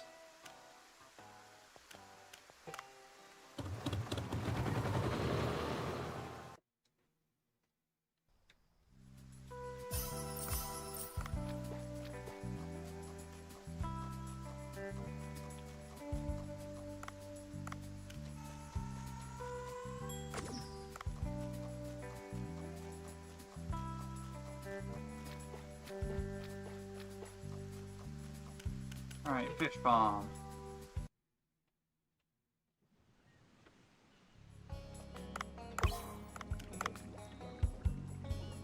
Alright, we're getting 9 of these in, 22 of them.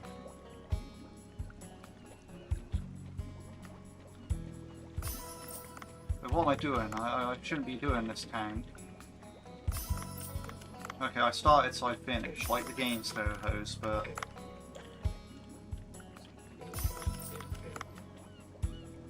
As I kept saying, I should not do the other tanks. I should only do the tanks that have the stuff that I need in it. But yeah, that's gonna do it for California Spiny. So that means I can actually let these guys rebuild. We can rebuild! Alright, now... This tank's gonna go to capacity.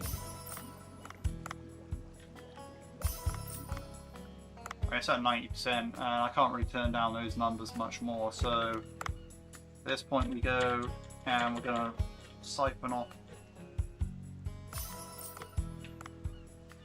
I guess, 10 of those and see what happens.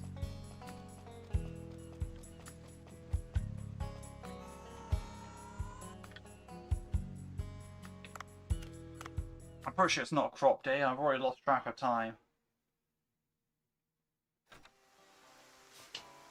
Yeah, no message about the crops having grown. So we'll chilled her time skip.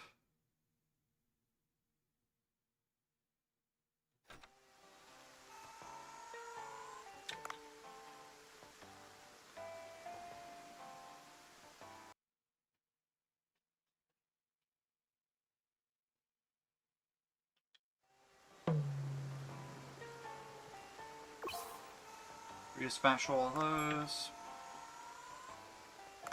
Time skip that.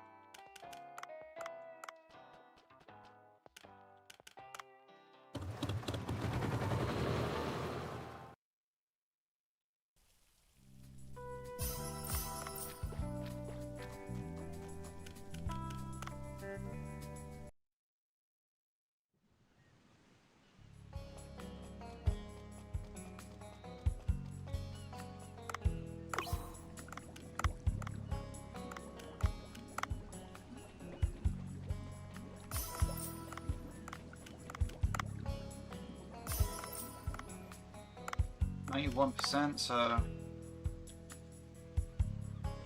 could take away 13 of those, see what happens.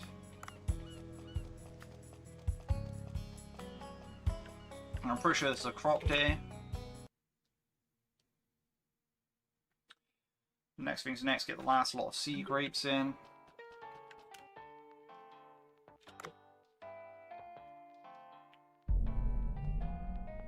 Then after that it's going to be seaweed.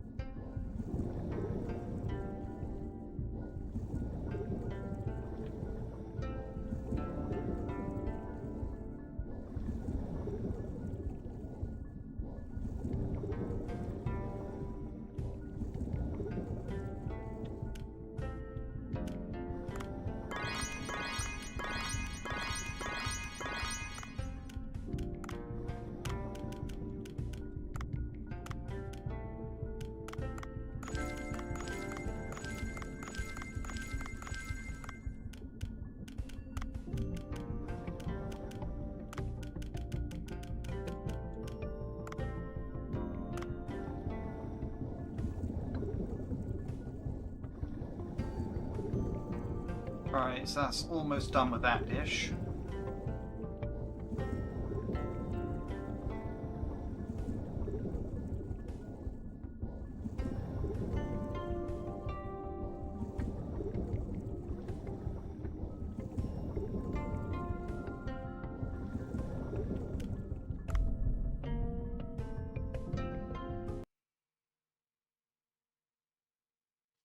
It's just that comb jellyfish one.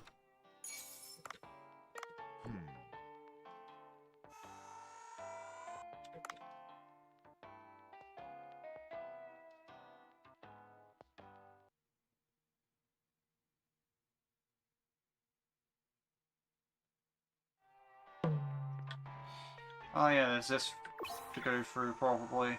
So we've got to dredge up the stuff real quick.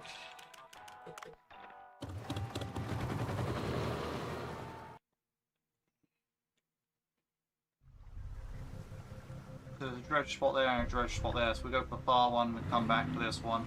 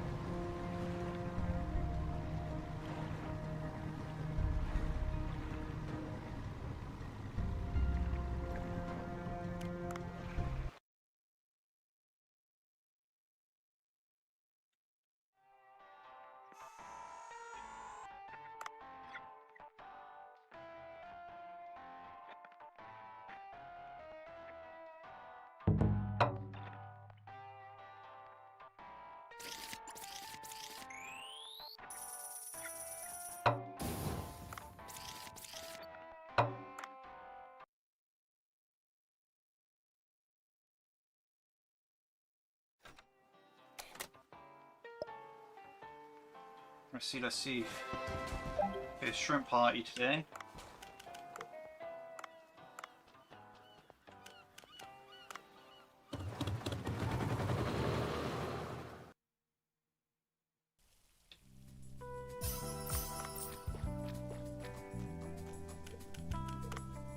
I need to make sure the comb jellies are still expanding.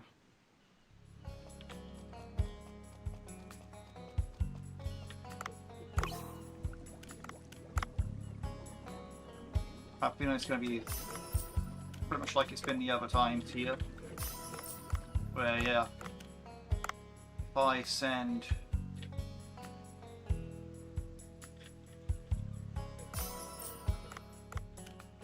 See, now that's 150 there.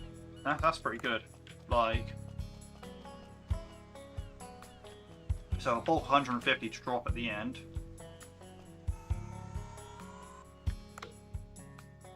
If I need to, or when I need to.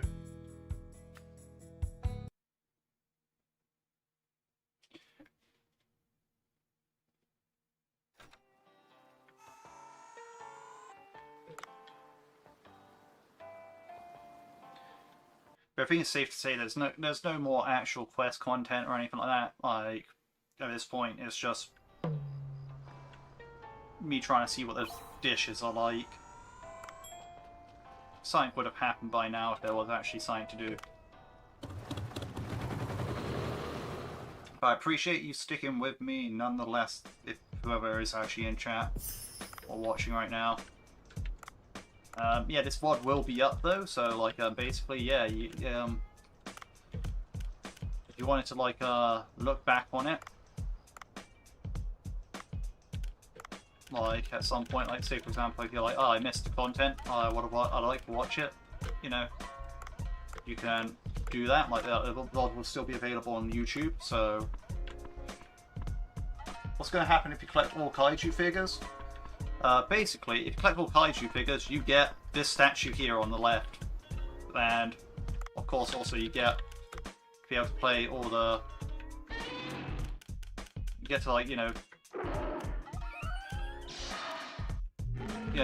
get to like hear their sound, you get to read a little thing about them, you get to see what the first movie there is, and you get their like height stats. Yeah. So it's not exactly too much, but like, yeah, you collect all the kaiju figures, basically have all this stuff. I will be making a guide on like their locations. Like, you can get them all in one dive if you really wanted to, as long as you have, like, if you have every single area open, you can get all the kaiju figures in one single dive. Yeah, basically just get a Godzilla statue there, like the 1954 Godzilla statue.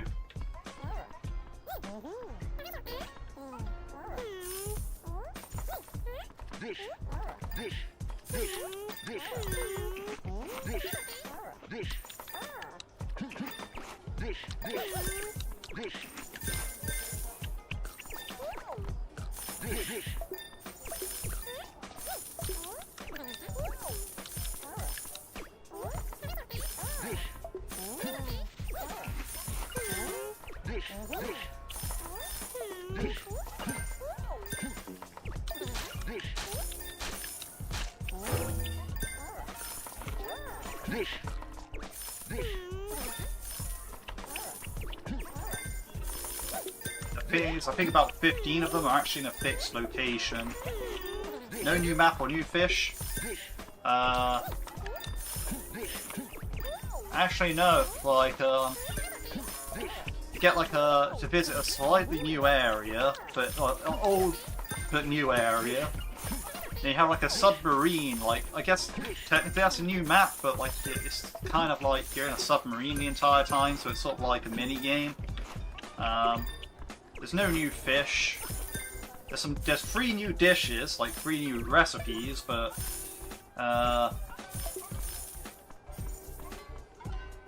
not dishes. No, not fish, but yeah, there's recipes, but no new. Nothing new to catch. Nothing new for the Marinka or anything like that. It's just, yeah. You basically get a couple of quests that you can do, like yeah, you get a quest you do, then an after the restaurant event, like that happens. And you go through the after the restaurant event, there's a new boss. Technically 2 new bosses, I guess, but then after that, you get like the figure collection thing. and then it's done. Like, so basically 2 new quests and an after restaurant event and 3 new dishes.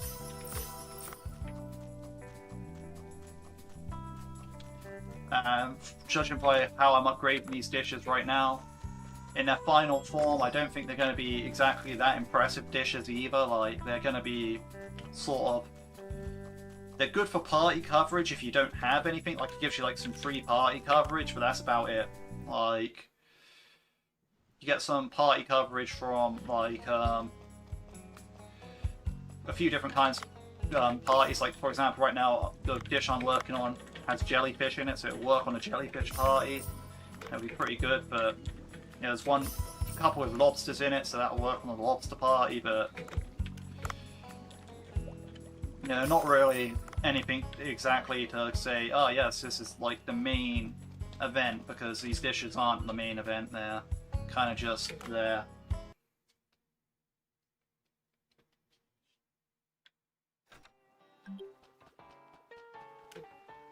Right now what I'm trying to do is just get those dishes to level 10, because, well, this is my main save where all my dishes are level 10, so, or maximum level, so you know, I want to get that done when I compare it to the other dishes that like its fullest potential, like really compare the stats. But you know, then I can go onto Steam and, you know, go to the guide that I contributed to and say, yeah, these are 3 new dishes, this is what they look like at level 10.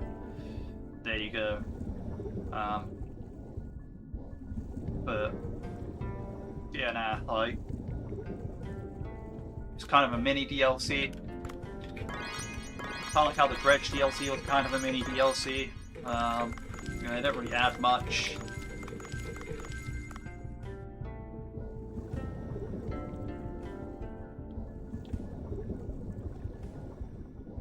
Like, not gonna lie, like the main bulk of the content was actually done within like the first hour of the stream. Then after that, it was like kind of just me scrounging around for like these figurines for the next like hour and a half. Then after that, it's just like, yeah, now I'm just upgrading the dishes.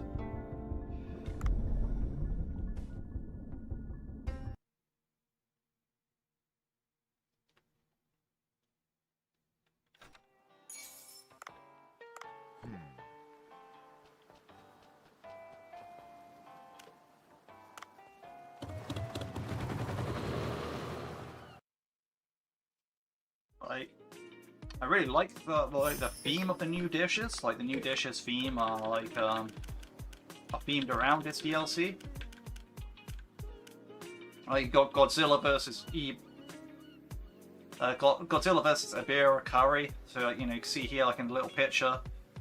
You know, it's like a Godzilla, like fried Godzilla thing fighting like a lobster thing. That's pretty cool. Got Ibera chasing sashimi, which, you know, it's like the Ibera chasing down like a submarine or whatever. Then you got like deep sea kaiju ramen, which is sort of like, it looks like a Godzilla on there, and it's like a ramen.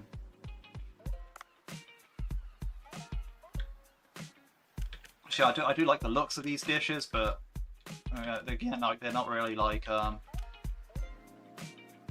not really top tier dishes. Like, you know, like this is like where this one sits maxed out, like at like yeah, it kind of sits down quite low down on the menu actually. Like all of these actually do. They're kind of beaten out by a bunch of other stuff.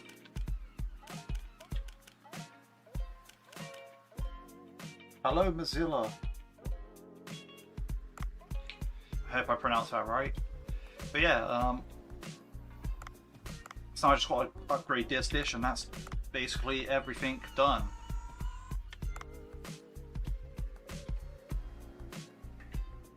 Yeah, as I say, the VOD will be up, so, you know, anything that is missed, you'll have seen earlier on if you're watching later, or if you're not, like, you know.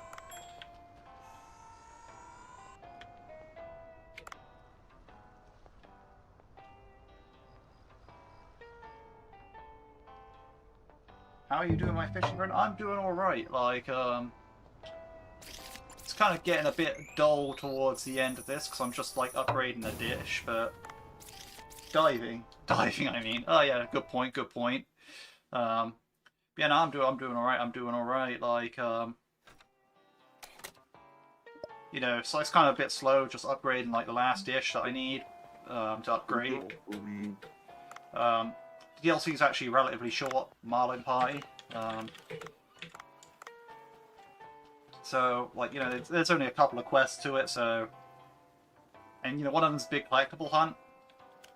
But, yeah, no, it's been alright, like, you know, I'm doing alright. And, are you doing alright? How are you?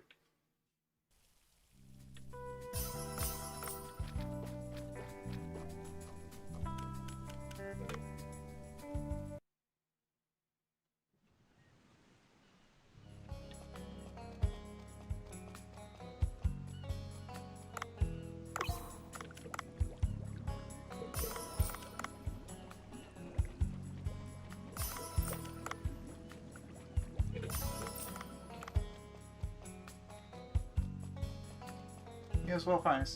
It's online just for you, or everyone have access? Everyone has access. Like, you know, it's on the Steam page, or I'm pretty sure it's been released on PlayStation 5. But like, yeah, you go onto the Steam store page, you find like you just find in the DLC section you have like the Godzilla DLC listed, and yeah, you know, you can just install it from there. You know, you know. I'm a relatively small, like, content creator. I don't get exclusive access to any random stuff or anything like that. You know, I accessed it at the same time as everyone else. In fact, actually, I was a bit late to the party because I went into town today to buy some stuff, so you know, I had to get like a new wok and whatnot. So I didn't get it initially when it was released. I got it like a few hours later. Yeah, it's free, so, you know, it's sort of like, you know, it's a free, like, content thing, so, you know, it's there on the Steam store page, or whatever other store fronts, like, have this game on it. You should be able to, like, anyone should be able to access it.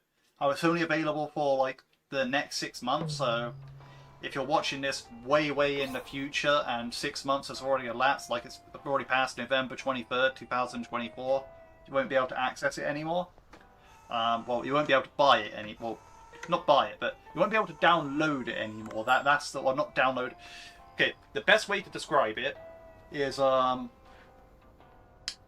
basically after the 23rd of November, no new owners can, like, there can be no new owners of this DLC. If you already owned it, you can still play it, you can still download it, you can uninstall it, reinstall it, all that stuff. If you already have it, like acquired to your account, but if you don't, then yeah, you can't get it anymore after that. So it's a limited time thing, like it's an exclusive thing, I guess. In that sense, like anyone who gets a Dave the Diver like a year from now, and if they're watching this, yeah, you won't have access to this content, unfortunately, because that's just how licensing goes. It's really annoying in my opinion. Like, I'm not a big fan of big licensing. Yeah, kind of an exclusive stuff, yes. Like, you know, I'm not a big fan of, like, you know, how licensing works like that, where it's like, yeah, we want to do a collab, but at the same time, you can only do this collab and run it for this much time, and it's like, well, yeah, I'm pretty sure that's not anything to do with, like, Mint Rocket or anything like that. Like, you know, that's that's probably something more to do with, like, the people who own the actual Godzilla franchise, like the movie creators and all that. Like, well, not the movie, people who, like, commission the films to be made or whatever. I don't know how it works, but I'm pretty sure the people who are, like, the intellectual property holders of Godzilla, they're the ones that, like, are probably like, yeah, this, you can only run it a limited time. And 6 months is actually a very short time, considering. Like, so I used to play Payday 2, and they had a Scarface character pack. Now that, like, was around for years and years and years, until they had to pull it from the storefront. And they recently had to pull John Wick and Bodhi, like, from the storefront as well, because, yeah, I mean, Godzilla. Yeah, unfortunately missed most of the Godzilla stuff, like, or into the very boring part where I'm upgrading dishes, like, most of the stuff happened in the first hour. Yeah, I'm saying it's a lot, but, like, you know, new people are coming in, like, so if you're watching a VOD later, it's kind of like, hey, I thank you for watching this part, because, Jesus, is this boring, like, I do not see, like, there's nothing really to be gained from this part of the... It's nice for me, no spoiler. Yeah, true. Yeah, so I'm not really trying to talk about what happened in thing. Like I could say, like, yeah, there's like only 1 or 2 quests. Like, you know, I'm saying that, like, you know, it's a relatively short thing. So and that could be done pretty much in, like, there's a big collectible hunt. Like, you have to, like, get collectibles at one point. Like, that's the last quest. But the thing about that is, like, sort of like the main thing happens. You do the main thing, then after you do the main thing, you get the collectibles, and yeah, you just collect the collectibles, and that's it. Right now, I'm just upgrading the new Godzilla-themed dishes that, like, get, like... I mean, I showed this off several times during the stream, but, like, yeah, basically, like, the collectibles grant you access to, like, this sort of thing where you have, like, basically a bunch of different Godzillas. You can play their sounds, and, like, you know, a bunch of things that Godzilla has fought. And it has, like, a little description here where, you know, it tells you about the movie they're from, and, like, you know, basically all that stuff. Like, you know, it makes, like, a description of, like, that kind of Godzilla, or that, you know, that kind of, like, creature there. So, you know, it's a very, very, I guess... But yeah, all the collectibles can be got in one dive, but they kind of are a pain to find. Like, I mean, although a good 15 of them, I reckon, are actually in fixed places, like the same for everyone all the time, so I can actually make a guide on that. Can you eat Godzilla? We need to know. Unfortunately not, but, I mean...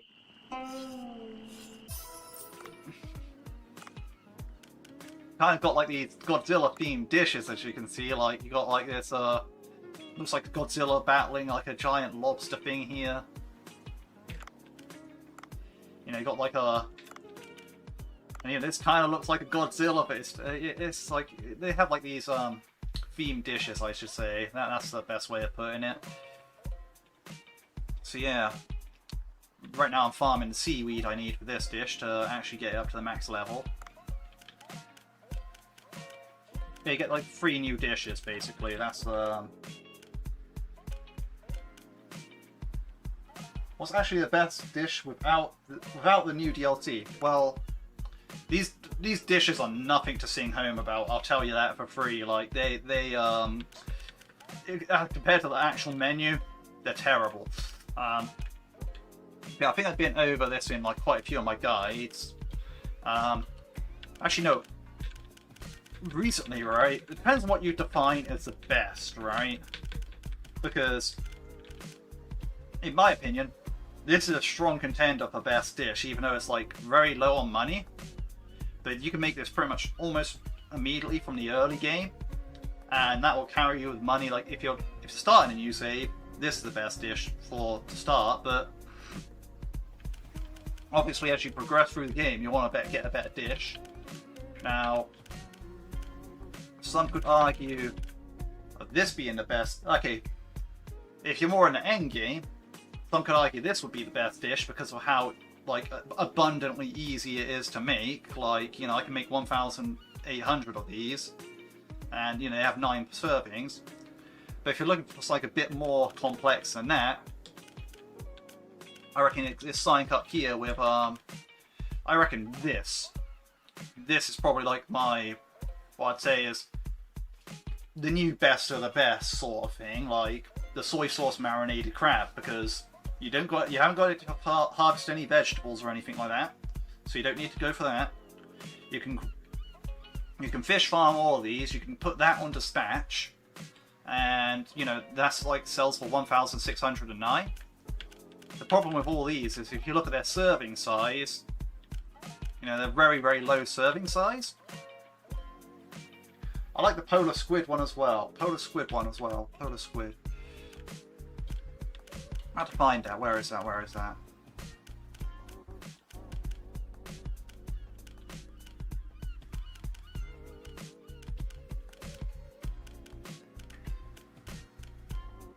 So I remember this one being like one of my favorite ones, like because you know you get like you just have these easy to catch squids, salt, easy, done, perfect. And you know this is a similar one with the stingrays, or Antarctic octopus maybe. Ah yeah, you mean like this one? Yeah. This one's pretty good. Like it's like the thing about it is. You look, a lot of these dishes are priced around 1,480. Like, you know, I mean a lot of them, like a serious lot. Like from here all the way up to here. No, okay, yeah, here are like 1,480. Then you get like slightly above that. I mean, this one looks like, you know, this one I haven't given much consideration to because it's fairly new, but this one looks pretty good. From the standpoint of like, yeah, habaneros fast to grow. Those are easy enough to get.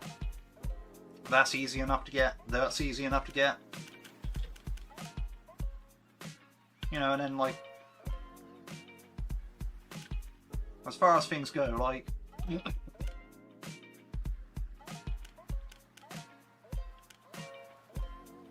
a lot of people like this one as well, the Dumbo Octopus Wheat and Mayonnaise. Like, because those are very easy to harvest, that's a fast thing to grow.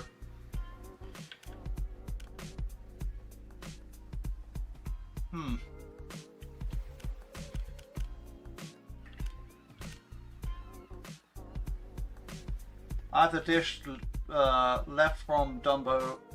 Oh, okay, where is that? Dish left from it. The Humboldt ink pasta. I mean, now that one's pretty good as well. Like, you know, that one unlocks relatively easily from like the Star of the Chef event. Like, so you know you have access to it pretty quickly. You know, you don't have to worry about that. But yeah, a lot of the thing is about is like what takes away, like what resources are taken, right? Because, for example, if you're going for a lobster party, this is also really good. Like, because it has like the max level price sort of thing, like one of the highest prices, and you know it has all these lobsters in it, so you're fine. Like for a lobster party. But like, say for example, like if you're doing a sailfish party, for example, or a marlin party, you want to serve this, which uses southern bull kelp and kajime. So you don't want to be using southern bull kelp or kajime on things that aren't this if you have like a limited supply of it. Here, same thing with black coral. Like, you know, you don't want to be, especially since this is like 2 parties worth of stuff. So you kind of want to be focusing on that. You know, if you're doing shark party, this is the best shark dish. So you kind of want to like have the buck bean, focusing on that, and I guess the seaweed as well. So it's like, really it's about a lot of things, like what ingredients are taken away from other dishes that you want to make. I guess, see, so if you're doing a curry party, you want this ice fish curry here. See, so I cover like, yeah, if you're doing jellyfish party, the seasoned jellyfish is the best. If you're doing, it's this like let's see, there's 8 parties. So yeah, if you're doing tuna party, you want hot pepper tuna. This is now the new best for tuna party. Like, it used to be like something that's actually quite low down on the list, but now they upped it to that. So like 1, 2, 3, 4, 5, 6, 7. What's the last kind of party? Oh yeah, 8. So yeah, basically if you're doing parties, like those 7 dishes are the ones you want to look at. But thanks for that. That was perfect for me. Yeah, I got others from your guide, but didn't know. Don't skip that bit, I think. Yeah, like because I did make a couple of guides at some point, but the thing about it is there was an October update that added in all the crabs and all that stuff, and added in extra dishes. Lobster Party, yeah. Yeah, the Lobster Party one is like, yeah, this dish is definitely powerful because it's got the new highest price ceiling. So like beforehand, this used to be like the most, like these used to be like the most priced dishes. Like anything else was like a lower price. Then in October update, they added in like 9 dishes that are higher price in it. So it's like, you know, it kind of like increased the power level. Now, that one's really good for Lobster Party in a sense, like, because you should have the potential then to set like the highest of high records of your profit sort of thing. And there's 6 servings as well. Yeah, to be honest, I kind of see 6 servings as a downside because, yeah, 6 servings is good. That's 6 servings at level 10, right? Now, level 10 is very hard for the dishes to actually reach level 10. Like, you have to put a lot of work into it. But the thing about it is, like, if I look at some of the other dishes I have at level 10, like, you know, it's got 10 servings, 9 servings. 7 servings is kind of naff, but, like, you know, 12 servings you get on here, like, you know. So, to me, like, when you get, like, towards level 10, ideally you want to be getting, like, 9 servings. And, like, 9 is a perfect number, in my opinion.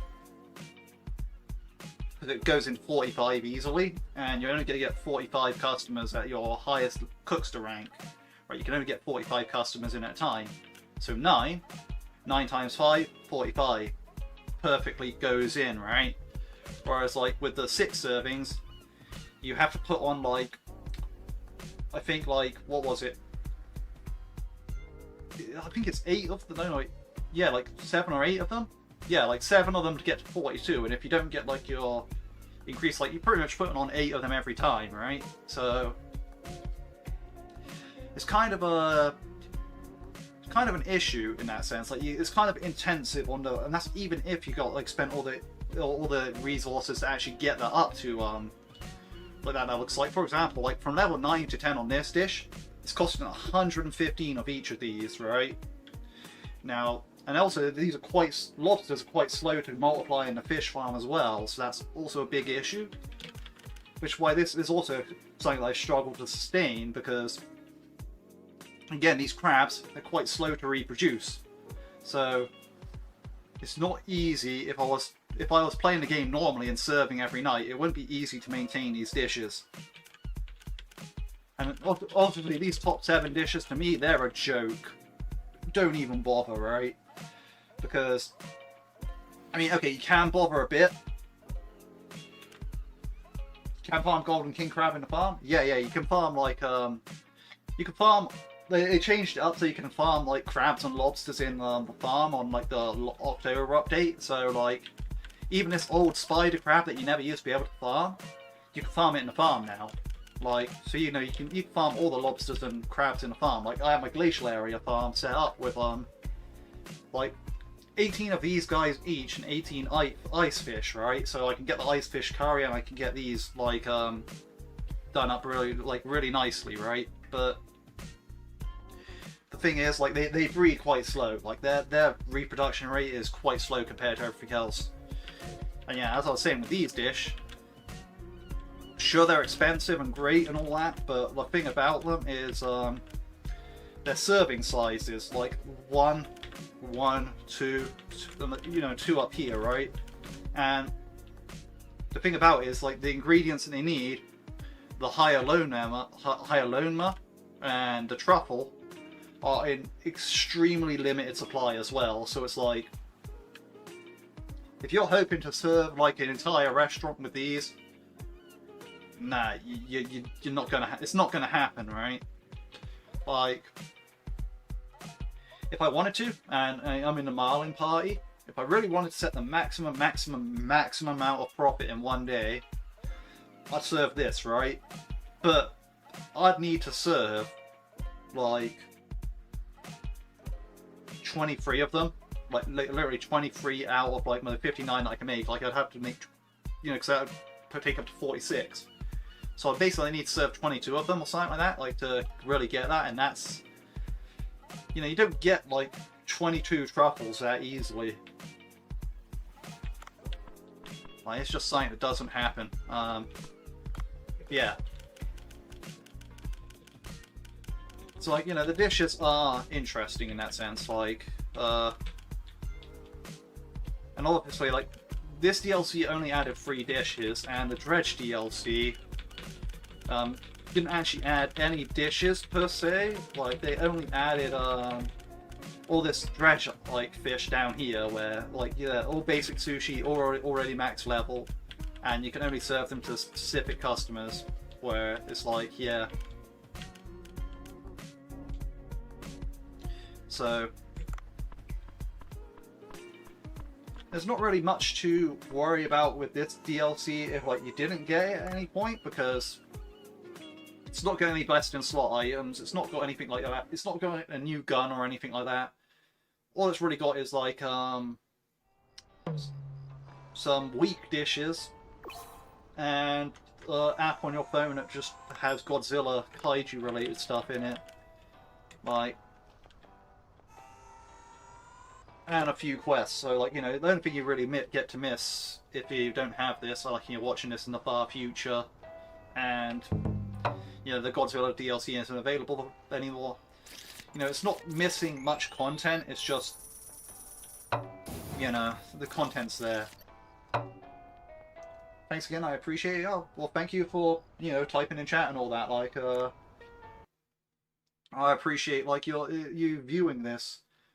I feel a bit, I'm not gonna lie, I feel like it's a bit of a shame that, like, I finished the DLC a lot earlier, because a lot of my audience is in America, so, like, you know, if I was streaming later, I'd pick up a much, like, larger audience, like when I was doing my Dredge playthrough. I think I got a larger view in that time, because I did it later at night, so my American audience was more about at that time, like, you know, they're like, it's not like the middle of the afternoon for them, it's sort of like the start of the evening or something like that. Or it's not like the morning time. You know, it's something like, so maybe I should have planned that out better because, well, you know, it kind of, didn't do me well to, like, start as early as I did, but at the same time, like, now, you know, when a lot of people are coming on to view the stream, it's kind of like, yeah, I'm kind of just at the back end of the content, like, you know, just trying to upgrade a dish, basically, like, it's like, well, that's kind of, not as interesting as, the actual stuff that went down earlier. That said, you know, the VOD's not going anywhere. You can always watch it previously. So, I can't remember if I actually had, if I had to, like, if I had just harvested a crop, so I spent so long talking in the restaurant that, I can't remember. Okay, no, I don't need to harvest crops, it's tomorrow that I need to harvest crops. Where was the first figure again? I think it was different to me. For me, it was on the far right at the top of the shallows. But again, that was the one that was out in the open, so I figured like a few of them would be different. And also figure out like so we'll be redoing this on my B-side playthrough anyway, so your chances are I'm gonna have different figure locations for them anyway. Yeah, there's nothing. Yeah, but I reckon somewhere in the shallows. That's the important part, right? Now, I reckon, yeah, there's fixed locations for it and all that, in like, a bunch of them. But I reckon like the 5 that I was in, like say for example, I found one in the far right of the shallows, one in the limestone cave, one in the little shelf area of the depths where like after I like swam down the hole. I was playing for 2 and 3 hours. I didn't get you need to download the extras DLC. because there was a DLC, I was kind of sad that I can play the new update have, but now I can go for it. Yeah, I mean, it is kind of like, it is weird, yeah, because, like, I mean, there was an update for the game, like, the game update came up, and, like, you know, I was like, oh, cool, like, so, I made sure to read the news post, and it was all like, ah, yeah, you need to go to the store and download the DLC, and I was also kind of expecting it, because the Dredge thing was the same way. Like, you know, it was a free update, but, well, it was a free DLC update, but, like, you have to go in and go into the store and download it manually. So I guess it's like you sort of, it's to select like what you want and don't want as part of your save file, I guess. Like, it's not really main content, but at the same time it's not really like it's not really paid content either. So it's sort of like, you know, I can get why it could just be assumed as part of the update, but at the same time it's also like allows people to turn on and off like this extra stuff, like all this random extra stuff that they didn't want it for some reason. Like even me, like I've never seen like Godzilla or anything like that, right? So, but I still would like, I still got the Godzilla DLC. I mean, yeah, sure, maybe because I play Dave the Diver a lot, but I can, you know, or you know, that's the most popular thing on my channel at the same time. But at the same time, it's like, well, even though I'm not a fan, like, even if I wasn't a fan, like, you know, it's still important to get, because it's like, hey, it's free content, like, you know, it's, you know, Godzilla.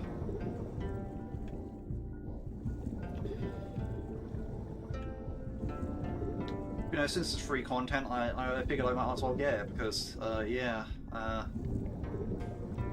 it needs to be done. Let's see, Seaweed Farm.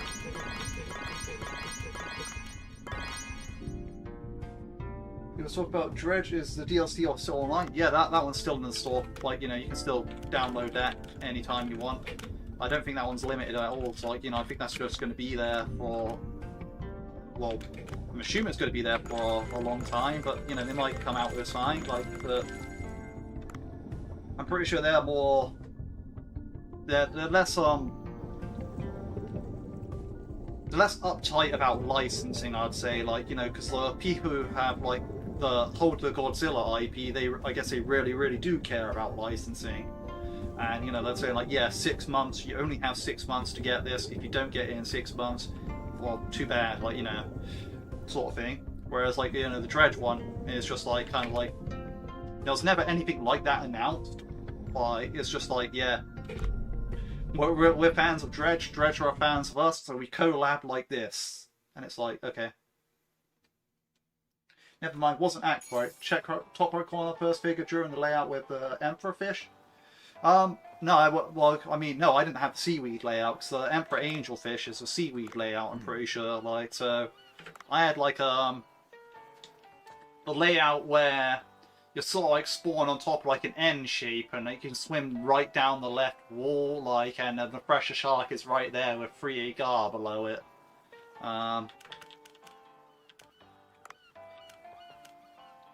Like, yeah, she'll talk about, this thing, where now that only spawns on the seaweed map, and I did not have the seaweed map active at that time.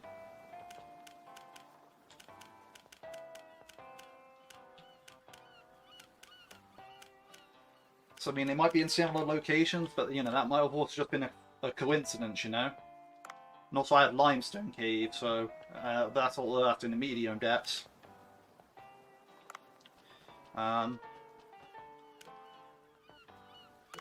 How much more seaweed do I need? Because I probably need like a metric ton of seaweed or something like that.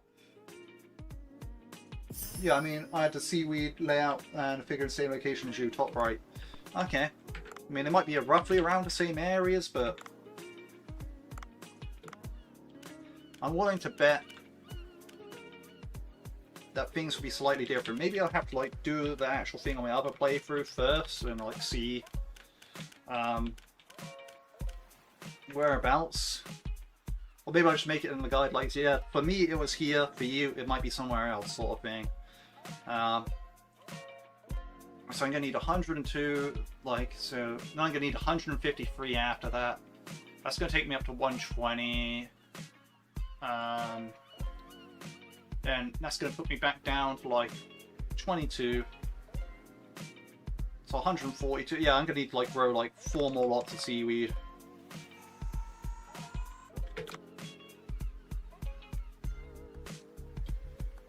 So it's going to need 4 more lots of seaweed for me to actually upgrade that dish fully.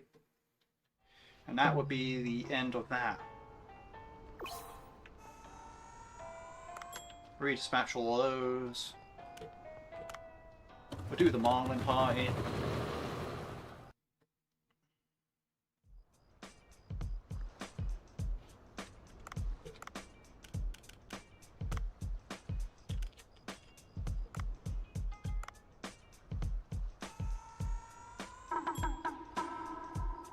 It's all I time skip a lot. Like, it used to be a case of, I'm not sure if this is still the case, but if you like time skip on a party day, it just gives you the same party 3 days time. So it's like I just make sure to do the parties. And besides, they're really profitable anyway. So.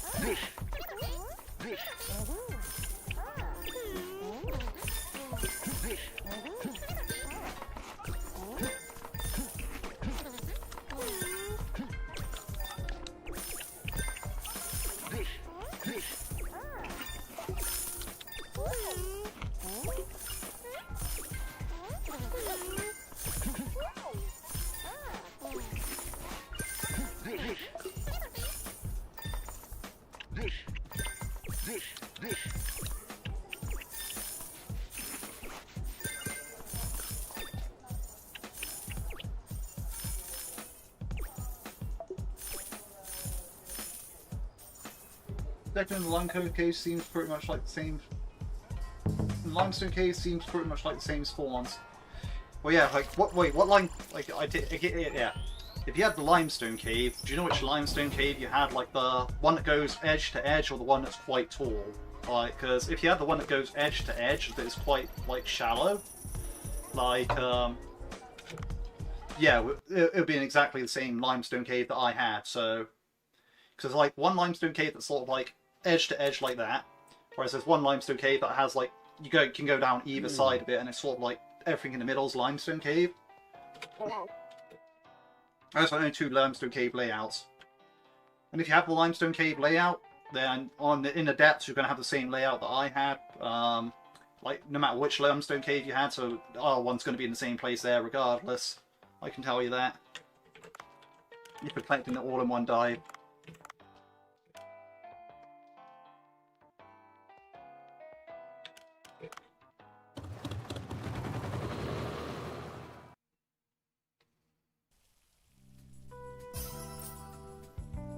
Edge to edge, maybe kind of in the top middle part. Yeah, that's the edge to edge one. Like, because there's one that like basically takes up the whole entire like sort of like the middle part, like going down an entire column.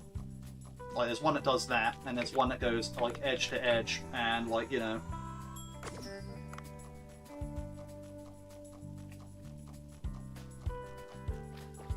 And yeah, like you have like the either the saw shark or the hammerhead on top of it. Like, you swim down into it, and like no matter where, like you can swim to the other end of it, like above it or below it, or you can swim entirely through it. But yeah, if you're saying it's top middle part, then yeah, I believe that's like the edge to edge one. Hello. Where do I get the Shin Godzilla figure? Oh man, I wish I could tell you. I have not made that guide yet. But like, so So I do not remember what order I collected them in, like, but I do know I collected them all. And it took me like 1.5 hours basically. I will be making a guide on that. Like I will, like, you know, I'll be pointing out, yeah, where each figure is. But I have not been, like, you know, I've been streaming this entire time. I haven't had the opportunity to actually properly list down where all of them are and properly make note of, like, you know, which ones relate to what. So I was just going through in order, and, like, you know, I was just writing down the timestamps. I knew I should have wrote down the names on my list, but I thought, like, it'd take too long, and then people would sit there watching me write for ages. And I was like, yeah, I didn't want to do that. So I would not be able to tell you accurately from my piece of paper that I have. Like, it just, yeah, I don't think I'll be able to do that. But I will. I mean, so I know there's some in some weird places, like trying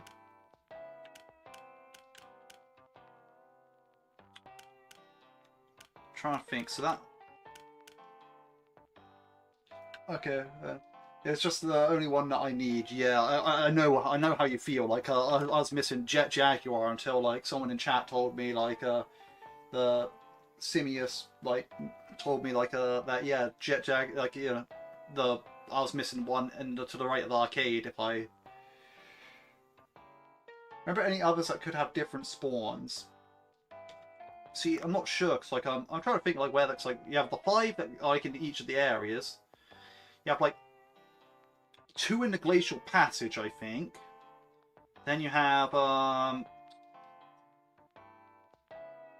last comment today, I swear, Godzilla versus Ratman, who's your money on? Ooh. Now, what I reckon will happen there is Ratman will hit Godzilla, then run away. So, you know, I don't know who to technically, like, technically Ratman might have got more damage in, but Godzilla would mess up Ratman if Ratman didn't, like, leave. Or Ratman would befriend Godzilla, mess up a bunch of stuff, then Rat betray Godzilla at the end. I don't know. But anyway, trying to think, right? So you have 2 in the Glacial Passage. So you had 5 that, like, around the area. 2 in the Glacial Passage. You had 1 to the right of the arcade. 1 in Tenzin's house. 1 in Glacial Cave 1. You had 1 in Divine Tree Control Room, but that was Destroyer. You had 1 in the Sea People Record Chamber. You had 1 in the 3rd place where you first met Ramo. You had 1 in the Sunken Ship. You had... Oh, I'm trying to remember these now. It's actually really hard. Come on, man. My memory should work better than this.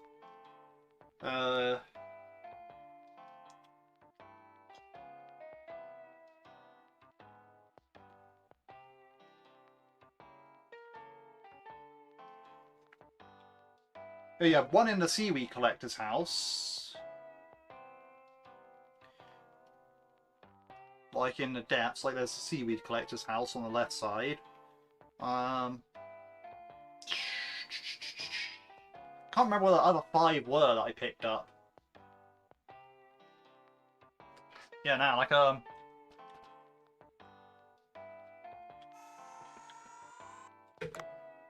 I really don't know how to help you with that. Like, I mean, if you still haven't found it later, like at a later date, like, the guide's going to be the next thing I do, basically. So if you still haven't found it then, like, you know, at least tomorrow there'll be a guide up on my channel that will, you know, have all that information, right? But no, until then, I don't really know exactly how how I describe the locations. Like maybe one of those locations that I said, like you're like, wait a minute, I haven't checked that area. But again, like I mean, it could just as easily be one of the 5 that I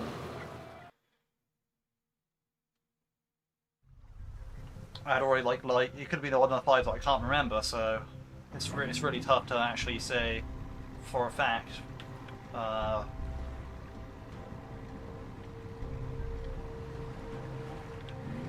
Where anything is.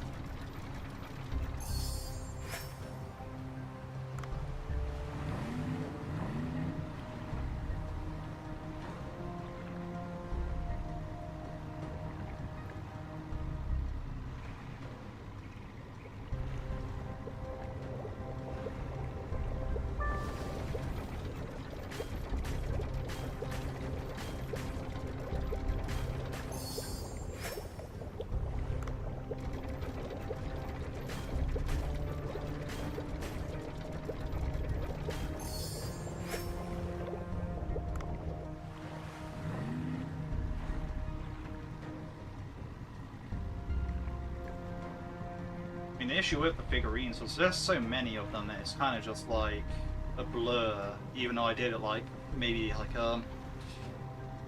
well, it was 2 hours ago at this point, but yeah, now like even though I did 2 hours ago, it's just like, yeah, I could not tell you where anything is. Well, I mean, I could tell you where some of the stuff is, but I just don't know absolutely everything.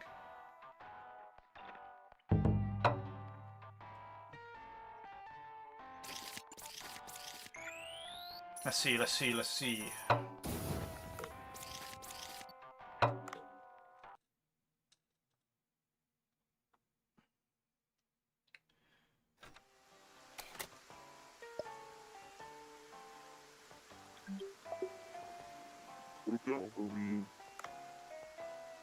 Storm Shark Party, okay. That's pretty cool.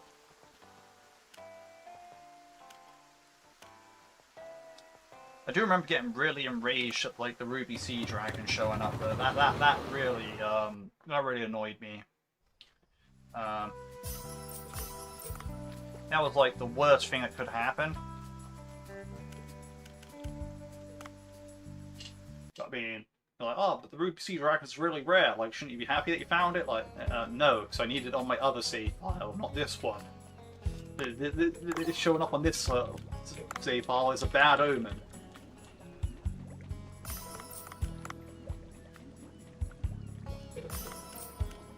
This game trolling me. Ain't a fan of being trolled.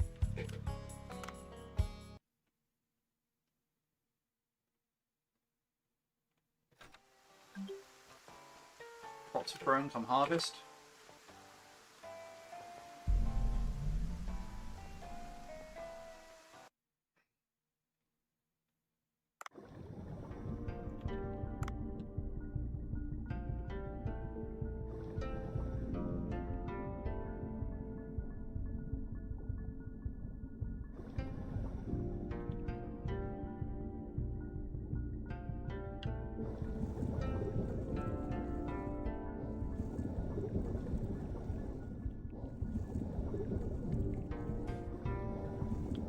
Don't go on Shin Godzilla to figure out any idea. I mean, I did list off a bunch of places that I could remember having figures in them, but I'm not sure if you've been to any of them.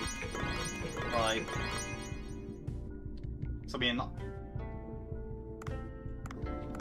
it's kind of difficult to really narrow it down because, like, you know, I list off like where 15 of them are, but it might have been one of the ones that you but those could have been 15 that you had, and like Shin Godzilla is one of the ones I didn't name in that list because, well, you know, it's like it's just as likely to be that, like, you know, So I know, I don't know, yeah. I know there's one to the right of the arcade over here, there's one in Tenzin's house, one in the Seaweed Collector's house, and like, which is in the depths. One in the Sea People Record Chamber, one where you first meet Ramo in the depths. Two in the Glacial Passage, one in Glacial Cave 1. Oh, there's one in the Seaweed, like Glacial Seaweed Cave, I just remembered that one. There's one in the Divine Tree Control Room that I'm pretty sure you already have. You know,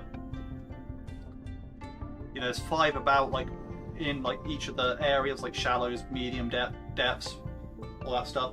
Yeah, guide coming soon. Like, you know, that's the thing. Like, I can't really help with it right now when I'm in the middle of a live. You know, it's kind of impossible. Like to there's one inside the shipwreck. You know, like I can remember where 16 of them are, but I can't remember where the other 4 are. That's the thing. It's kind of just like, well, if none of those, if you've been to all those 16 locations, then that's I can't really help you out because it's one of the last 4. But if you haven't been to all 16 of those locations, go to the one that you haven't been to.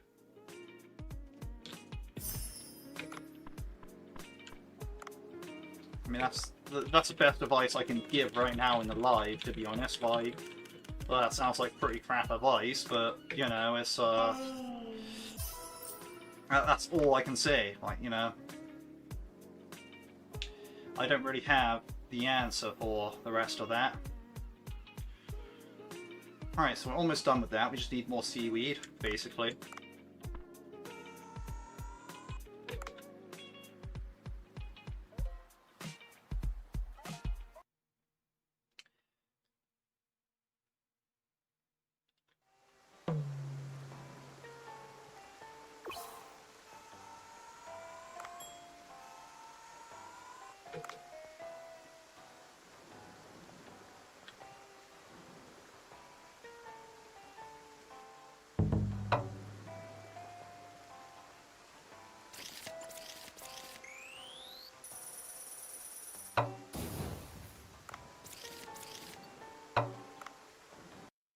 Yeah, the main thing about the figures, I was surprised that you can actually get them all in one dive. That's the main thing I was surprised about.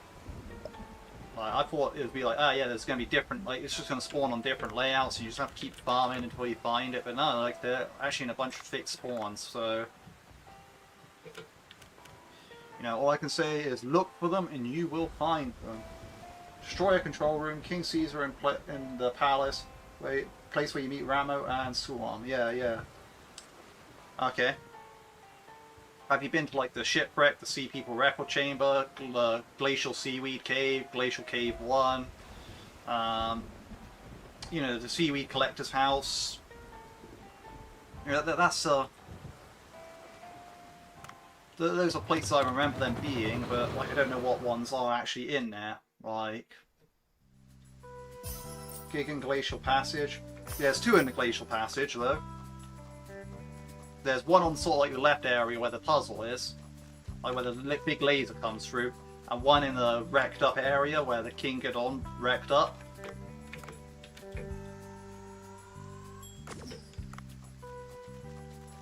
So there's like one in like sort of like the upper left glacial, like the area off to the left of the glacial passage, and there's one in the bottom right of the area of the glacial passage.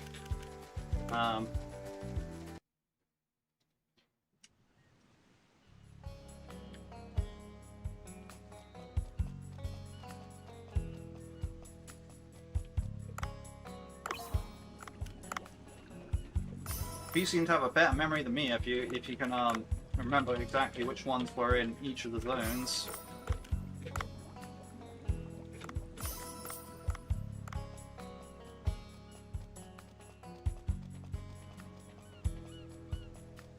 In the depths entrance.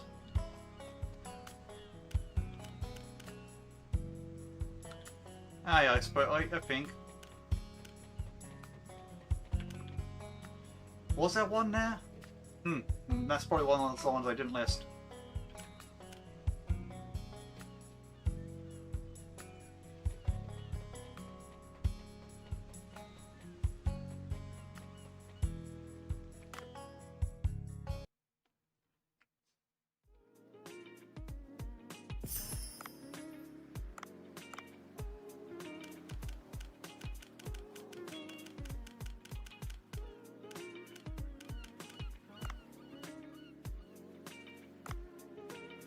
Yeah, I'm pretty sure you can actually skip back in the VOD as well. So this is YouTube, not Twitch. So, you know, you can skip back in the VOD. Like, I start the collectible hunt, like, around, like,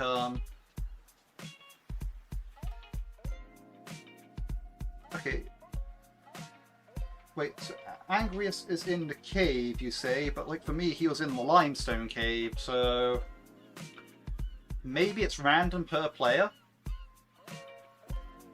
I have to check that out, like my other save. Like, really, I need to do more research. But yeah, but what I can say is, if you go back to like 1 hour and 35 minutes into like the VOD, assuming you got the one in the top right of the shallows, yeah, I go through literally all of these, like all the other collectibles, like in like an hour of that point. So, if you're really that desperate, like for that, like right now. You know, you could probably like go back in the VOD and, you know, sort of like watch through it like ×2 speed or something, or like, you know, I'm not even sure. I don't think you actually can change the speed during when it's live, but you know, you can go back in. You can go back in from like an hour 30 mark, hour 35 mark, and you know, you'll see what I was doing at the time, and you know, maybe they'll find me finding Shin Godzilla.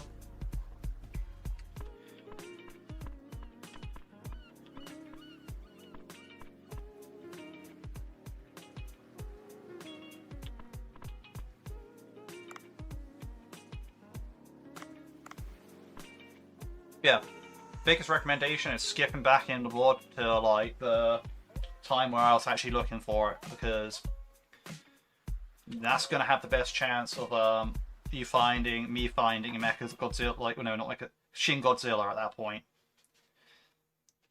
because that's when you need, like, you know, hopefully, I mean, hopefully it's the same, but it could end up being like a case of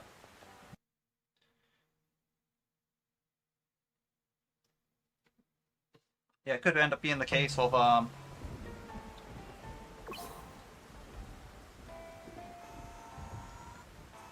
it's different for everyone, like the figures just in a random order and you just get random figures.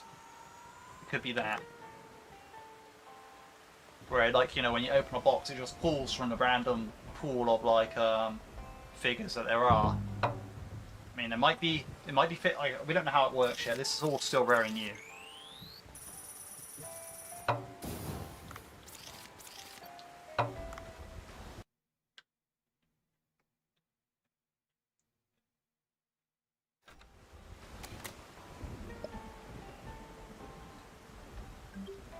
Farming report is available.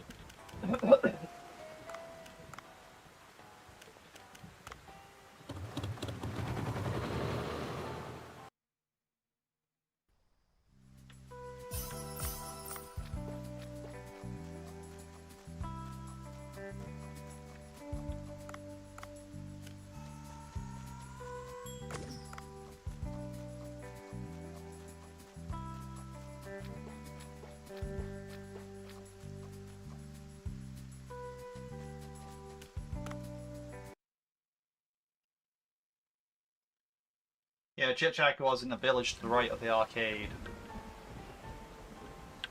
So if you're saying that, then chances are they might be the same for everyone. In which case, yeah, I'd recommend going back through the VOD. Like, have you been to the Glacial Seaweed Cave? You know, the one where you swim through all the... You have to swim through the strong current to get to, like, the Bladerack and higher Loanmer.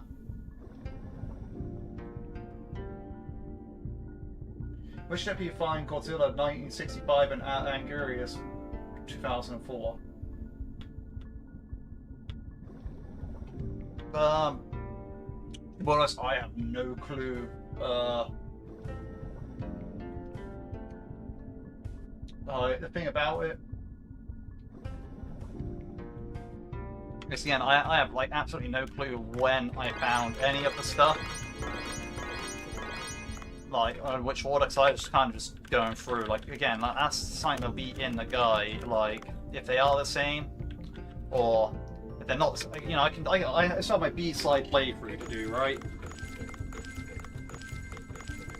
So, No, 50 and 90 meters is not where you actually found them. That's actually the size of the kaiju, like, you know, the size of the Godzilla, right? Because that's a stat that people like to look at. Is in the app it shows you the height of the monster, hence why baby Godzilla's only 13 meters tall. I mean, I understand.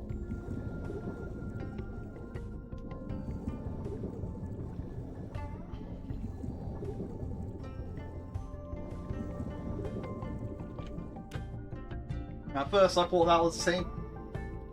Yeah, I mean, I mean, at first I thought the same thing. I was like, wait a minute, it's not. And it's like, okay.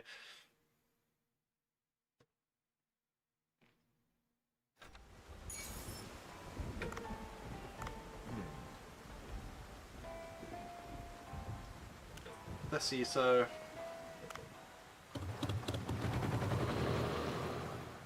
Yeah, I'm not going to be able to actually upgrade this dish yet, yeah.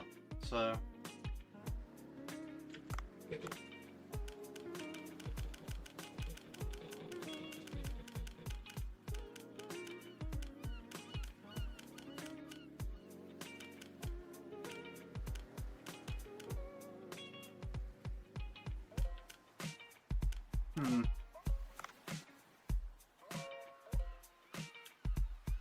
Yeah, as I say, Tower God, like, the best, if you're really looking for it, like, I mean, if you skip back in the VOD to, like, when I was, like, 1 hour 35 in, you should be able to, like, just watch through, although, yeah, it might be a bit long, but, like, you know, within an hour, I've got all the figures, so, you know, at that point, it's sort of like, except for, like, the Jet Jaguar one, which took a bit longer, but point being, it's like, yeah, if you skip back in the VOD and start watching from, like, 1 hour 35, you should be able to find,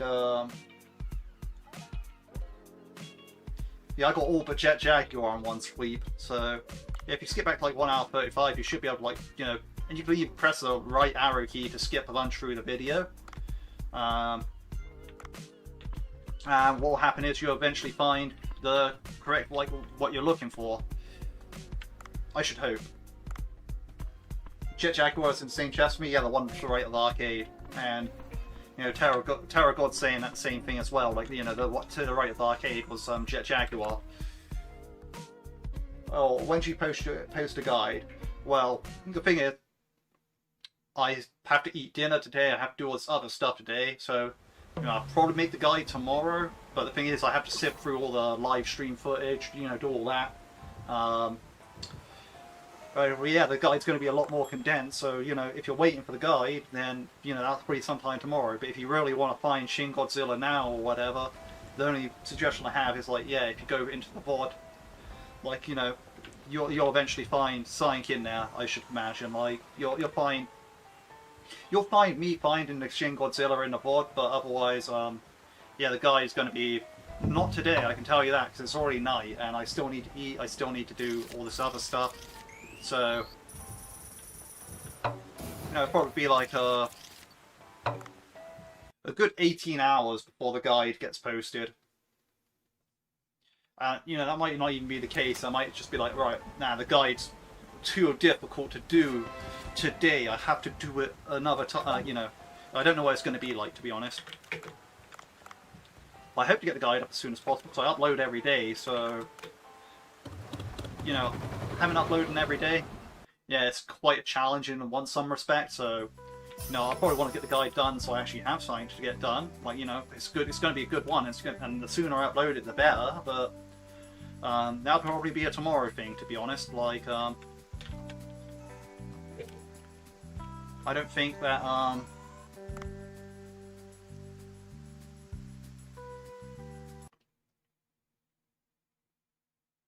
I don't think there's going to be a time tonight for me to make the guide. And even still, even if I did, I'd want to upload it tomorrow anyway, because it's better for my algorithm that way. Like, you know, having one a day. And this counts as today's video. So, and if it doesn't, I have like a live stream announcement in its place in the video timetable slot. So it's like, yeah, that's how YouTube goes. Like, if you want to be in the algorithm, you gotta play by a certain set of rules.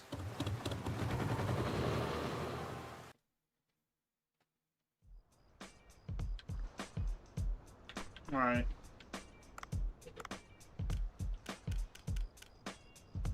Okay, I can't do that one because that's actually got using up seaweed, so...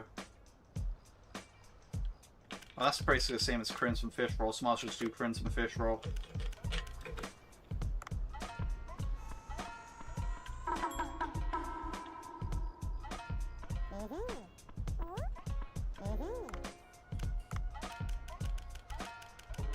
Yeah, I've almost got this Godzilla dish upgraded. Where is it? It's probably jumped around a bit because of, yeah, there it is. Right, so... That'll put me on 42.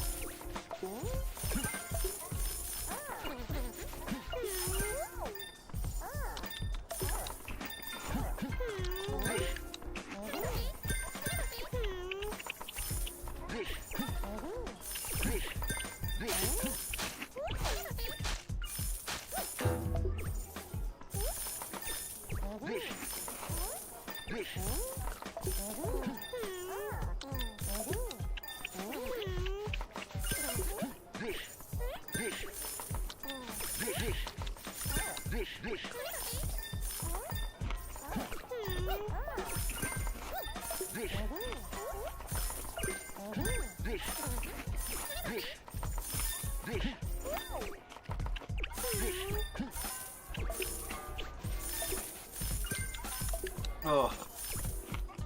See that? Not all the plates got cleaned in time. Always bothers me. Like, oh no, this stuff in front of me isn't cleared within 5 seconds, I'm leaving. It's like, nah.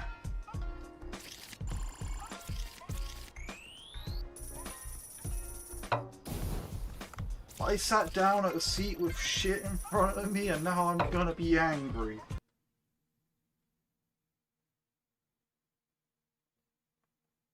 Like, you know, that's literally what the customers are doing. It's like, well, what do you want? Like, sorry I couldn't clean your shit instantly, man.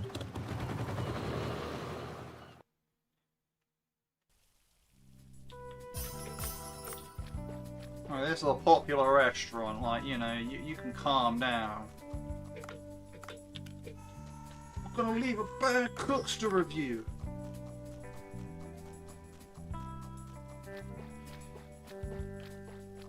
Right. You know. Oh, fuck off with that farming report.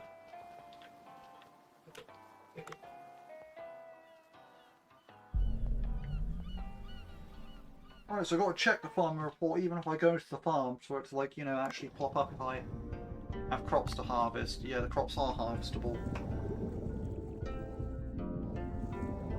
Right, so this is the second to last lot of seaweed I need. I just need one more lot of seaweed after this.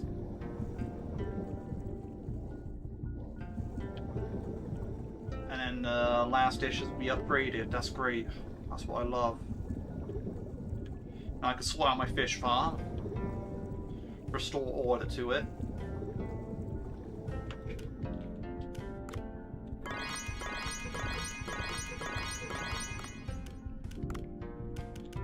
Seaweed.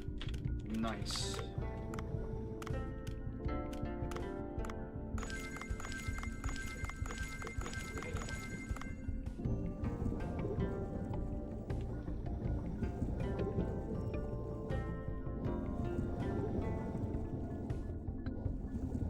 Alright, so that should be done in 2 days.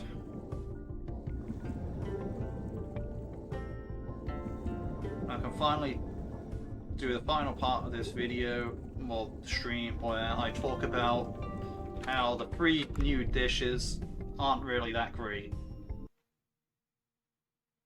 but they do give coverage. That's all I can say.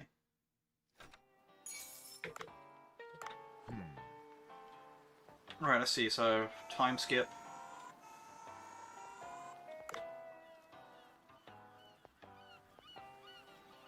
Dave's happy reading his book there. Great time, great time.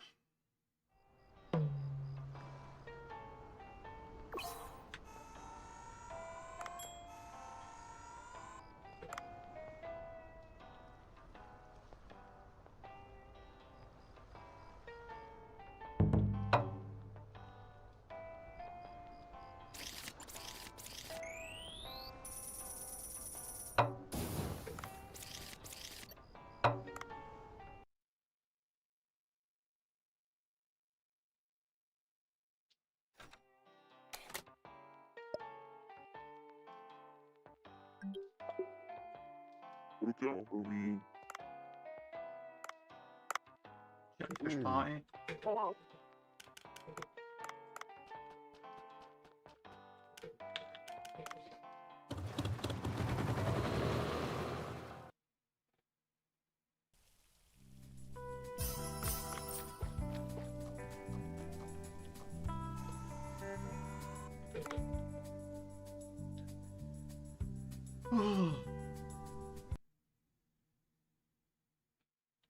I believe he said it will be his next video after live stream, so be sure to click that bell icon. You know it. Yeah. Subscribe, hit that bell icon, and you know, you get notified when the guide comes out. It'd be great. I actually could use more subscribers. That's the thing. Although actually, yeah, I've been growing more than you know, this past month has been really good for no particular reason. Like, literally, like, it's just like, oh yeah, have better growth than normal, right? And I'm like, okay. But I didn't do anything special. It's like, yeah, but you have better growth. Like, you know, I'm experiencing the same growth that I did when I initially launched my channel. Well, not launched, but like, you know, initially did all the Dave the Diver guides. And, in fact, I'm experiencing the best growth I've had ever in my YouTube channel, right? Like, so I had like a good spike when I actually started doing Dave the Diver guides, like way at the beginning of like my main stuff. I also had a spike when the Dredge DLC came out, but I didn't actually have much of like impact like on the October update. But yeah, and for some reason a month ago, I started getting like a bunch of my old videos just started getting more views, and a bunch of my new videos got some views. Like, you know, and I was doing like a GTA San Andreas run at that point, well, not run, but like, I mean, playthrough at that point. So it's like, well, yeah, it's kind of random. Like, you know, that's not really like, you know, and it wasn't the GTA San Andreas things that were getting views.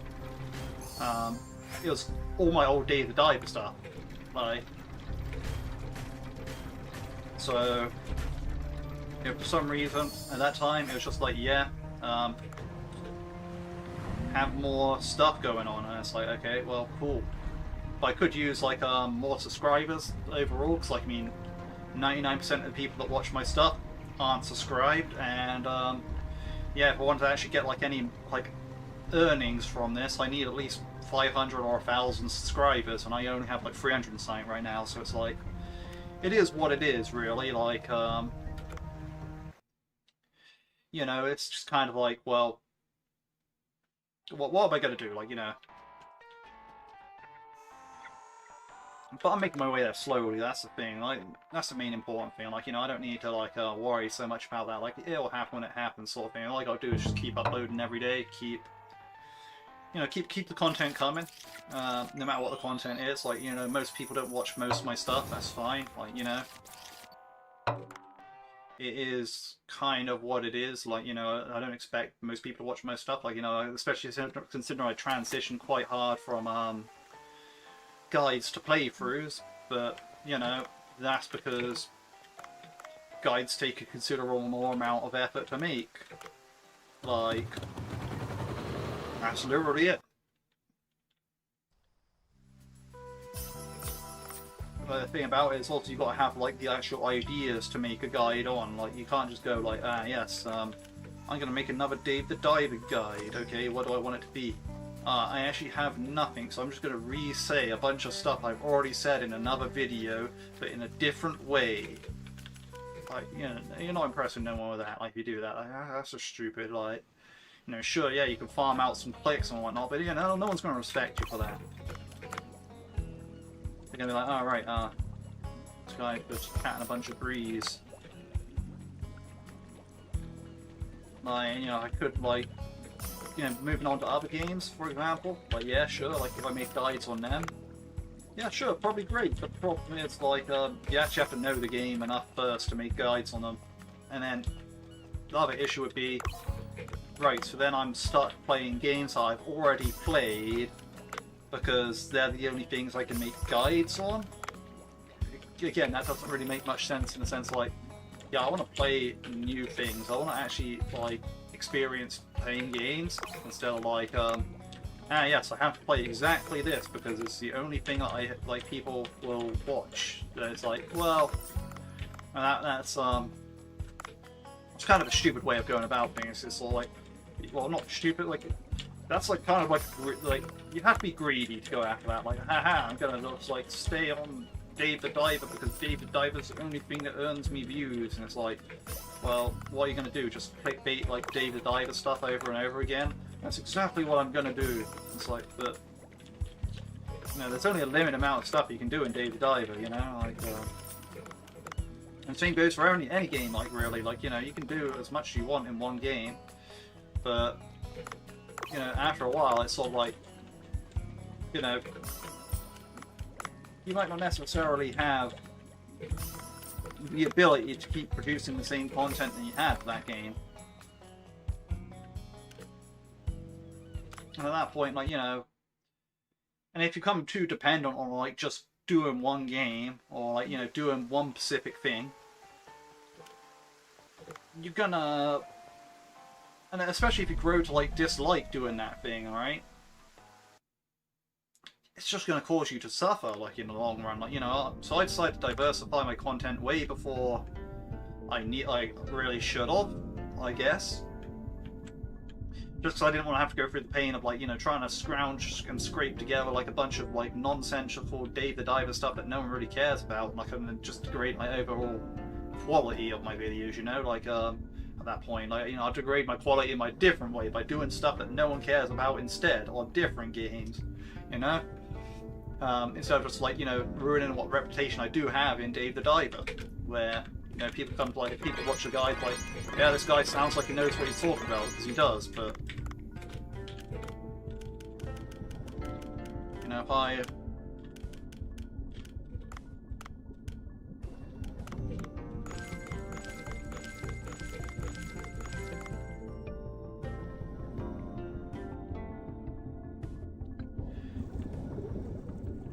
was just like, yeah, trying to like grasp at straws, it just becomes stupid in the end. Like, you know, that's the whole point. Like,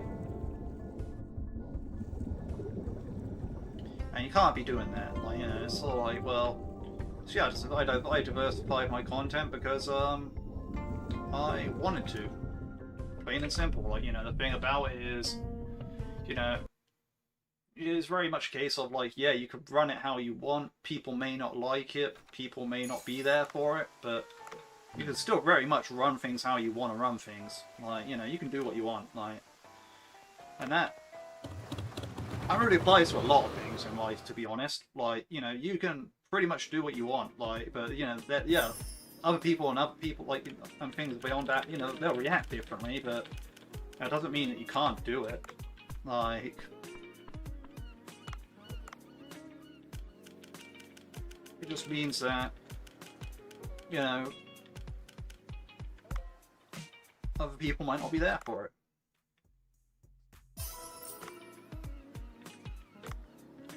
Now, let's look at these 3 new dishes and see how bad they are, yeah? Right. So, here we are. It's these 3, right? So. Oh. Where do I begin?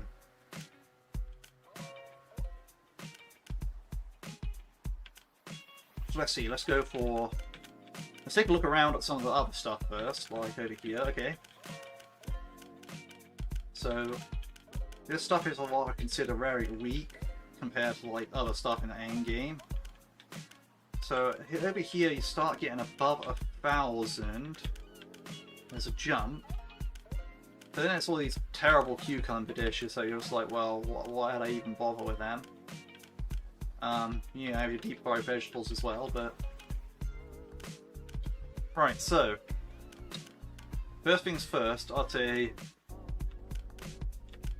These end up worse than a boss dish, but they're better than most boss dishes, but okay, that's not a fair assessment. Lusker is a different boss, but... So basically, these two here, they're so weak that they are basically at the starting of like what I call the upper end of the menu. They're not really anything that's particularly great. Like, you got... Basically... I mean, yeah, this one does count as a lobster party dish, and this one does count as a jellyfish party dish, but really they don't stand up to like other stuff. Like maybe this one as a jellyfish party dish is kind of useful in a sense, like, but you know, as soon as you get seasoned jellyfish, it's just out the window, done. Like, you know, you don't need to worry anymore, like, because seasoned jellyfish is just going to be so much better to actually gather for, I think. This one needs seaweed and comb jelly, whereas this one needs, and also miso, but this one just needs fried egg, garlic, and black coral. So okay, maybe this one does have a bit higher end ingredients, but it's definitely more worth it. And this one's just kind of naff. And also it only has 6 servings, so compared to like, oh, this one does have 6 servings as well, but it's a jellyfish dish, you kind of expect low servings at this point. Like, you know, that one's got 1 serving, and then like, you know, that's a boss dish, and everything else is kind of just like dead because it's just like regular jellyfish with 1 serving. So can't really complain. You know, this is the second best jellyfish dish really, but at the same time it's not really anything wild, you know. It's kind of just like a generic thing. We have this here, which is a lobster dish, but the thing is, it's beat by Crystal Lobster Roll, for example. Like, it's beat hard by Crystal Lobster Roll. And it only gets worse there, because like Crystal Lobster Roll isn't even that significant a dish. Like, you know, you have like stir-fried habanero lobster. I'm pretty sure there's way more higher up lobsters here, like lobster platter, for example. Like, although, yeah. And although, yeah, it's a 9 serving dish, if you're really concerned about that, Crystal Lobster Roll's 9 servings, so what are you going to do? Like, you know, it's kind of just better. This kind of just, like, not even that great a dish. Like, you know, and its selling price is quite low. You know, compared to, like, bunch of the other stuff. Like, it's not hitting that 1,480 mark like a lot of dishes are. Like, it's not hitting the 1,480 wall. It's not hitting the 1,400 wall. You know, it's barely hitting the 1,300 wall. Like, you know, it's kind of like, you know, it's not beating out this, so it's kind of like, well, what is it doing? Then you have this one, the Godzilla vs. Ebirah curry. Now, this one is actually probably the best one out of these 3 dishes, but don't get me wrong, it's still pretty bad, right? Like, so yeah, sure, it actually beats out the boss dishes, and it has 9 servings, so you know, it's good. It's good in that sense. Counts for both a lobster and a curry. So, like, you know, it does both lobster party and curry party, which is pretty good. You know, it doesn't take like these amazing expensive ingredients, like, you know, it's just European lobster and moray eel, which is, again, that's good. That's actually gives a use for the moray eel, and you know, that really helps out. But the thing about it is, you know, if you're going lobster party, you probably want to be going for like the lobster platter or something like that. If you're going like curry party, you probably want to be going for ice fish curry instead. And, you know, that's just really all there is to it. Like, you know, you're not, there are better dishes, like, you know, you just, like, yeah, this one's easier to make than some of the dishes. It's just not got that thing where it's like, yeah, I could be doing better with other stuff. So overall, these 3 dishes, although, yeah, they come in at, the other thing you've got to consider about these, though, is they do come in for free after Chapter 5, basically, because after a certain point in Chapter 5, that's when you unlock the Godzilla DLC, basically. So, after you unlock it, you get to, you know, do, well, like, one quest and a night event, and then it happens. So, you know, it's pretty much a one-day thing. As soon as it, like, comes up, like, you know, you basically unlock these by the end of the day, like, for the next day in the game. So, you know, these are alright in that sense. Like, they come in for free, but upgrading them all to this max level, unless you already have, like, tons of ingredients, like for this one, you're not going to get this one. I got the max level instantly because I just had tons of stuff for it. These ones weren't so easy to get the ingredients for, so... And even still, they're just not... They're not there, in my opinion. Like, you know, you can look at the things like, say, for example, let's just run a Michael Bang event. It's probably easier to get a hold of. Like, and some of these, like, you know, okay, maybe I have to grow rice, but, you know, this is a better dish, right? Now, like, I could probably find other stuff, like, you know, the hot pepper tuna. You just get this from, like, Django, like, it's a better event. It's already better, like, although, yeah, it takes sea grapes as well, but, you know, this Crimson Fish Roll, a good thing to compare it to.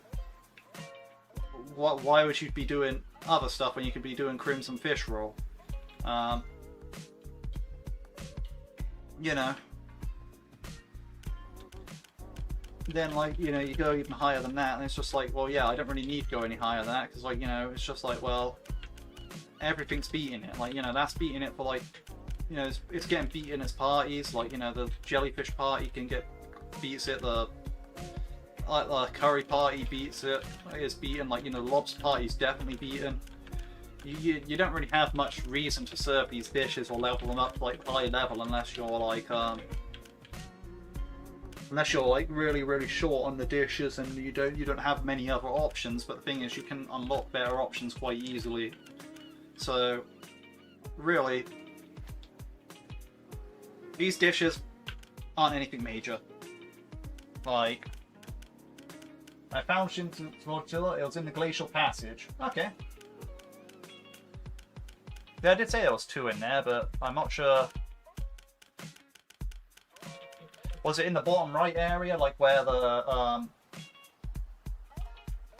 was it behind the ice wall? So I remember it's one where you have to melt the ice wall with a divine tree fruit, and there's one where you have to go down to where, like, the giant Gadon was and just go through the door to the right.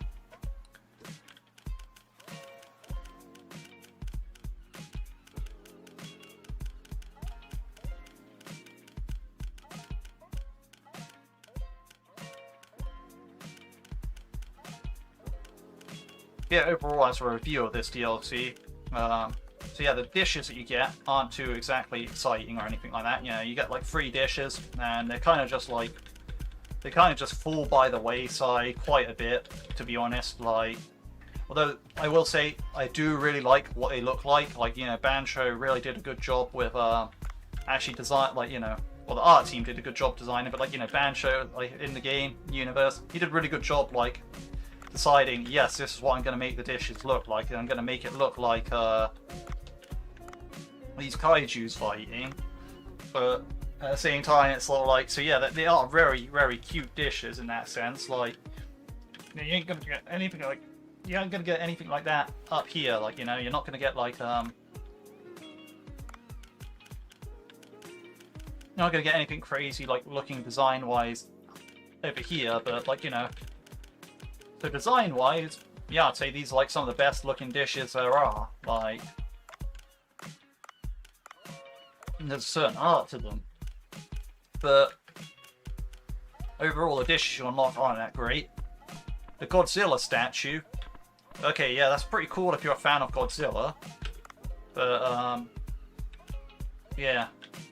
I'm gonna go back to the lamp I had because, well, yeah, I just want my lamp back. But yeah, so, you know, you get the Godzilla statue, which is pretty cool. Like, to be honest, that is a nice touch. But other than that, I think that's literally it. Like, you get like you get those 3 dishes, you get the Godzilla statue. You know, it's a fun quest to go through. Like, you know, it's a pretty good boss fight. Oh, and also on top of that, you get like the little Kaiju Codex where you can, like, you know, play all your Godzilla sounds.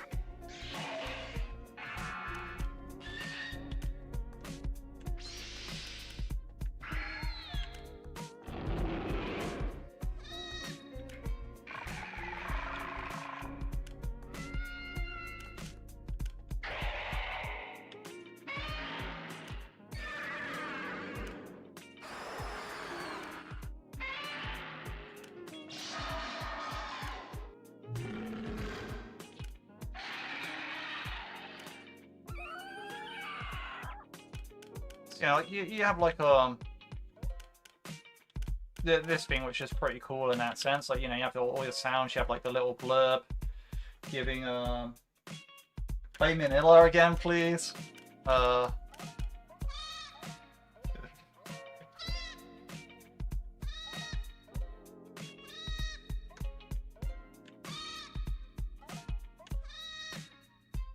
think it sounds like different ones. Like, you hear that? There's quite a few different ones in here.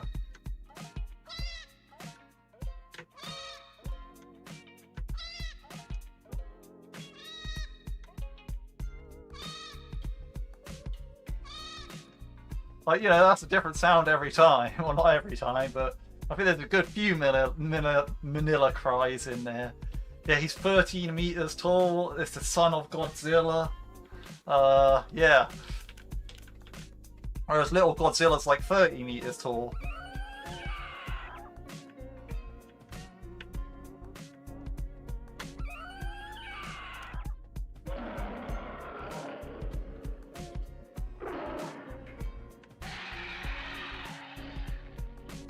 Whoa, I just realized a bunch of them all have different sounds.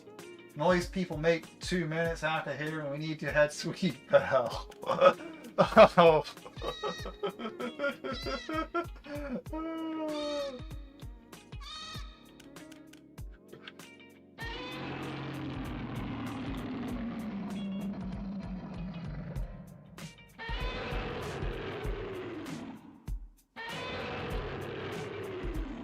Okay, so the play sound button, actually there's different, like, there's multiple different sounds in here. Now that's actually oh,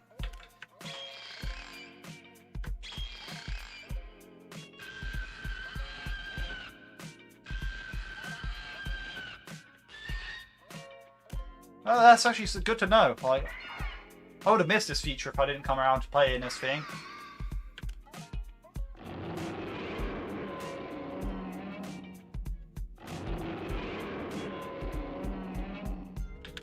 But yeah, like, so you get this little thing where you get the little blurb of all this stuff, like, yeah,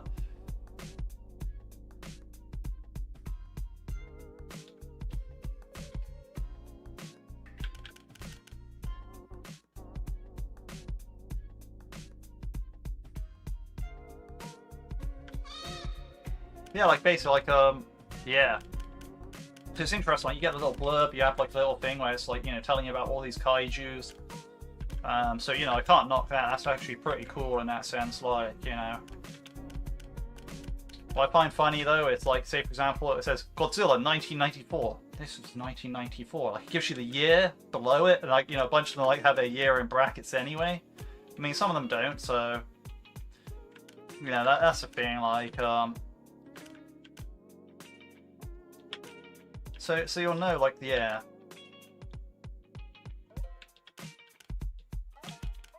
It's also interesting to see, like, how the Godzillas have grown over the years.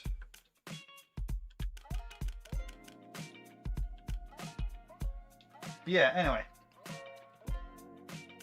time to save, because I actually haven't done that the entire time, right? Like, you know,